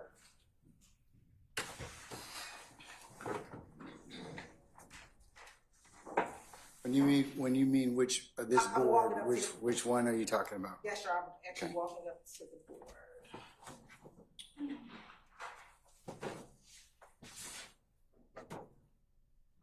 Looking at State's Exhibit 139, Echo Alpha, do you see those last four digits, 3904? Looking at Echo Alpha, do you see 3904? I do see it at least in one place, yes. Okay, and where's that?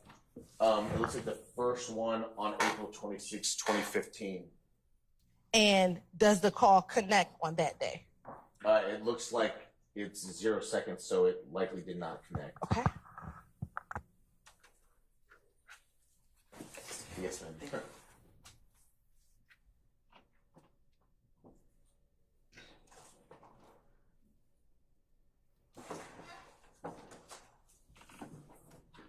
Now, I want you to do me a favor. Can you look at State's Exhibit 135, Echo Charlie? No, right here. State's Exhibit 135, Echo Charlie. Give me one moment.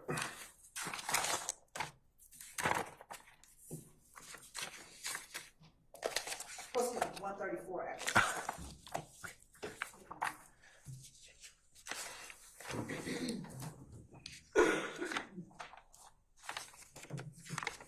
Oh, I'm sorry.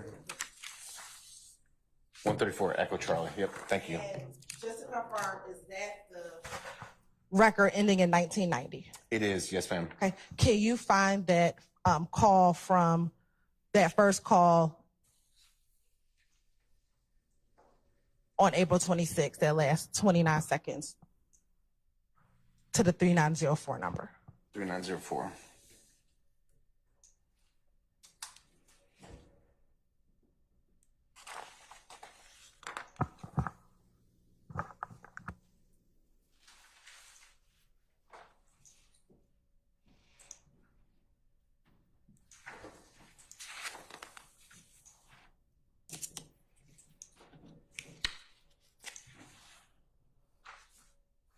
And if it's page 1005 to 134 Echo Charlotte. Thank you, I appreciate it. You see that number?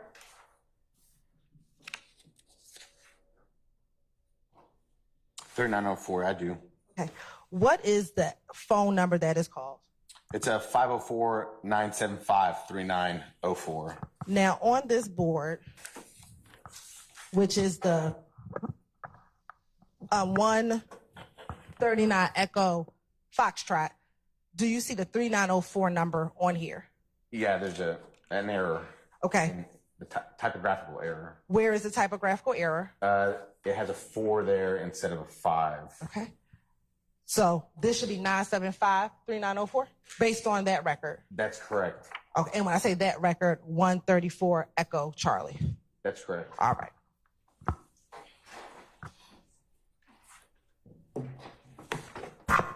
Did you, during the course of your investigation, did that 504-975-3904 become relevant during your investigation? Not during my investigation, no. I stand the objection. Now, looking at 134 Echo Charlie, are you able to see what type of phone that 1990 number had?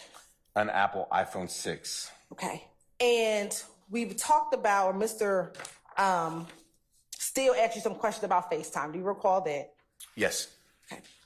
Have you been trained on FaceTime calls, and if those types of calls appear in call detail records? Yes, you wouldn't see FaceTime calls on call detail records. It's data communication versus phone call communication. What do you mean? Well, so these are, again, traditional phone calls. That's what we see call detail records. FaceTime utilizes data. It doesn't utilize like the traditional cell phone network. So we're not going to see communications between phones touching through these records. It would just show up as data to the company. Okay. Now, are you able to do a search warrant and get like what FaceTime calls are made from one phone to the next? You'd have to have the device. I would imagine you'd have to have the device and actually get a search warrant on the device to see FaceTime data. You wouldn't be able to serve, to my knowledge, like AT&T and be able to say that phone was using FaceTime at this time. Why is that? I just don't think it's data communication versus like a cell phone log communication. It'd be like trying to get a search warrant from AT&T to say what internet searches the person did. I don't think they retain that data like that, at least not to my knowledge and training I've had. So in order to see the FaceTime communication, you would need... Your Honor, I stand the objection. Would you need the actual phone in order to see if someone is FaceTiming another phone? To my knowledge, yes, that's correct. With Dolly's, with the phone number associated with Dolly, did you ever have the physical phone? No, I did not. What about the phone associated with Duke? Did you ever have the physical phone? No.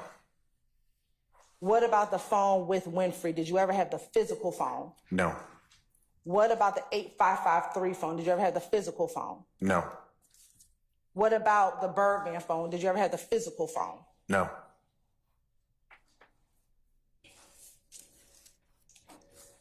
At this time, do you know, if from your investigation, if the Jeffery Williams 8553 number called any of those people via FaceTime? I have no knowledge of that, no.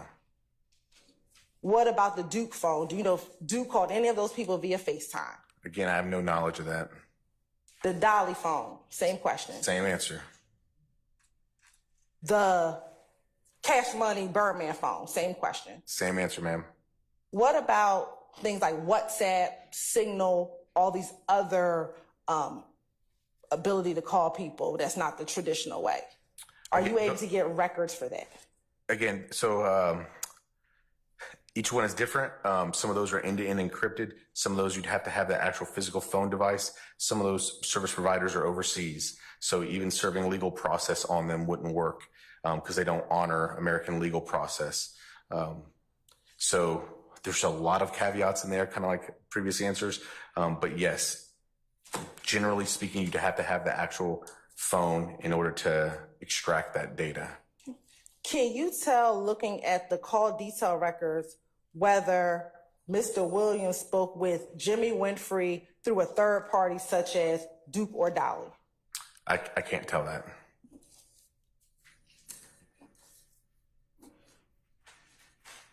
I believe Mr. Steele asked you with a line of questions regarding YSL Duke's phone communicating with the Jeffery Williams phone. Do you remember going through? Yes, that line of YSL questions? Duke to Jeffery Williams, yes. Specifically around the time of April 25th and April 26th? Yes. Do you remember that video seeing them on stage together? Yes. If two people on stage together in the same city at the same time, do you expect them to be talking to each other on the phone? Objection, Your Honor, speculation. I sustain the objection. I withdraw.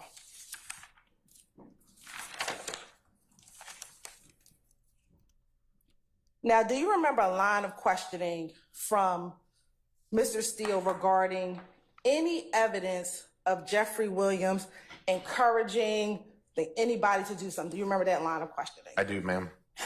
As far as this investigation, what did your investigation reveal as to who had a beef with Lil Wayne? I will object to that. Basis.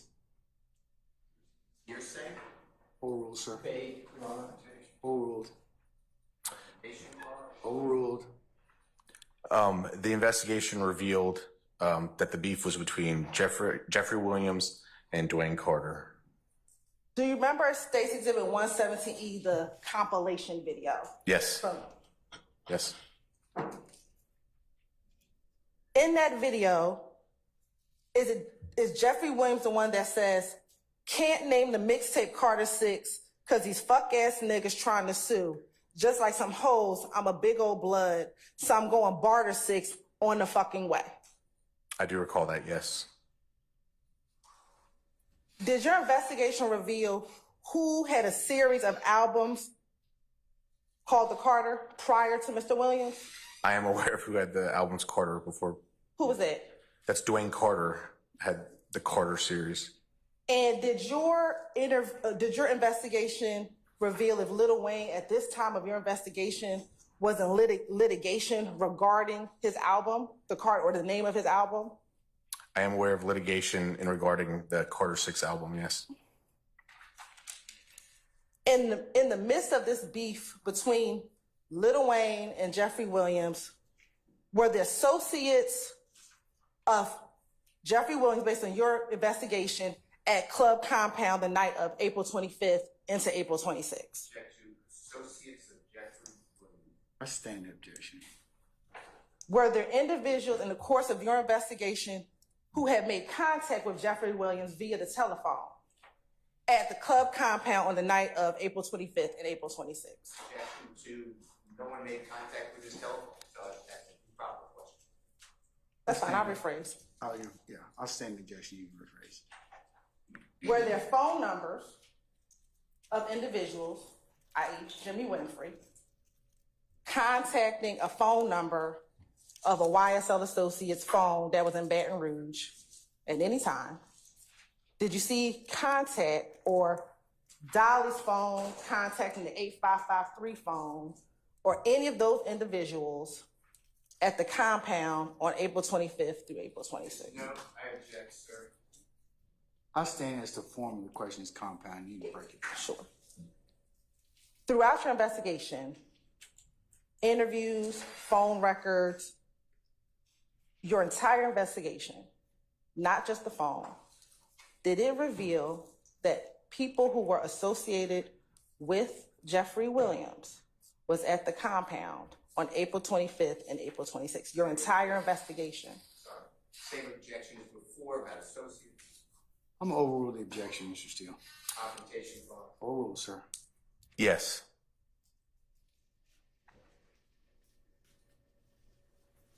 And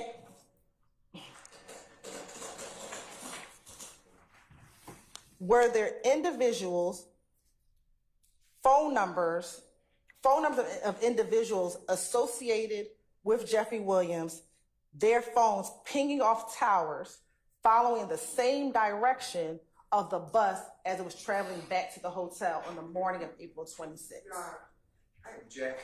Basis. Questions. What's the basis of objection, sir? Alleged guilt by association. That's not an objection, sir. I'll overrule.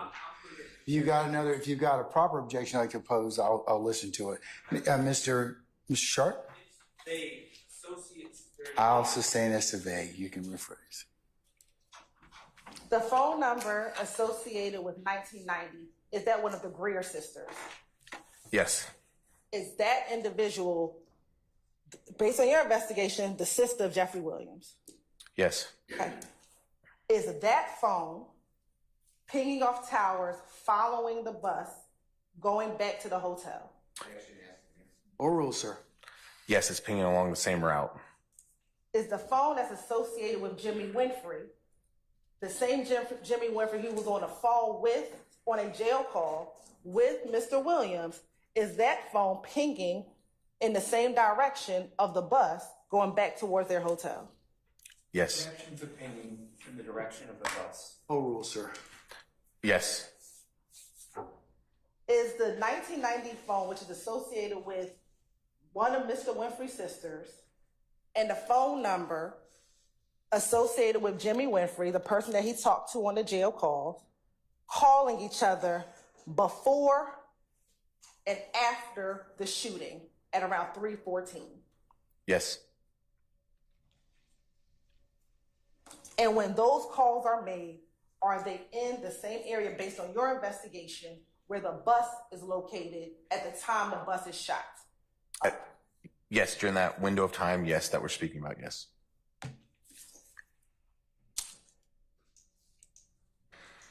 And after the 911 call is is made,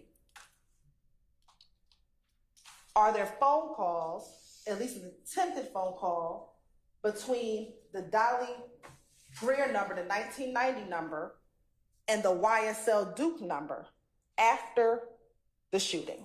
Objection to the form of the question. I stand objection. After 3:14 a.m.,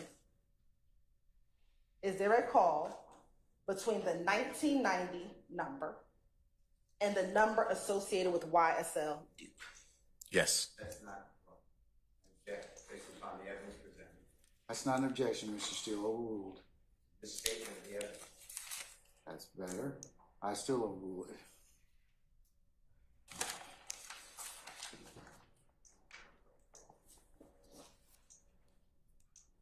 And is based on a video that you saw, an individual named Duke with Jeffery Williams in Baton Rouge, Louisiana? Yes. And after the shooting, is the 1990 number pinging off a cell tower or hitting off of a cell tower in this general area that the Jimmy Winfrey phone is pinging off of another cell tower in the same area near the Vault Studios? Basis. General area. It's vague. I'll stand it short. Is the 1990 phone number pinging off a cell tower near Metropolitan Avenue after the shooting? Yes. Is the Jimmy Winfrey phone number pinging off of a tower near Metropolitan Avenue after the shooting? Yes. And is the Vault Studios, based on your investigation, in the metropolitan area? Off Metropolitan Parkway, yes. Its address, yes. And did you have evidence that individuals from YSL were at the Vault Studios before and after this shooting, based on your investigation? Hearsay confrontation clause. You're on the quick case. I'm overrule the objection. Mr. Steele, do you have an objection, sir? Same basis? No. Okay, all right, sir. Okay. Yes.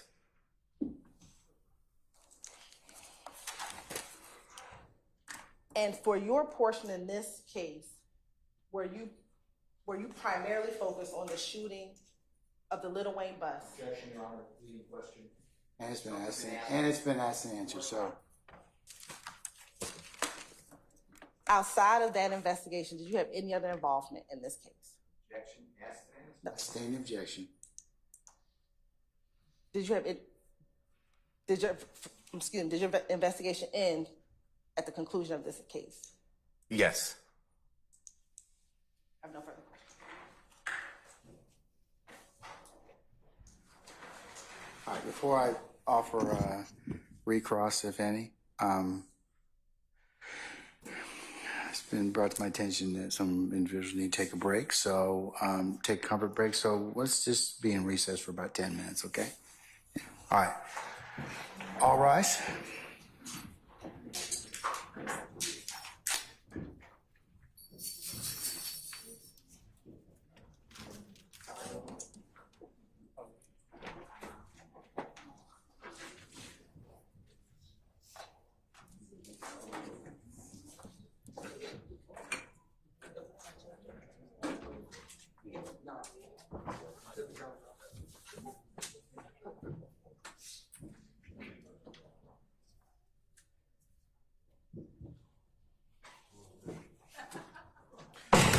Oh my goodness. I was stretching. And I kicked it. All right, ladies and gentlemen, please be seated. Okay, you're in recess for 10 minutes. Seated. Now I should stretch, I guess. Okay, all right.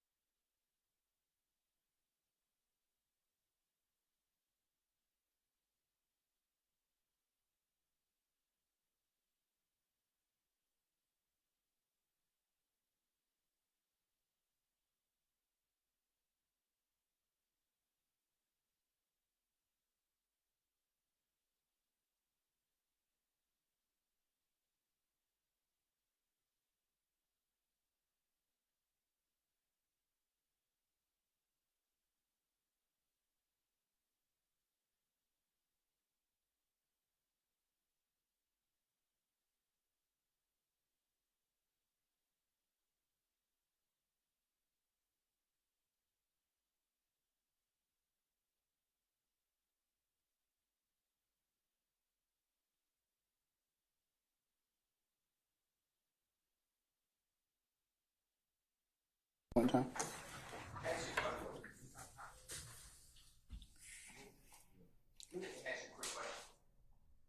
Yes. I would like to, before the agent leaves, ask him questions about topics that would be under the rule of completeness. I heard what you said. I respect what you said. I'm not trying to get the ire of the court. I'm not saying you're upset. I'm just saying, to me, it's relevant right now. Like, for Mr. Steele, sir, can you step outside for a second, please?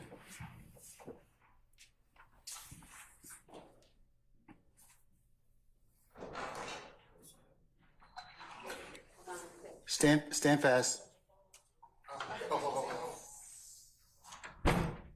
Okay. The whole premise, Mr. Steele, is that it's self-serving at this point in time for you to be able to elicit that particular information. If and when you decide that you should call or wish to present a defense on behalf of Mr. Williams, then I will make rulings as to the rule of completeness and other grounds. It's just not presentable now. I'm not saying you can't, but I in no way want for you not to understand and for the court to impress upon you. You don't have the right, you don't have the responsibility to present anything right now. I know you told me, well, it's going to be 7 months before we get a chance to elicit this particular evidence, but the court recognizes your right at this point in time to not present anything and the burdens of states. So we've covered that in great detail a number of times. I'll give you a continuing objection on the issue, but that's my ruling at this point. And I understand. Can I just give one example and then I will do it in writing? So you're still going to ask me at this point in time even though we've covered the same issue at least 7 or 8 times at this point in time, because you've made this point at critical junctions that you believe are important. So I'm fully aware of the issue. I really am. Well, okay. I will put it in writing. It's just, to me, when the state, this is what I wanted to say. If I'm going too far, I'm not trying to waste your time or anyone's time. When the state says, you noticed that there was a beef, I think that's the word, between, and the answer is Lil Wayne and Young Thug or Jeffery Williams, I believe that under the rule of completeness, I could put in a statement of Jeffery Williams on July 15, 2015 with this detective, Yes, you can. And to quote a famous politician, yes, you can, but you just can't do it now. Okay? Now, but I'm going to obviously go with the court. Okay, yes, you can, but it's just that the law doesn't provide you the ability to do that now because it's self-serving. Okay? I'm not It's self-serving but like I said, if you make that decision at some point in time and at the appropriate time that you wish to do so, then I will, of course, then at that point in time, permit or allow you to present that particular evidence at that point. Okay. I understand. Okay. All right. I respect your rule. Yes, sir. I know my objections. Yeah, it's continuing, sir, though. Okay. Thank you. All right. Can we call Detective or Agent Racy back? Some of our jurors. Okay.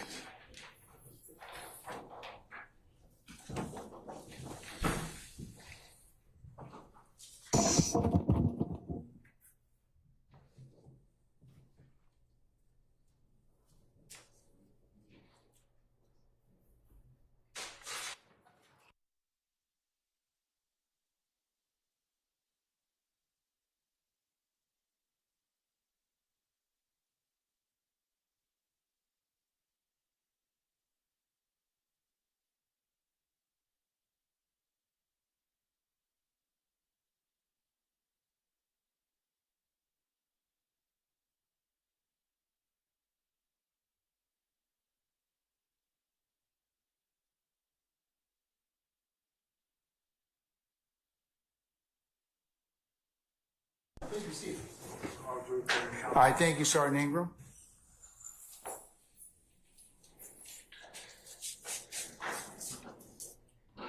All right. Who did we leave off with again? I'm sorry. Mr. Steele? I would like to. Yes. Very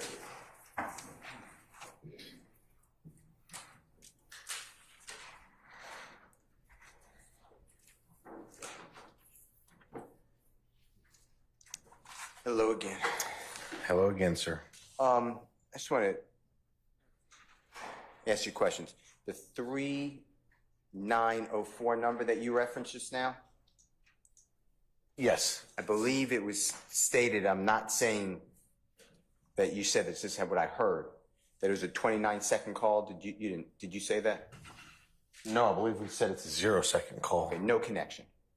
Unless we need to go back to the records again, but the demonstrative shows 0 seconds. Just want to make sure. Thank you. Okay. You mentioned on your direct examination days ago that there was a lawsuit involving the performer known as Lil Wayne, Dwayne Carter. Do you remember that? Between Dwayne Carter and Birdman, Yeah. Brian Williams, correct. Yeah, Brian Williams, entertainer known as Birdman, right? Correct. That did not involve Jeffrey Williams, fair to say? Correct. He wasn't a party to the lawsuit, to my knowledge. Correct. Tell the ladies and gentlemen, jury, any lawsuit that you know about through your investigation that dealt with Jeffrey Williams and Mr. Dwayne Carter, performer known as Lil Wayne. I don't know of a lawsuit between Jeffrey Williams and Dwayne Carter. All right.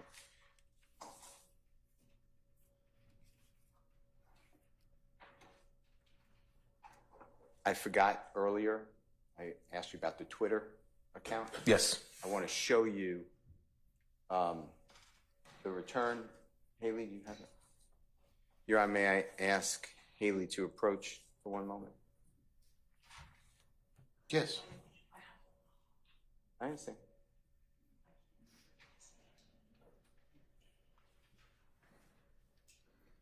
I'm sorry, Your Honor. Hold on one second, please. May I step back? Yes, sir.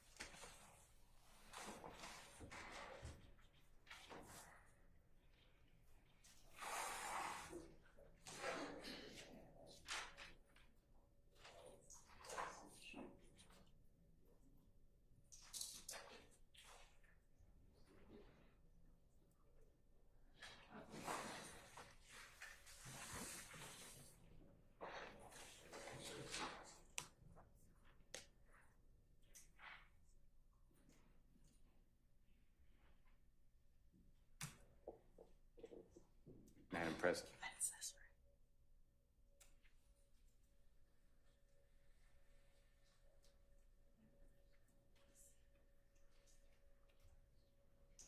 Your Honor, may we approach? Yes.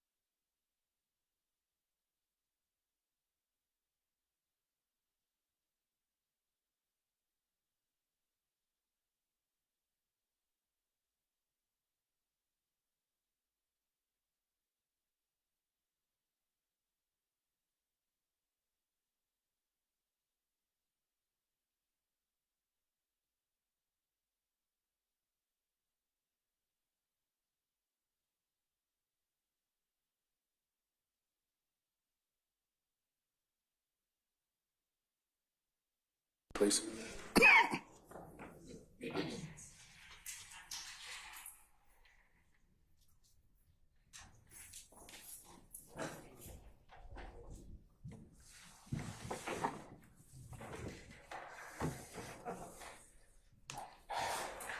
Your Honor, based upon this honorable court's ruling, I will have no other questions for now, and then I would like to have the court not excuse the agent. Any other examiner for recross? Any other redirect? That conversation. All right. Agent Racy, you are going to be subject to recall. So please don't discuss the testimony of anybody except the attorneys in this case, okay? But I am going to release you for now. We'll give you enough time if and when that should become necessary. Give you enough lead time for you to come back, okay? Yes, Your Honor. All right. Okay, sir. Thank you very much. Thank you, Don't Your Honor. discuss testimony of anybody except the attorneys in this case. Yes, Your Honor. All right. Thank you, sir.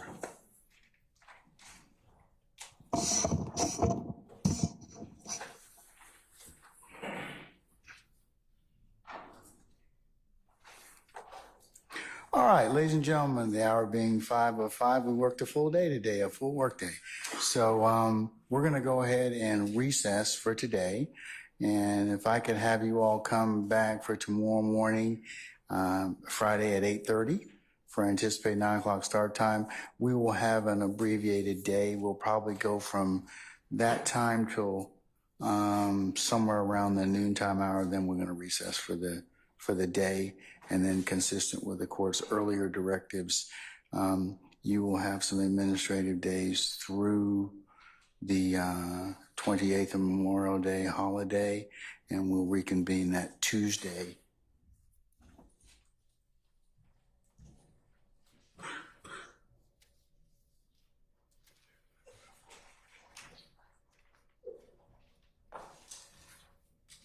Memorial Day is the 27th. We'll resume on Tuesday, the 28th. But, ladies and gentlemen, any ministerial inquiry of me at this point? Okay. All right. Let's go through our customary admonitions. Remember, leave your notepads in the basket in the back. Do not discuss this case as you go amongst yourselves or on onesies and twosies, or as you're going any place in the courthouse or transportation-wise, or as you sit back there in your headquarters, the jury room. Remember, it would be a violation for you to recap, handicap, summarize, or otherwise review or anything that you have covered or heard at this point in time. Remember, you can only begin to consider this case when the court tells you it's appropriate to do so, and then I will instruct you on how you to begin that particular deliberative process. But until then, it's forbidden for you to do that. Also, remember, it would be a violation for you to go to any third-party sites to augment or otherwise add to your understanding about what you may have learned within the four walls of this courtroom.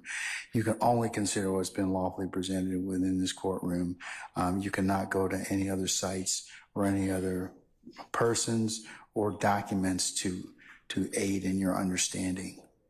Remember, if any third party were to try and reach out to you by any means of communication, personal or otherwise, that it would be your duty to let myself and Sergeant Ingram know immediately. And remember, do not go to any third-party sites or view any news accounts or any other accounts on any medium otherwise in regards to the trial of this matter. Again, you can only consider what's been presented within this courtroom. Ladies and gentlemen, don't go by and visit the scenes that may be depicted or you may have learned about while you're in this courtroom. And ladies and gentlemen, again, thank you so much for your patience that you've given us and the patience that you'll continue to give us as we continue with this matter. Okay?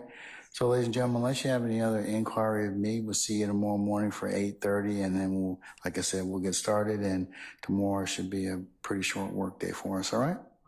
Okay, all right. All rise.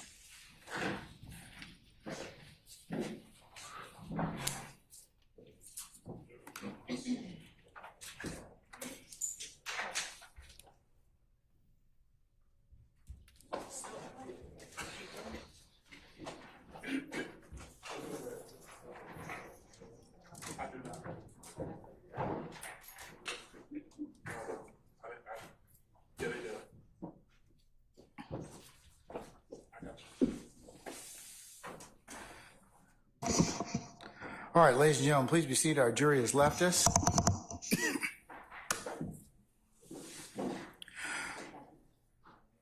Okay, tomorrow, short work day.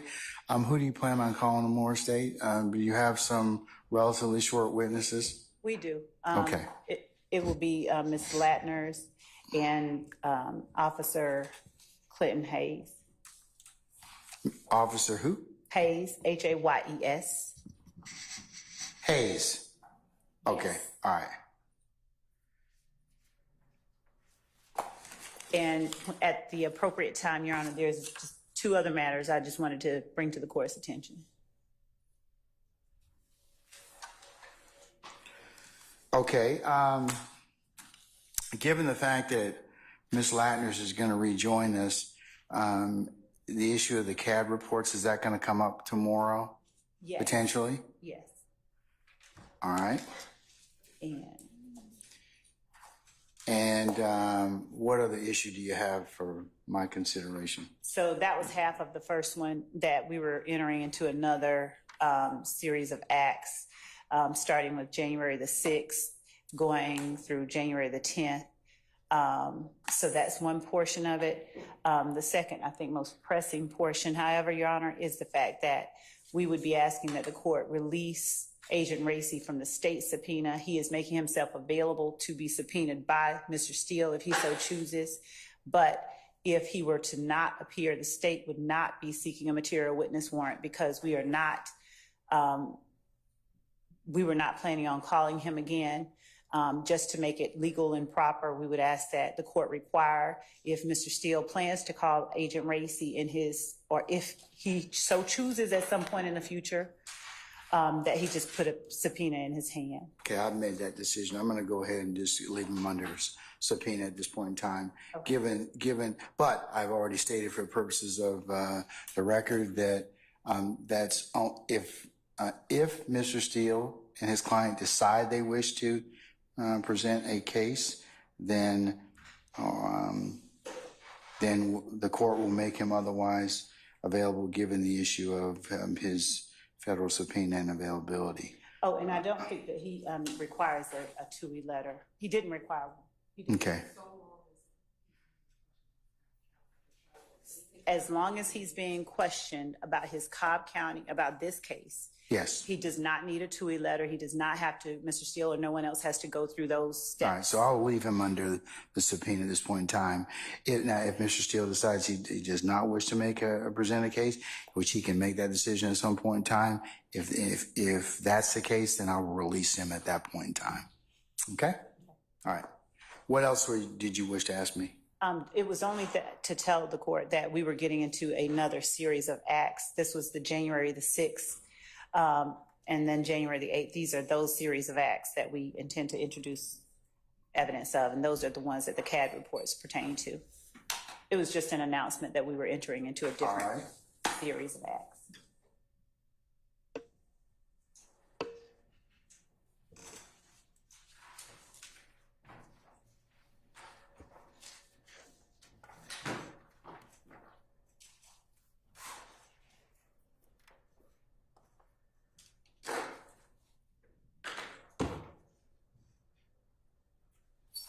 Can I ask the state a question about tomorrow? Since you've already risen and... Yeah, I know. I'll go ahead and do it. Do it. Are y'all planning on introducing the booking report tomorrow on Mr. Kendrick? Your Honor, that is a possibility, yes.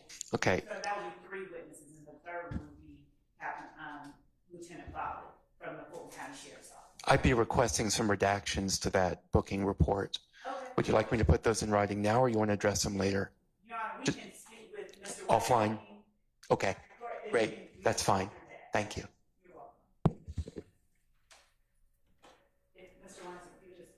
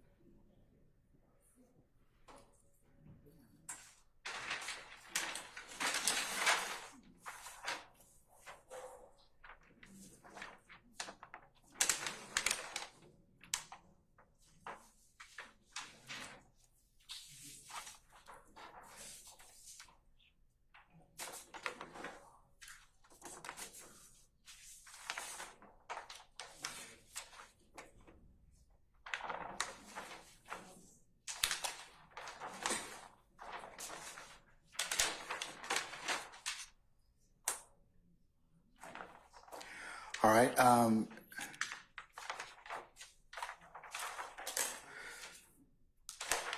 Okay, Ms. Hilton, Ms. Love, can I see the CAD reports you're looking to, they're in, attempting to introduce tomorrow? Yes, Your Honor. Mr. Atkins has them, and we'll bring them up to the court right now. Have they already been shown to defense counsels? They've been provided to the defense. Can you show them and make sure it's the same ones they have? Okay. Gentlemen and ladies, if you wish to come up and have a look at that. I believe that they were emailed to us. Could you just tell us? We sure can. So we have call for service for case number 150060294, which is 2 pages. And I'm sorry, 3 pages, and it is labeled State Exhibit 1 Tango Alpha. Call for service for incident number 150060299 is a 2-page document, and it is labeled State Exhibit 1 Tango Bravo. Call for service for incident number 150080094. It is a 2-page document as well, labeled hold on a second.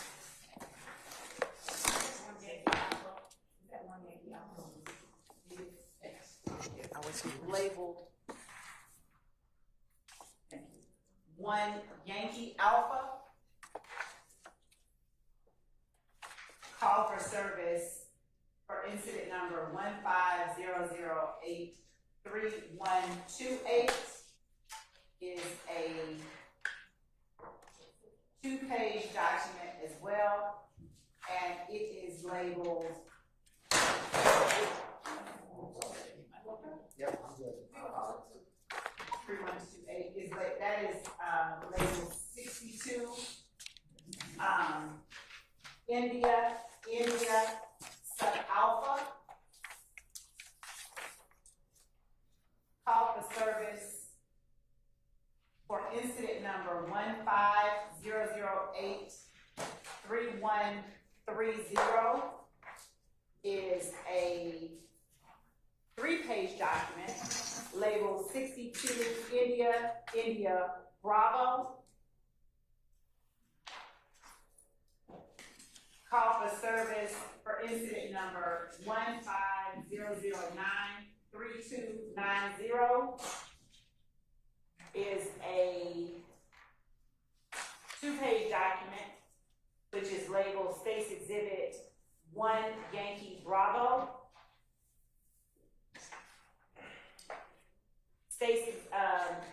Call for service for incident number 150102106 is a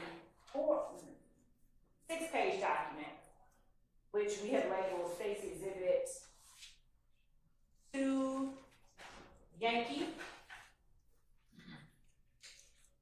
And I believe that exhausts the exhibit numbers. Okay. And can I ask? Wait a minute. I'm about to tell you. Thank you. The email came on May 6th. Okay, thank you. As well as, Your Honor, we just passed out the exhibit list as well. So May 6th, can you just tell me the time? And I'm not doubting that it happened. I'm just trying to load it. It'll be easiest if it came from Mr. Atkins. So if you search Mr. Atkins for May 6th, we've received it. But I believe it's around 4:22 p.m. This is just those for the cash. You should be getting it. I believe they're passing it out right now.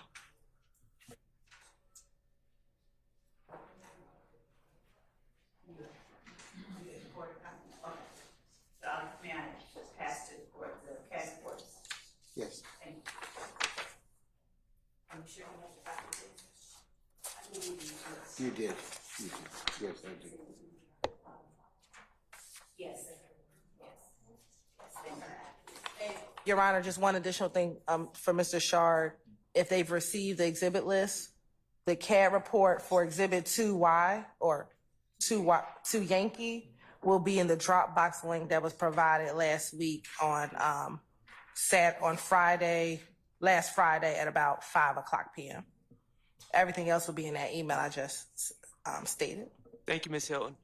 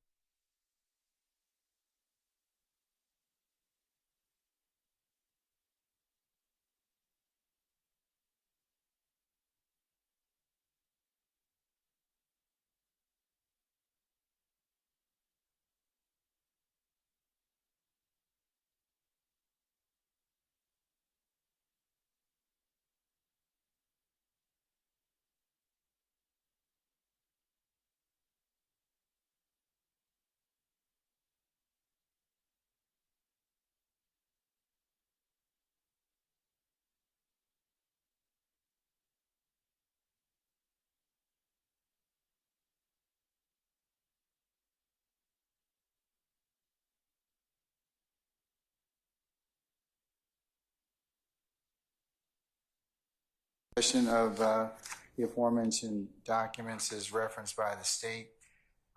from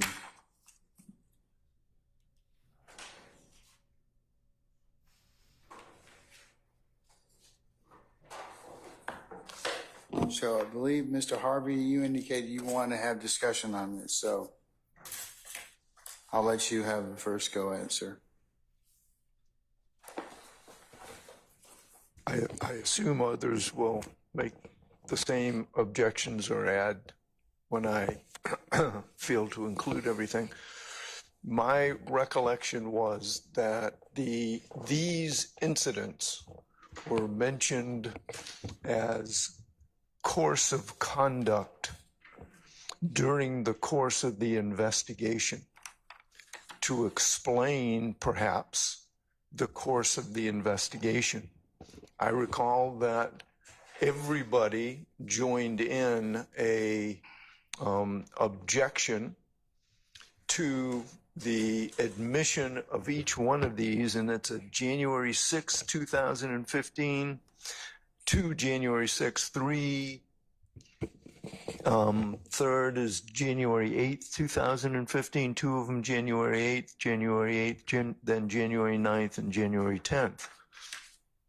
I think we made objections under the old case, Teague versus the state, at 252 Georgia 535. 252 Georgia 535? Yes, 534, sorry. Sir?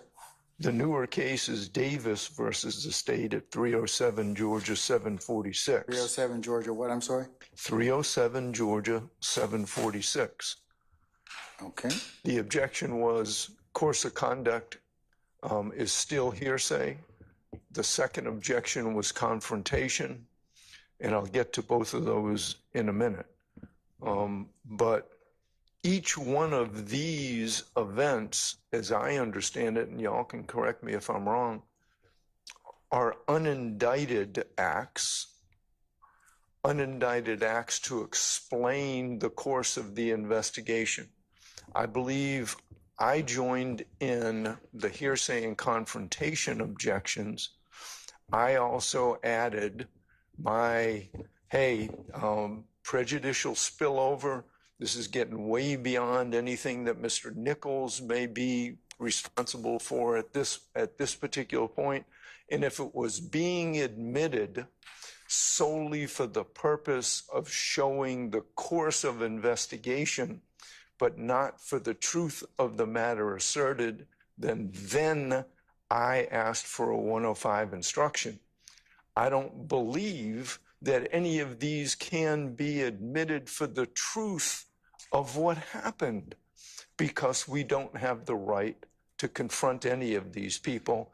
And these are testimonial statements because they're coming from individuals to law enforcement. So, as to each one of these, on behalf of Mr. Nichols, I maintain my objections to each one of these non-indicted acts that were originally admitted for course of conduct over objection, and now we have additional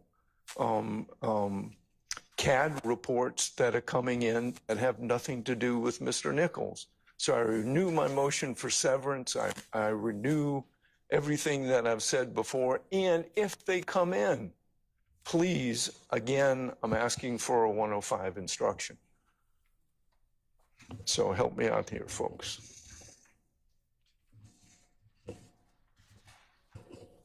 That's it. Okay, sir. So you're asking for severance and a 105, is that right? Asking for three things. That's what I wanted to make sure. Yes. Okay. Number one, to prohibit the admission of these, especially for the truth of the matter asserted. If they're admissible, let me just add that. If they're admissible, you wish the court to give a 105 instruction. What else? And renew my motion for severance. Okay. Based upon prejudicial spillover for these unindicted acts coming in from 9 years ago. Okay. All right, sir. I'll note that. Just give me a second until till such time as I've been able to consider that. Okay.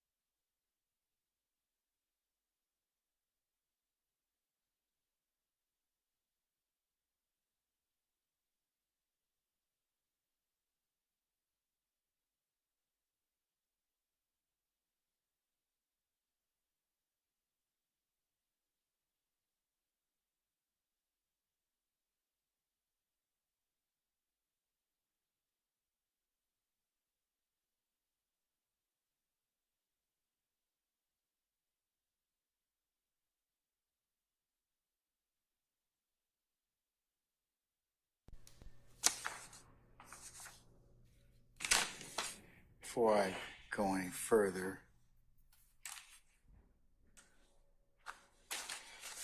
Ms. Love, what is the state's rationale for the attempted admission of 1 Tango Alpha, 1 Tango Bravo, 1 Yankee Alpha, 62 Lima Lima Alpha, 62 Lima Lima Bravo, 1 Yankee Bravo, 2 Yankee, and 2 Yankee Alpha through Foxtrot.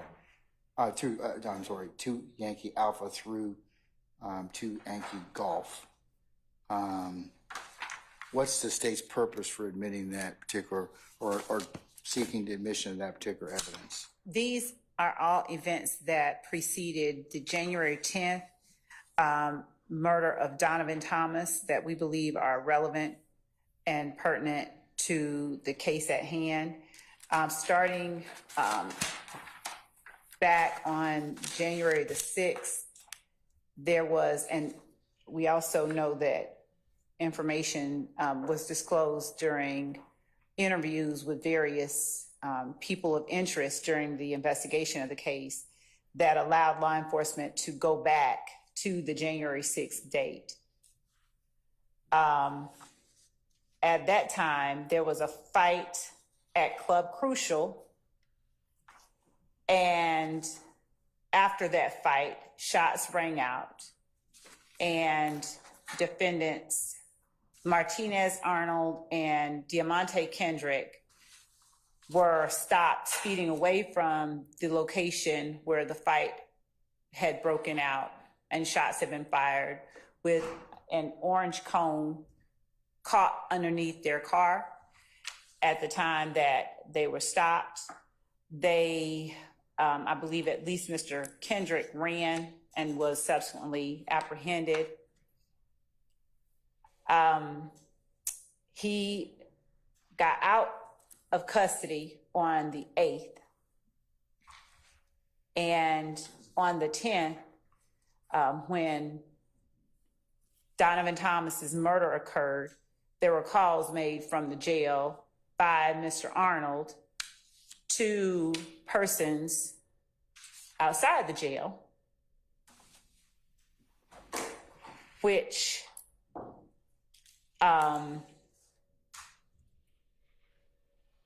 who were in the presence of Mr. Kendrick on that night.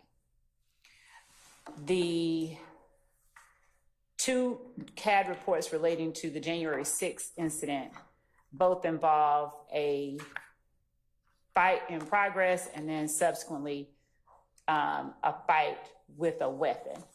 So the shooting that occurred after that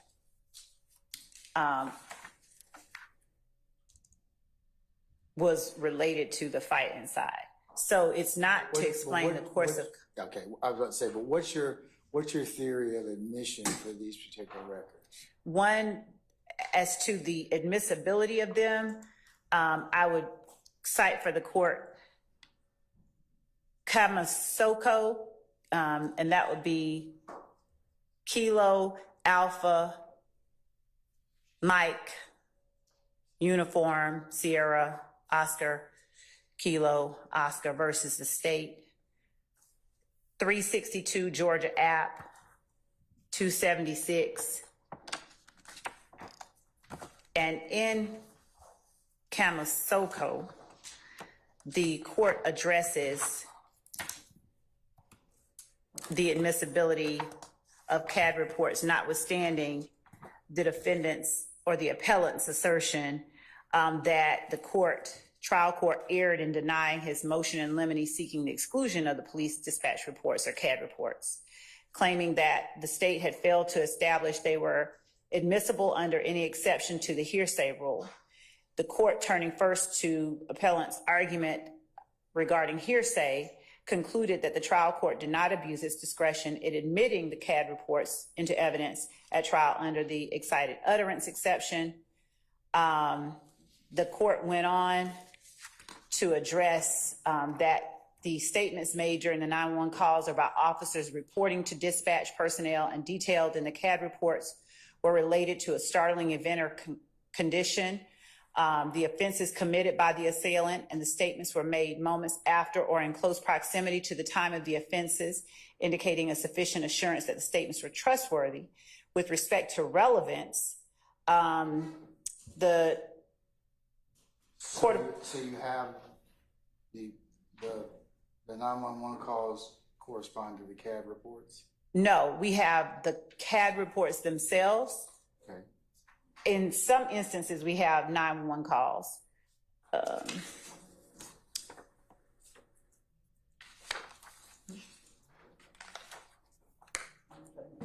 For the murder. For the CAD reports that we have labeled and identified for the court, we have the CAD reports.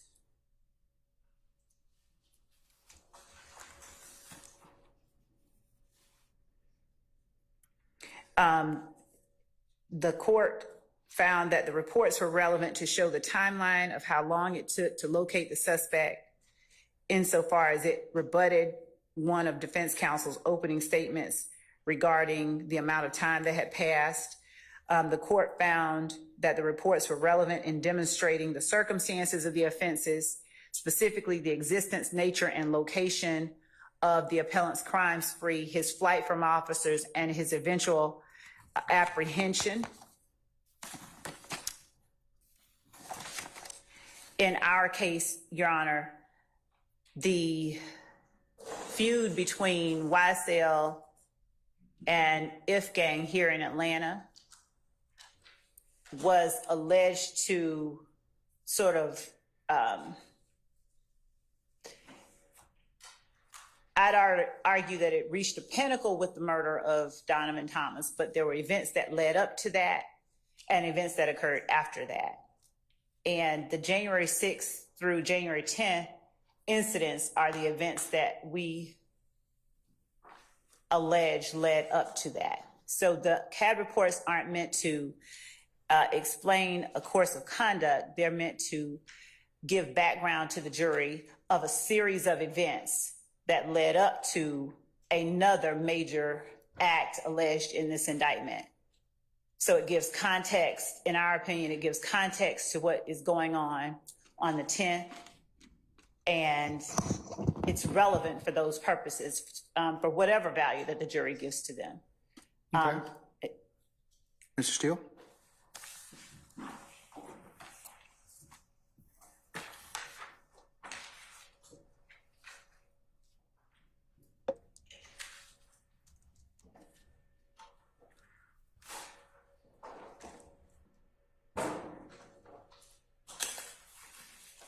Your Honor, so I too was going to cite to you the same case that the state cites, and it's in Division 2. Which one is that, sir? Kamasuko? Exactly. It's 2022. So, Your Honor. Division 2? It is. It's in 2, and then it goes on to A. Talks about hearsay. Yeah, I see. I see where it says hearsay. Yeah. Returned Kamasuko's argument that the CAD reports are inadmissible because they contain hearsay. Exactly. And then they go through, the court goes through excited utterance, and I believe present sense impression, but definitely excited utterance. Yes, sir. So I also would like you to look at footnote 3 of that opinion, if you don't mind, Your Honor.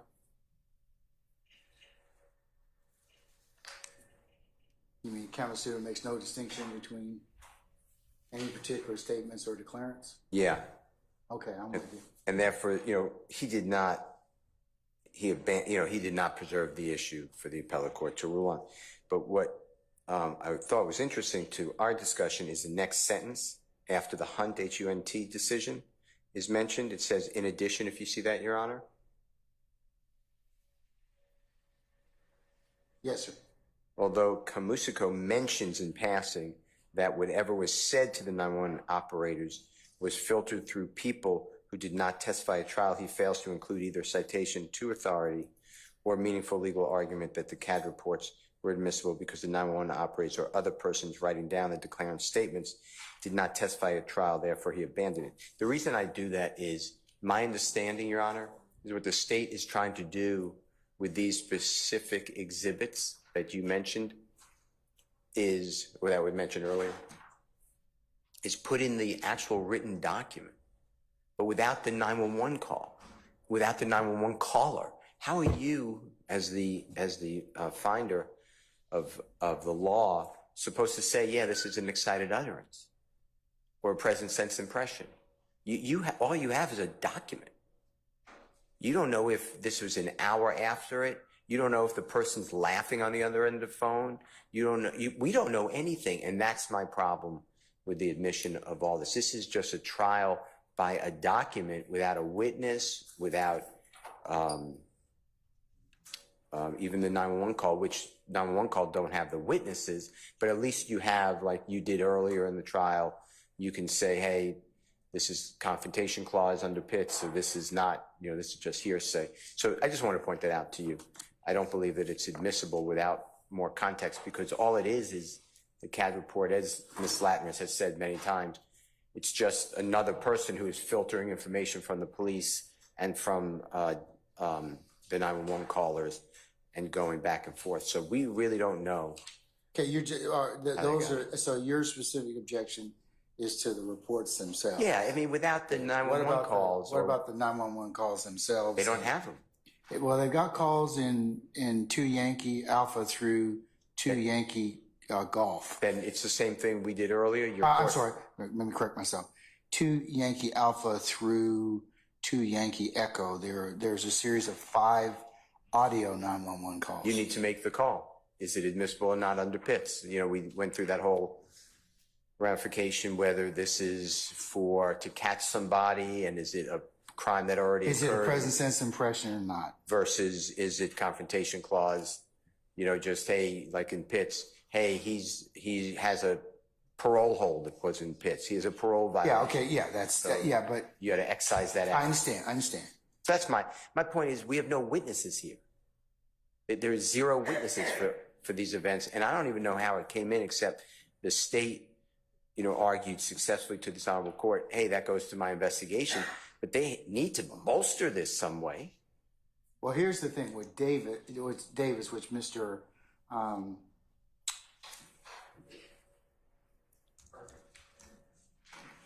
Harvey, that's it. Yeah, that's the guy. All right, Mr. Harvey referenced to the court, which is the successor of Teague, but Davis kind of indicates to the court that. By Teague, I should say, I apologize. Applying the rule in Teague, we held as error for the trial court to permit the state to elicit testimony from the investigating officer as to a conversation that officer had with a third party for the limited purpose of explaining the officer's conduct and continuing the investigation of a robbery because such information was not relevant to determine the defendant's guilt or innocence. I've argued that, right. However, we ultimately affirm the defendant's conviction, and they were holding it was harmless. But the court goes on in Davis to indicate that they talk about the investigatory actions need not to be explained, and in that particular case, because of the investigation was not attacked. All right. However.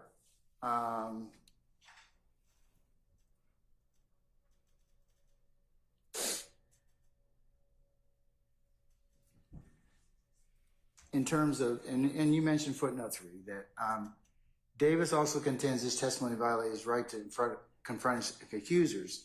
This argument fails for a simple reason that Lynn did not testify to the substance of what any of the more than 30 witnesses told her.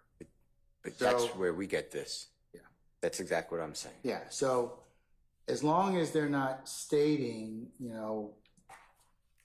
that particular issue, or not,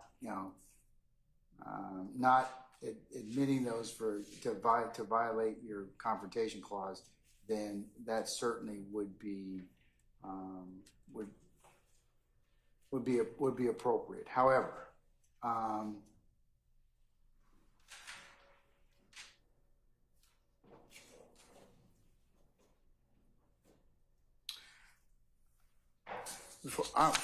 going to pause on the CAD reports themselves.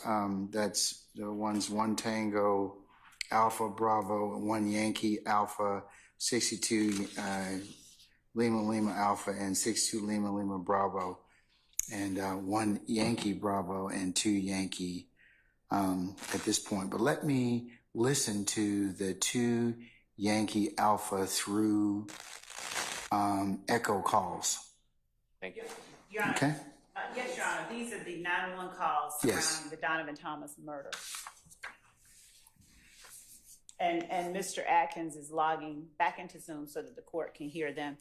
And Your Honor, while Mr. Atkins is logging back into Zoom, if I may just take a moment to say to the court that Davis is distinguishable from what we are doing here. We're not eliciting any kind of statements from officers on the scene, from people to explain anyone's conduct, notwithstanding what has been asserted by my esteemed colleagues on the other side of the aisle.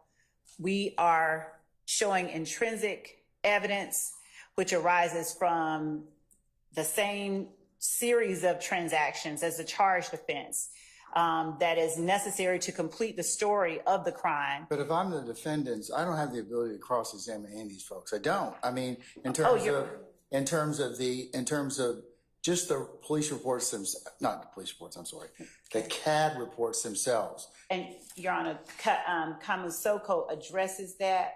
Where? In the portions that I read, it would be at Penn site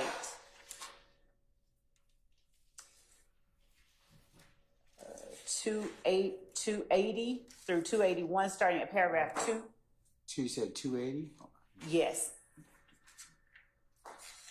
So the site was 362 Georgia App 276. So specifically, and I will give to. I have two. I'm sorry. I found it. I have it. So, okay. So paragraph 2, where it starts by saying, it starts by saying, Kamasoko asserts that the trial court erred. I'm with you. And I'm dropping down to the second sentence in that paragraph. According to Kamasoko, the CAD reports included who said what to whom and what was said to the 911 operators. Okay, yes. The state failed to establish that the CAD reports were admissible under any exception to the hearsay rule. Right. And then Kamasoko also argues that the CAD reports were not relevant. So, and then dropping down to subparagraph A, the court said. Okay, hearsay. I'm with you. They turned to the argument with regarding hearsay and concluded that the trial court did not abuse its discretion in admitting those reports into evidence at trial under the excited utterance exception. And we would argue as well the present sense impression. How am I supposed to decide that based upon a police report? In the same way that, number one, for January the 6th. Not police report, CAD report. Okay, so in the same way that. Because I'm just going to pick one. I'm going to pick 1 Tango Alpha. All right, it's a 3-page document. How am I supposed to decide other than the only thing that I see on here that is fight in progress, right, as part of the call information.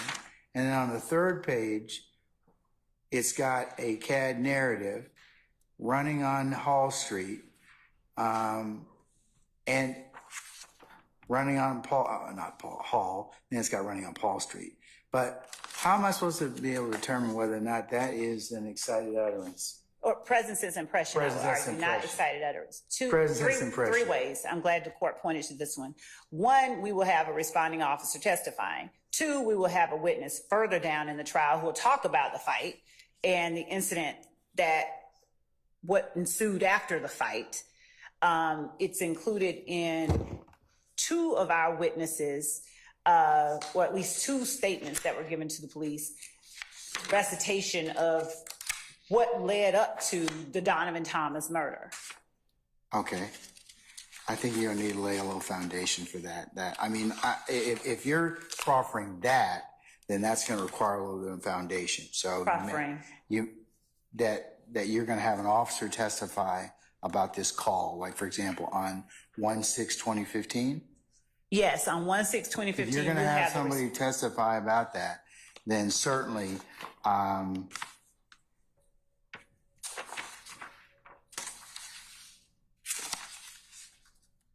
1/6/2015, these particular calls, if you're gonna have the officers testify about that issue at that point in time, then yes, I believe that they would probably be, that it would help the court in terms of those that particular theory of admissibility. And so, if Your Honor would give me one moment.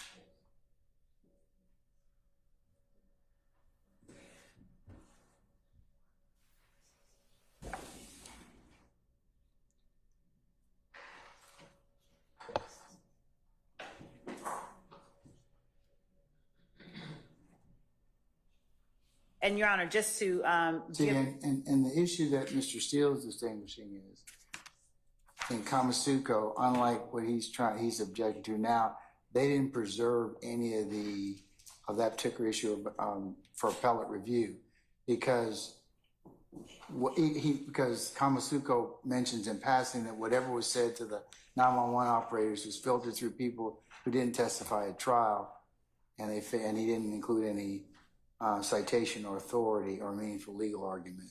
And Your Honor, these CADs were inadmissible because 911 operators or other persons writing down and declaring statements did not testify at trial. So it's helpful if you got live testimony, or if you have, for example, a CAD report with a 911 call, like I was able to look at last time, I can listen and as a threshold matter, make a determination if it's a cited utterance or present sense impression, because I can hear it for myself. The naked paper documents don't really give me anything without any testimony. So that's what I'm saying. Your I Honor. would defer ruling on those for the time being. So, Your Honor, if I may, just briefly, with respect to the naked paper, as the court has cited, if the court looks at the times of the statements that are made during the CAD report, or even the January the 6th incident, notwithstanding the fact that we intend to bring in one of the responding officers. Your Honor, specifically,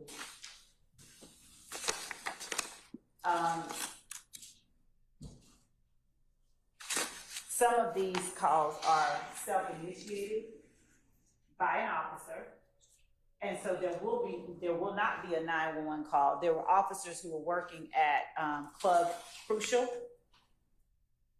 the night that this occurred. If the court will look at the source on page 1 of State's Exhibit 1, Tango Alpha, it says source under caller information, self-initiate.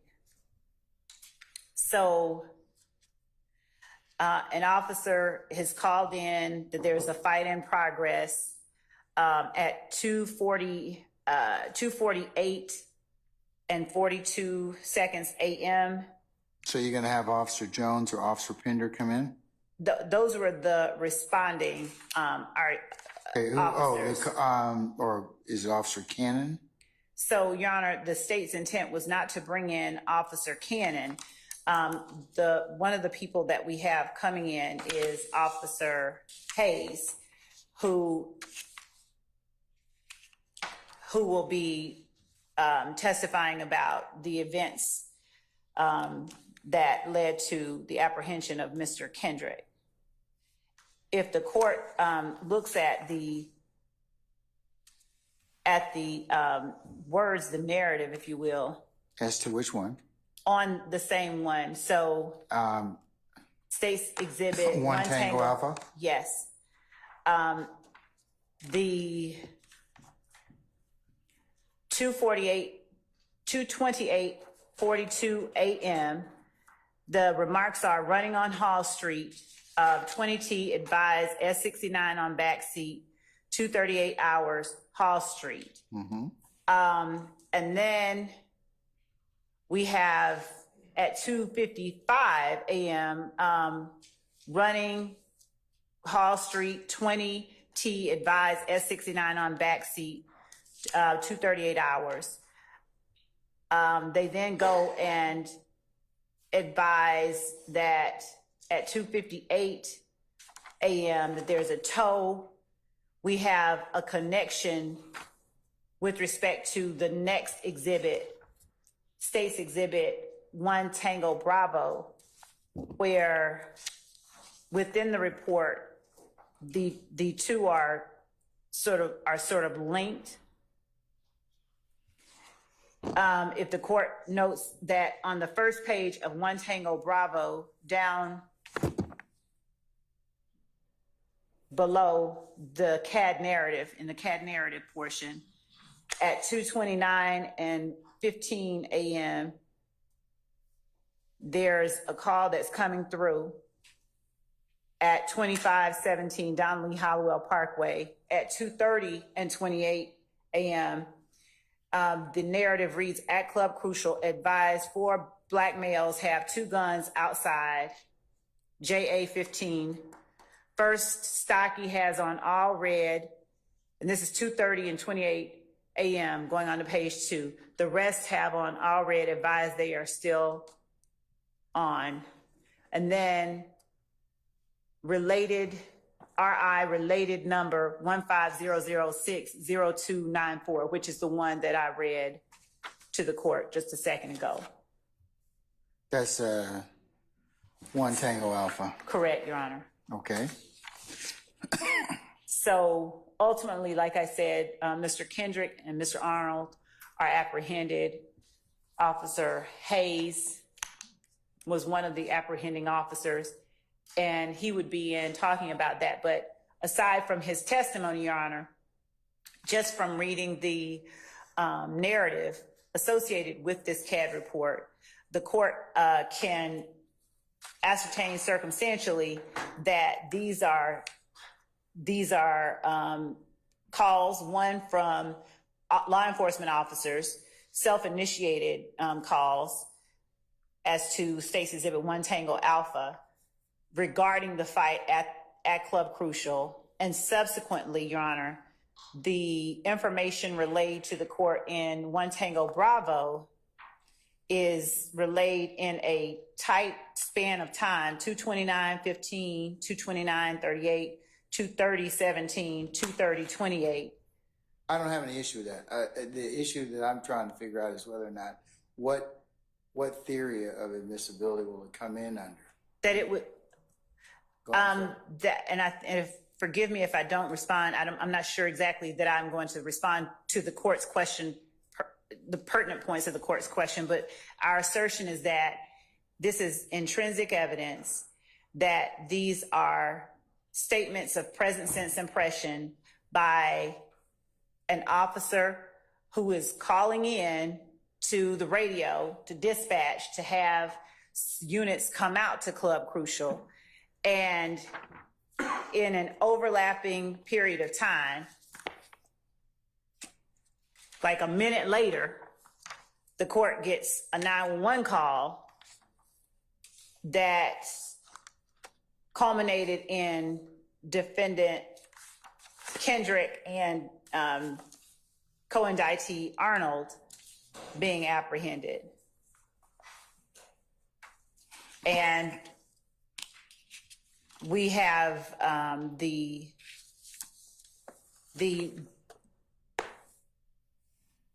case that we have cited for the court, Kamasoko, says that you can look to the totality of the circumstances to make that determination.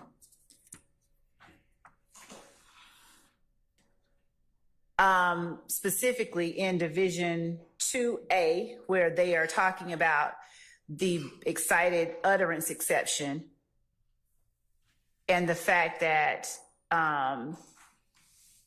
the basis for it is that statements are given under circumstances that eliminate the possibility of fabrication, coaching, or confabulation, and that therefore circumstances surrounding the making of the statement provide sufficient assurance that the statement is trustworthy and that cross-examination would be superfluous.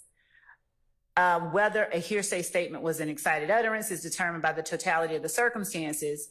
And in this regard, and I'm at Penn Site 282, the critical inquiry is whether the declarant is still in a state of excitement resulting from that event when the declaration is made. And this is just relating to the excited utterance exception. And the court goes on to say that in this case, the CAD reports detailed facts provided to dispatch personnel by the witnesses, victims, and officers attempting to apprehend the suspect responsible for several offenses in the same vicinity around the same time. The statements made during the 911 calls are by officers reporting to dispatch personnel and detailed in the CAD reports were related to a startling event or condition, the offenses committed by the assailant, and the statements were made moments after or in close proximity to the time of the offenses, indicating a sufficient assurance that the statements were trustworthy. In this particular case, Your Honor, the statements or the commentary that was made regarding the fights, the fact that a call was initiated regarding the fights, and the fact that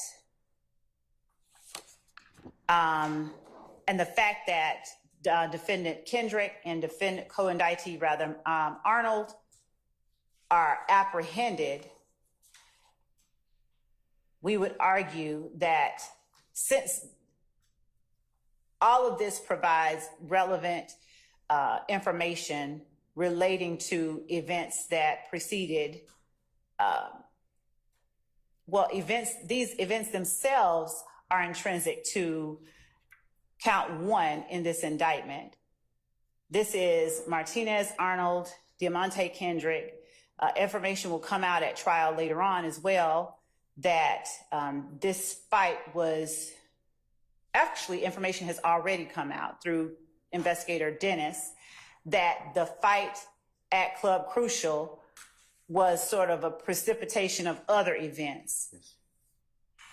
So there's nothing in these reports that incriminate or in some way suggest that other than the acts that they were arrested for, which we will have officers here to testify about, that either Diamante, Kendrick, or Martinez, Arnold did or precipitated or started the fight. But the fact is that a fight happened. The fact that a fight was reported by an officer and that you have this flight from the location afterwards. It could have been that Mr. Arnold and Mr. Kendrick were being chased by someone, but they are fleeing the location, and in that fleeing of the location, they're stopped by Officer Hayes as one of the officers. What they did and what happened after that, Officer Hayes is going to be able to testify about.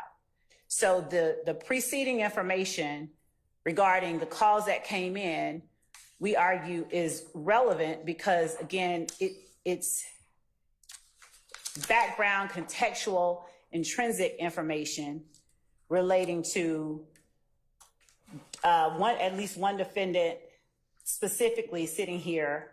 And in that, because it's related to a co-indictee and a group dispute with another group, it is relevant to prove a portion of an element in count 1, a material element in count 1. All right, I believe that our folks here need to take a comfort break. I've been asked to do that, so why don't we do that and come back, okay? Okay. I'll finish up. Okay. All right, we're in recess.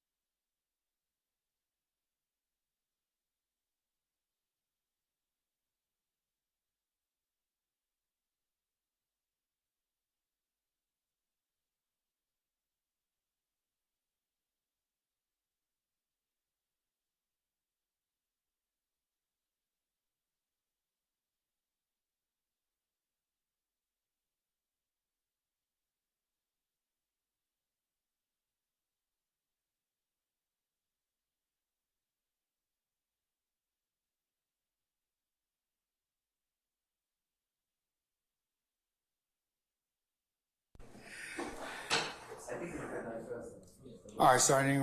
What about now, sir? Okay, all right.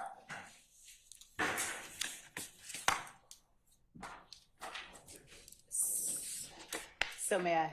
Ms. Love, I've had an opportunity to kind of consider this, all right? And I'm going to tell you where I am, Ms. Love. Given Davis, 307 Georgia 746, and Kamasuko at 262 Georgia 276, I am of the opinion that based upon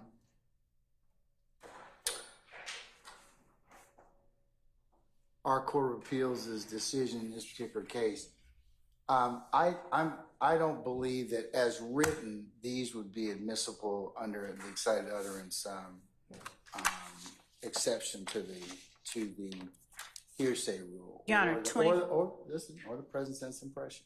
No, I was going to point to 24.8036, Your Honor. Which is? It is the hearsay rules exception, declaring available records of regularly conducted activity, Your Honor.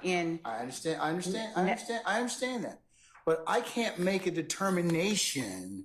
I mean, it's one thing about the records themselves. Ms. Latners can come in here and authenticate your records. I don't have any issue with that.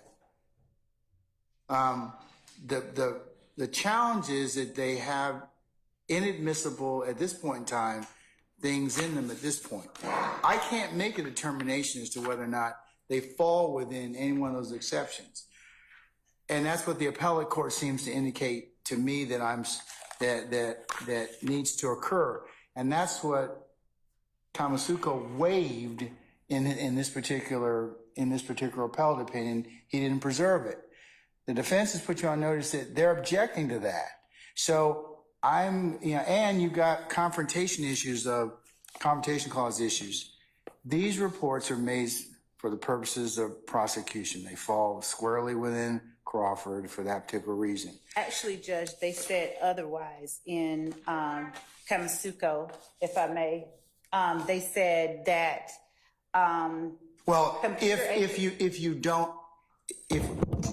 If I can make that determination about them falling under an exception, yes.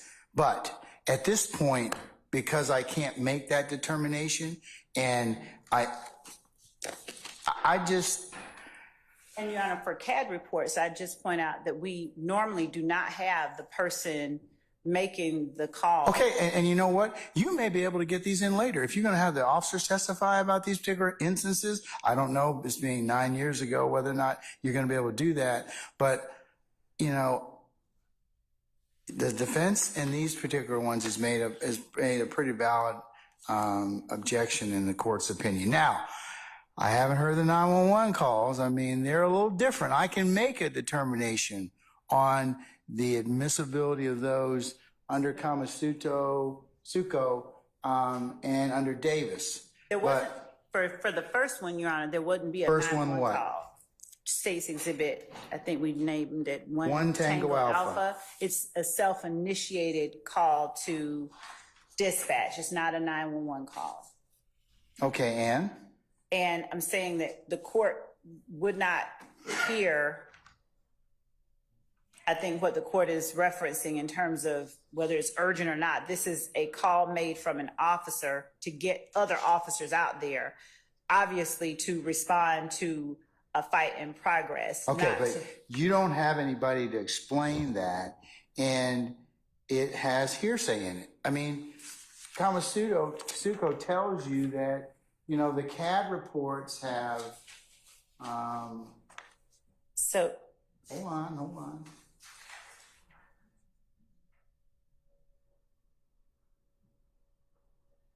CAD reports include statements made by victims, witnesses, and officers to the 911 dispatchers.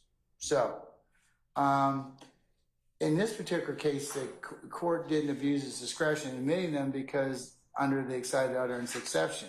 But I don't have any way to kind of do that because I can't listen to the 911 call and make that independent determination as a gatekeeper for myself.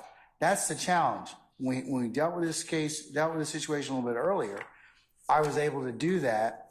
And then you had somebody testify to it. So Ms. Latner's lays the foundation. Are you going to have anybody testify about 1 Tango Alpha? Your Honor, 1 Tango Alpha is connected to 1 Tango Bravo. Are you going to have somebody testify about? Yes. 1 Tango Alpha and 1 Tango Bravo. So yes, in the same way that we have previously put up the CAD report and then brought in the information. So you're going to have an officer come in who was a part of this particular incident on 1/6/2015? Yes, that's Who what is that? Officer Hayes is. Clinton Hayes. Clinton Hayes going to where is he listed on 1 Tango Bravo? I don't know his number, his service number. Wait a second.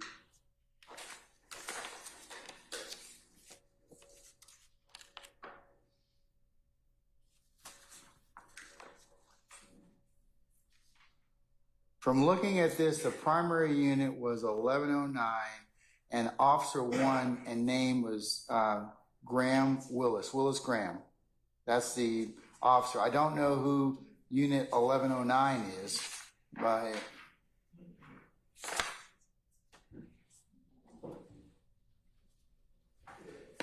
Okay, so if you're in the middle of 1 Tango Alpha page 2, close to the bottom, I'll say the last 1/3 of the page. Okay. At 1108 RT 16/215 2015 258. On page 2 or page 3? Page 2. The court sees Kendrick Diamante, date of birth. Hold on 1 second. I do. So Officer Hayes is the officer who was a part of that apprehension of. Where's Hayes? Is he listed on this CAD report? I don't know Hayes's number. Hayes is what I'm trying to get at, Your Honor, is that there will be an officer who will be testifying about the events of this particular incident. And that, along with the fact that this was made solely for the purpose of bringing officers out there to respond, not for the purposes, it's not testimonial because they were not making it for the purpose of, in anticipation of litigation. They were making it to respond to an ongoing emergency as evinced by the call type and description. There's nothing in the CAD report that counters that assertion that we are making, that it's not being made in anticipation of litigation. It's being made simply to respond to this ongoing emergency. As the court can tell by what is happening after the call is made, that people are running, that they are running, and that there is an S69 on the back seat, that they're running. All of this relates to Mr. Kendrick and Mr. Arnold's apprehension.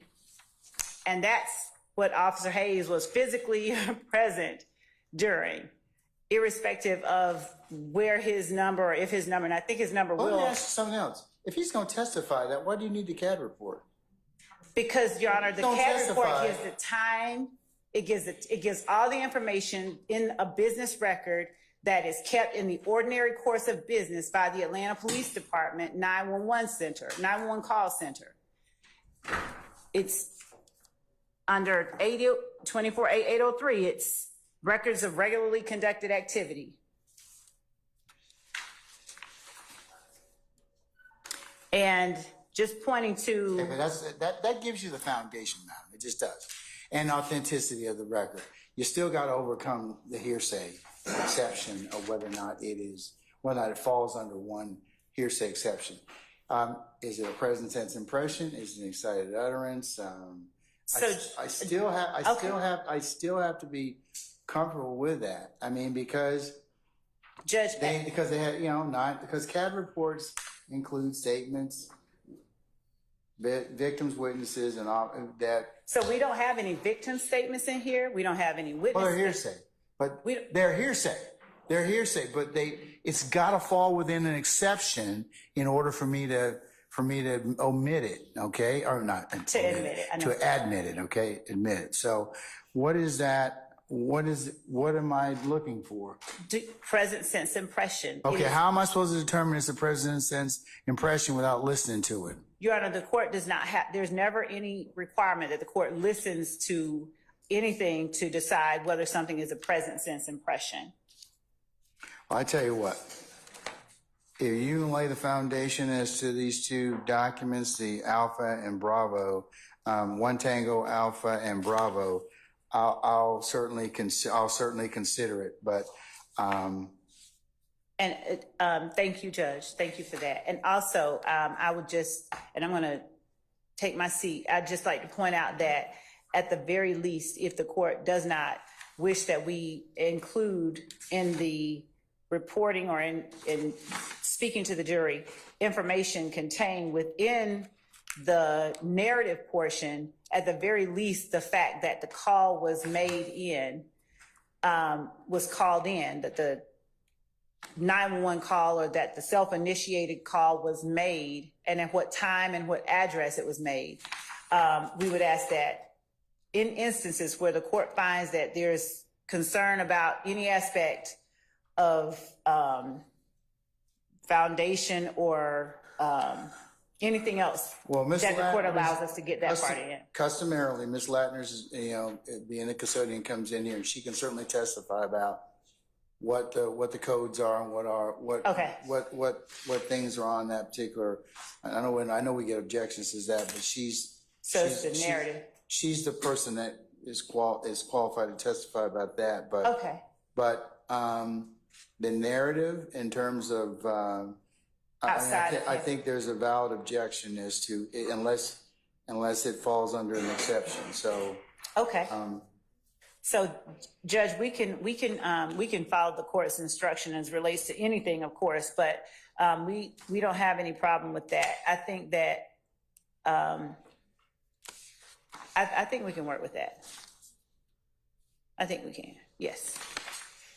So the CAD reports themselves and the call itself, the fact of the call, and all of that is permissible under you can lay the foundation. I mean, to the reports themselves and the information that is contained therein, less the narrative, unless it's got some type of hearsay. If you've got some type of hearsay, a hearsay exception that this court can rule upon or consider.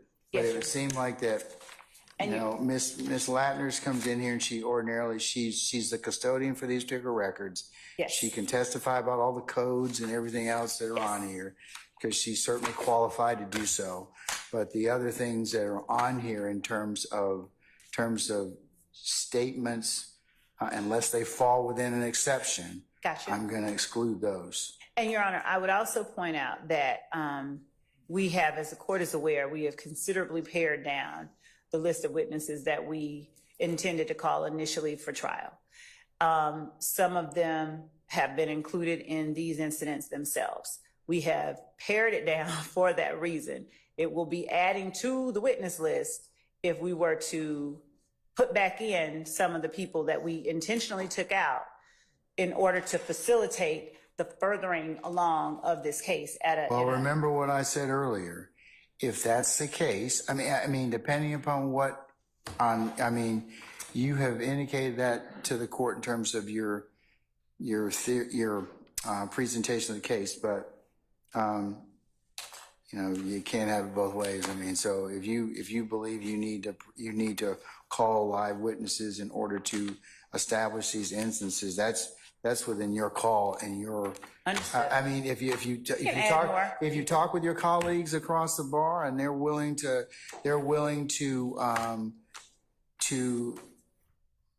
make some type of accommodation, that's fine. But understand they don't have to. They don't, and we can add people back in. And if they object to it, well, then you certainly have to. You have the responsibility of strict proof and presentation. So you'll just have to decide what you're going to do at that point in time. Understood, Judge. So, and I thank you for allowing me to speak on the matter. All right. So what about anybody else in terms of the police, the CAD reports or anything such as, I'm going to, depending upon foundation, unless the narrative portions have some type of exception, I'm going to have those excised out depending upon what is testified to. Your Honor, regarding the codes, the codes, what we just said about the codes concerns me a little bit. Sure. Because if the state just says, well, what was the code reported on the call from APD CAD report 150060294, for example, I mean, then Ms. Latner is going to say, well, the code was this. Well, what does that mean? Oh, it means fight in progress or whatever, and it's still relaying hearsay. So, I mean, but that's admissible because she can testify about what's in the records themselves. She's the custodian. She knows all the codes. I mean, and that's part of her language and linguistics. I mean, so certainly that's a different basis. Respectfully, I disagree. And I'll note your objection for the record.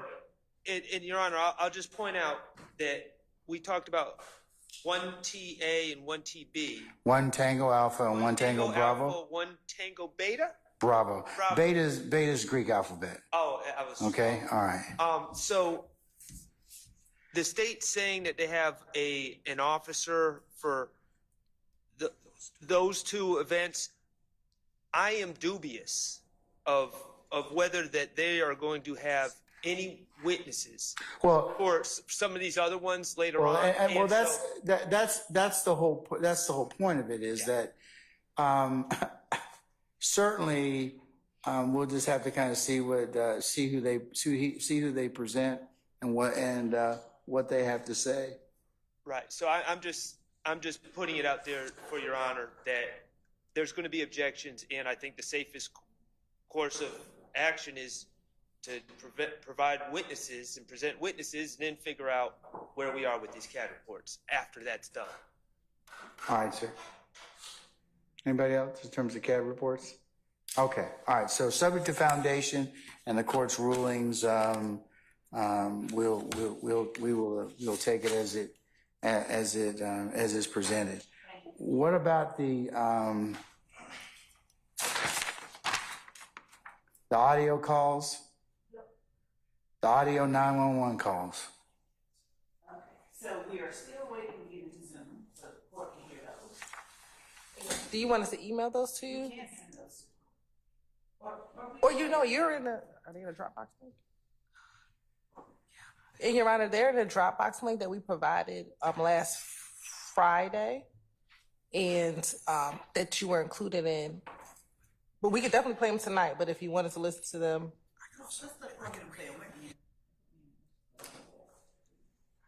Can we get in though? We're not in. West of the end.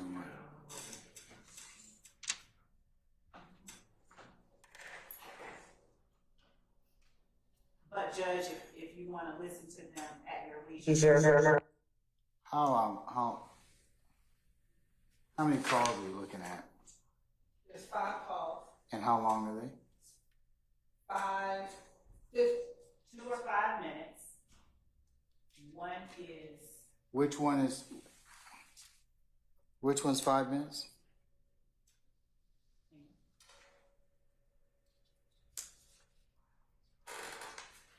Two Yankee Alpha is 5 minutes and 19 seconds. And the next one, 2 Yankee Bravo is 1 minute and 17 seconds. The next one, 2 Yankee Charlie is 1 minute and 4 seconds. The next one, 2 Yankee Delta is 1 minute and 18 seconds. 2 Yankee Echo is 5 minutes and 37 seconds. So those 2 5-minute calls are the ones that we recommend. All right. Mr. Steele and everybody else, have you listened to the calls already? Because you were provided them last week. So you've listened to them? Okay. All right. Based upon your listening, sir, are there any things that I need to excise out? I have to go through each one. Sorry, I have to go through each one, but yes. In terms of, Unidentified callers that are giving historical information, not information that's going on right at that moment. So I would suggest that there's confrontation clause issues. I don't believe the state's calling any of those witnesses. But I don't know who necessarily the caller is. They're not on the state's witness list for some. So I do believe that we need to go phone by phone or call by call. So, Your Honor, we could, if the court would allow us to simply allow the court to hear the calls at the court's pleasure, it's, I think, easily enough addressed first thing in the morning, because I think that the court will be able to glean from the calls, you know, at the court's leisure, what it considers testimonial, or not testimonial, but what it considers non-testimonial or testimonial. I don't think that it's necessary to play them now for the court unless you just want us to, but I think that the court can get an accurate understanding of the nature of the calls. Just, they're all trying to get. when did you all send that? I'm sending it on Friday around about 5:00 p.m. in the Dropbox link. And we're gonna just send you the calls themselves as audio files rather than the Dropbox link. We'll send it to Your Honor and to counsels for each of the defendants right now. All right, why don't you do that right now? Yes. That would be fine. I'll listen to them, and we'll.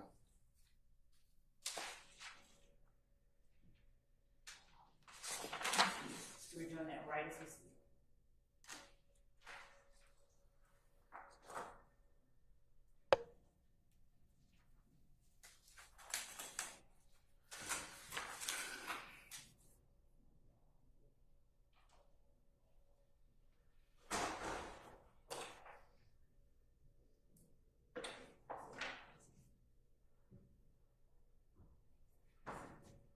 We're sending it now under the heading 911 audio.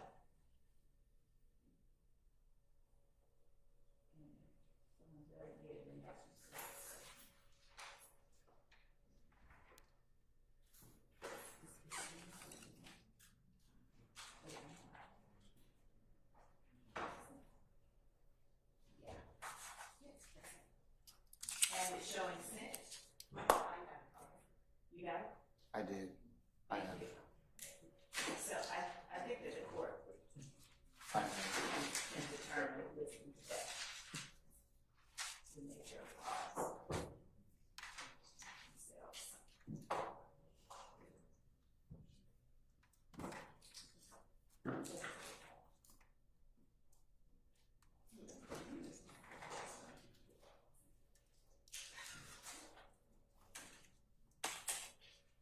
Where's Ingram? Sergeant Ingram? Yes, sir.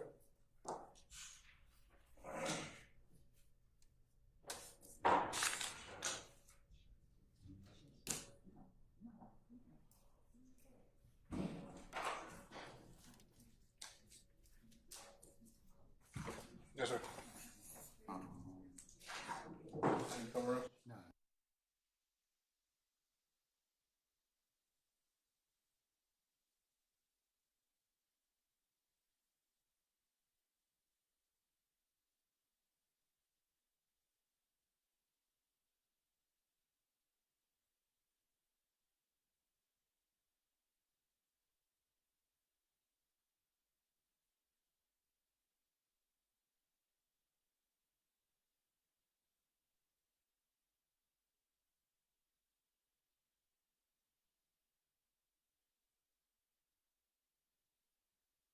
Direct you all come tomorrow morning for 8:30.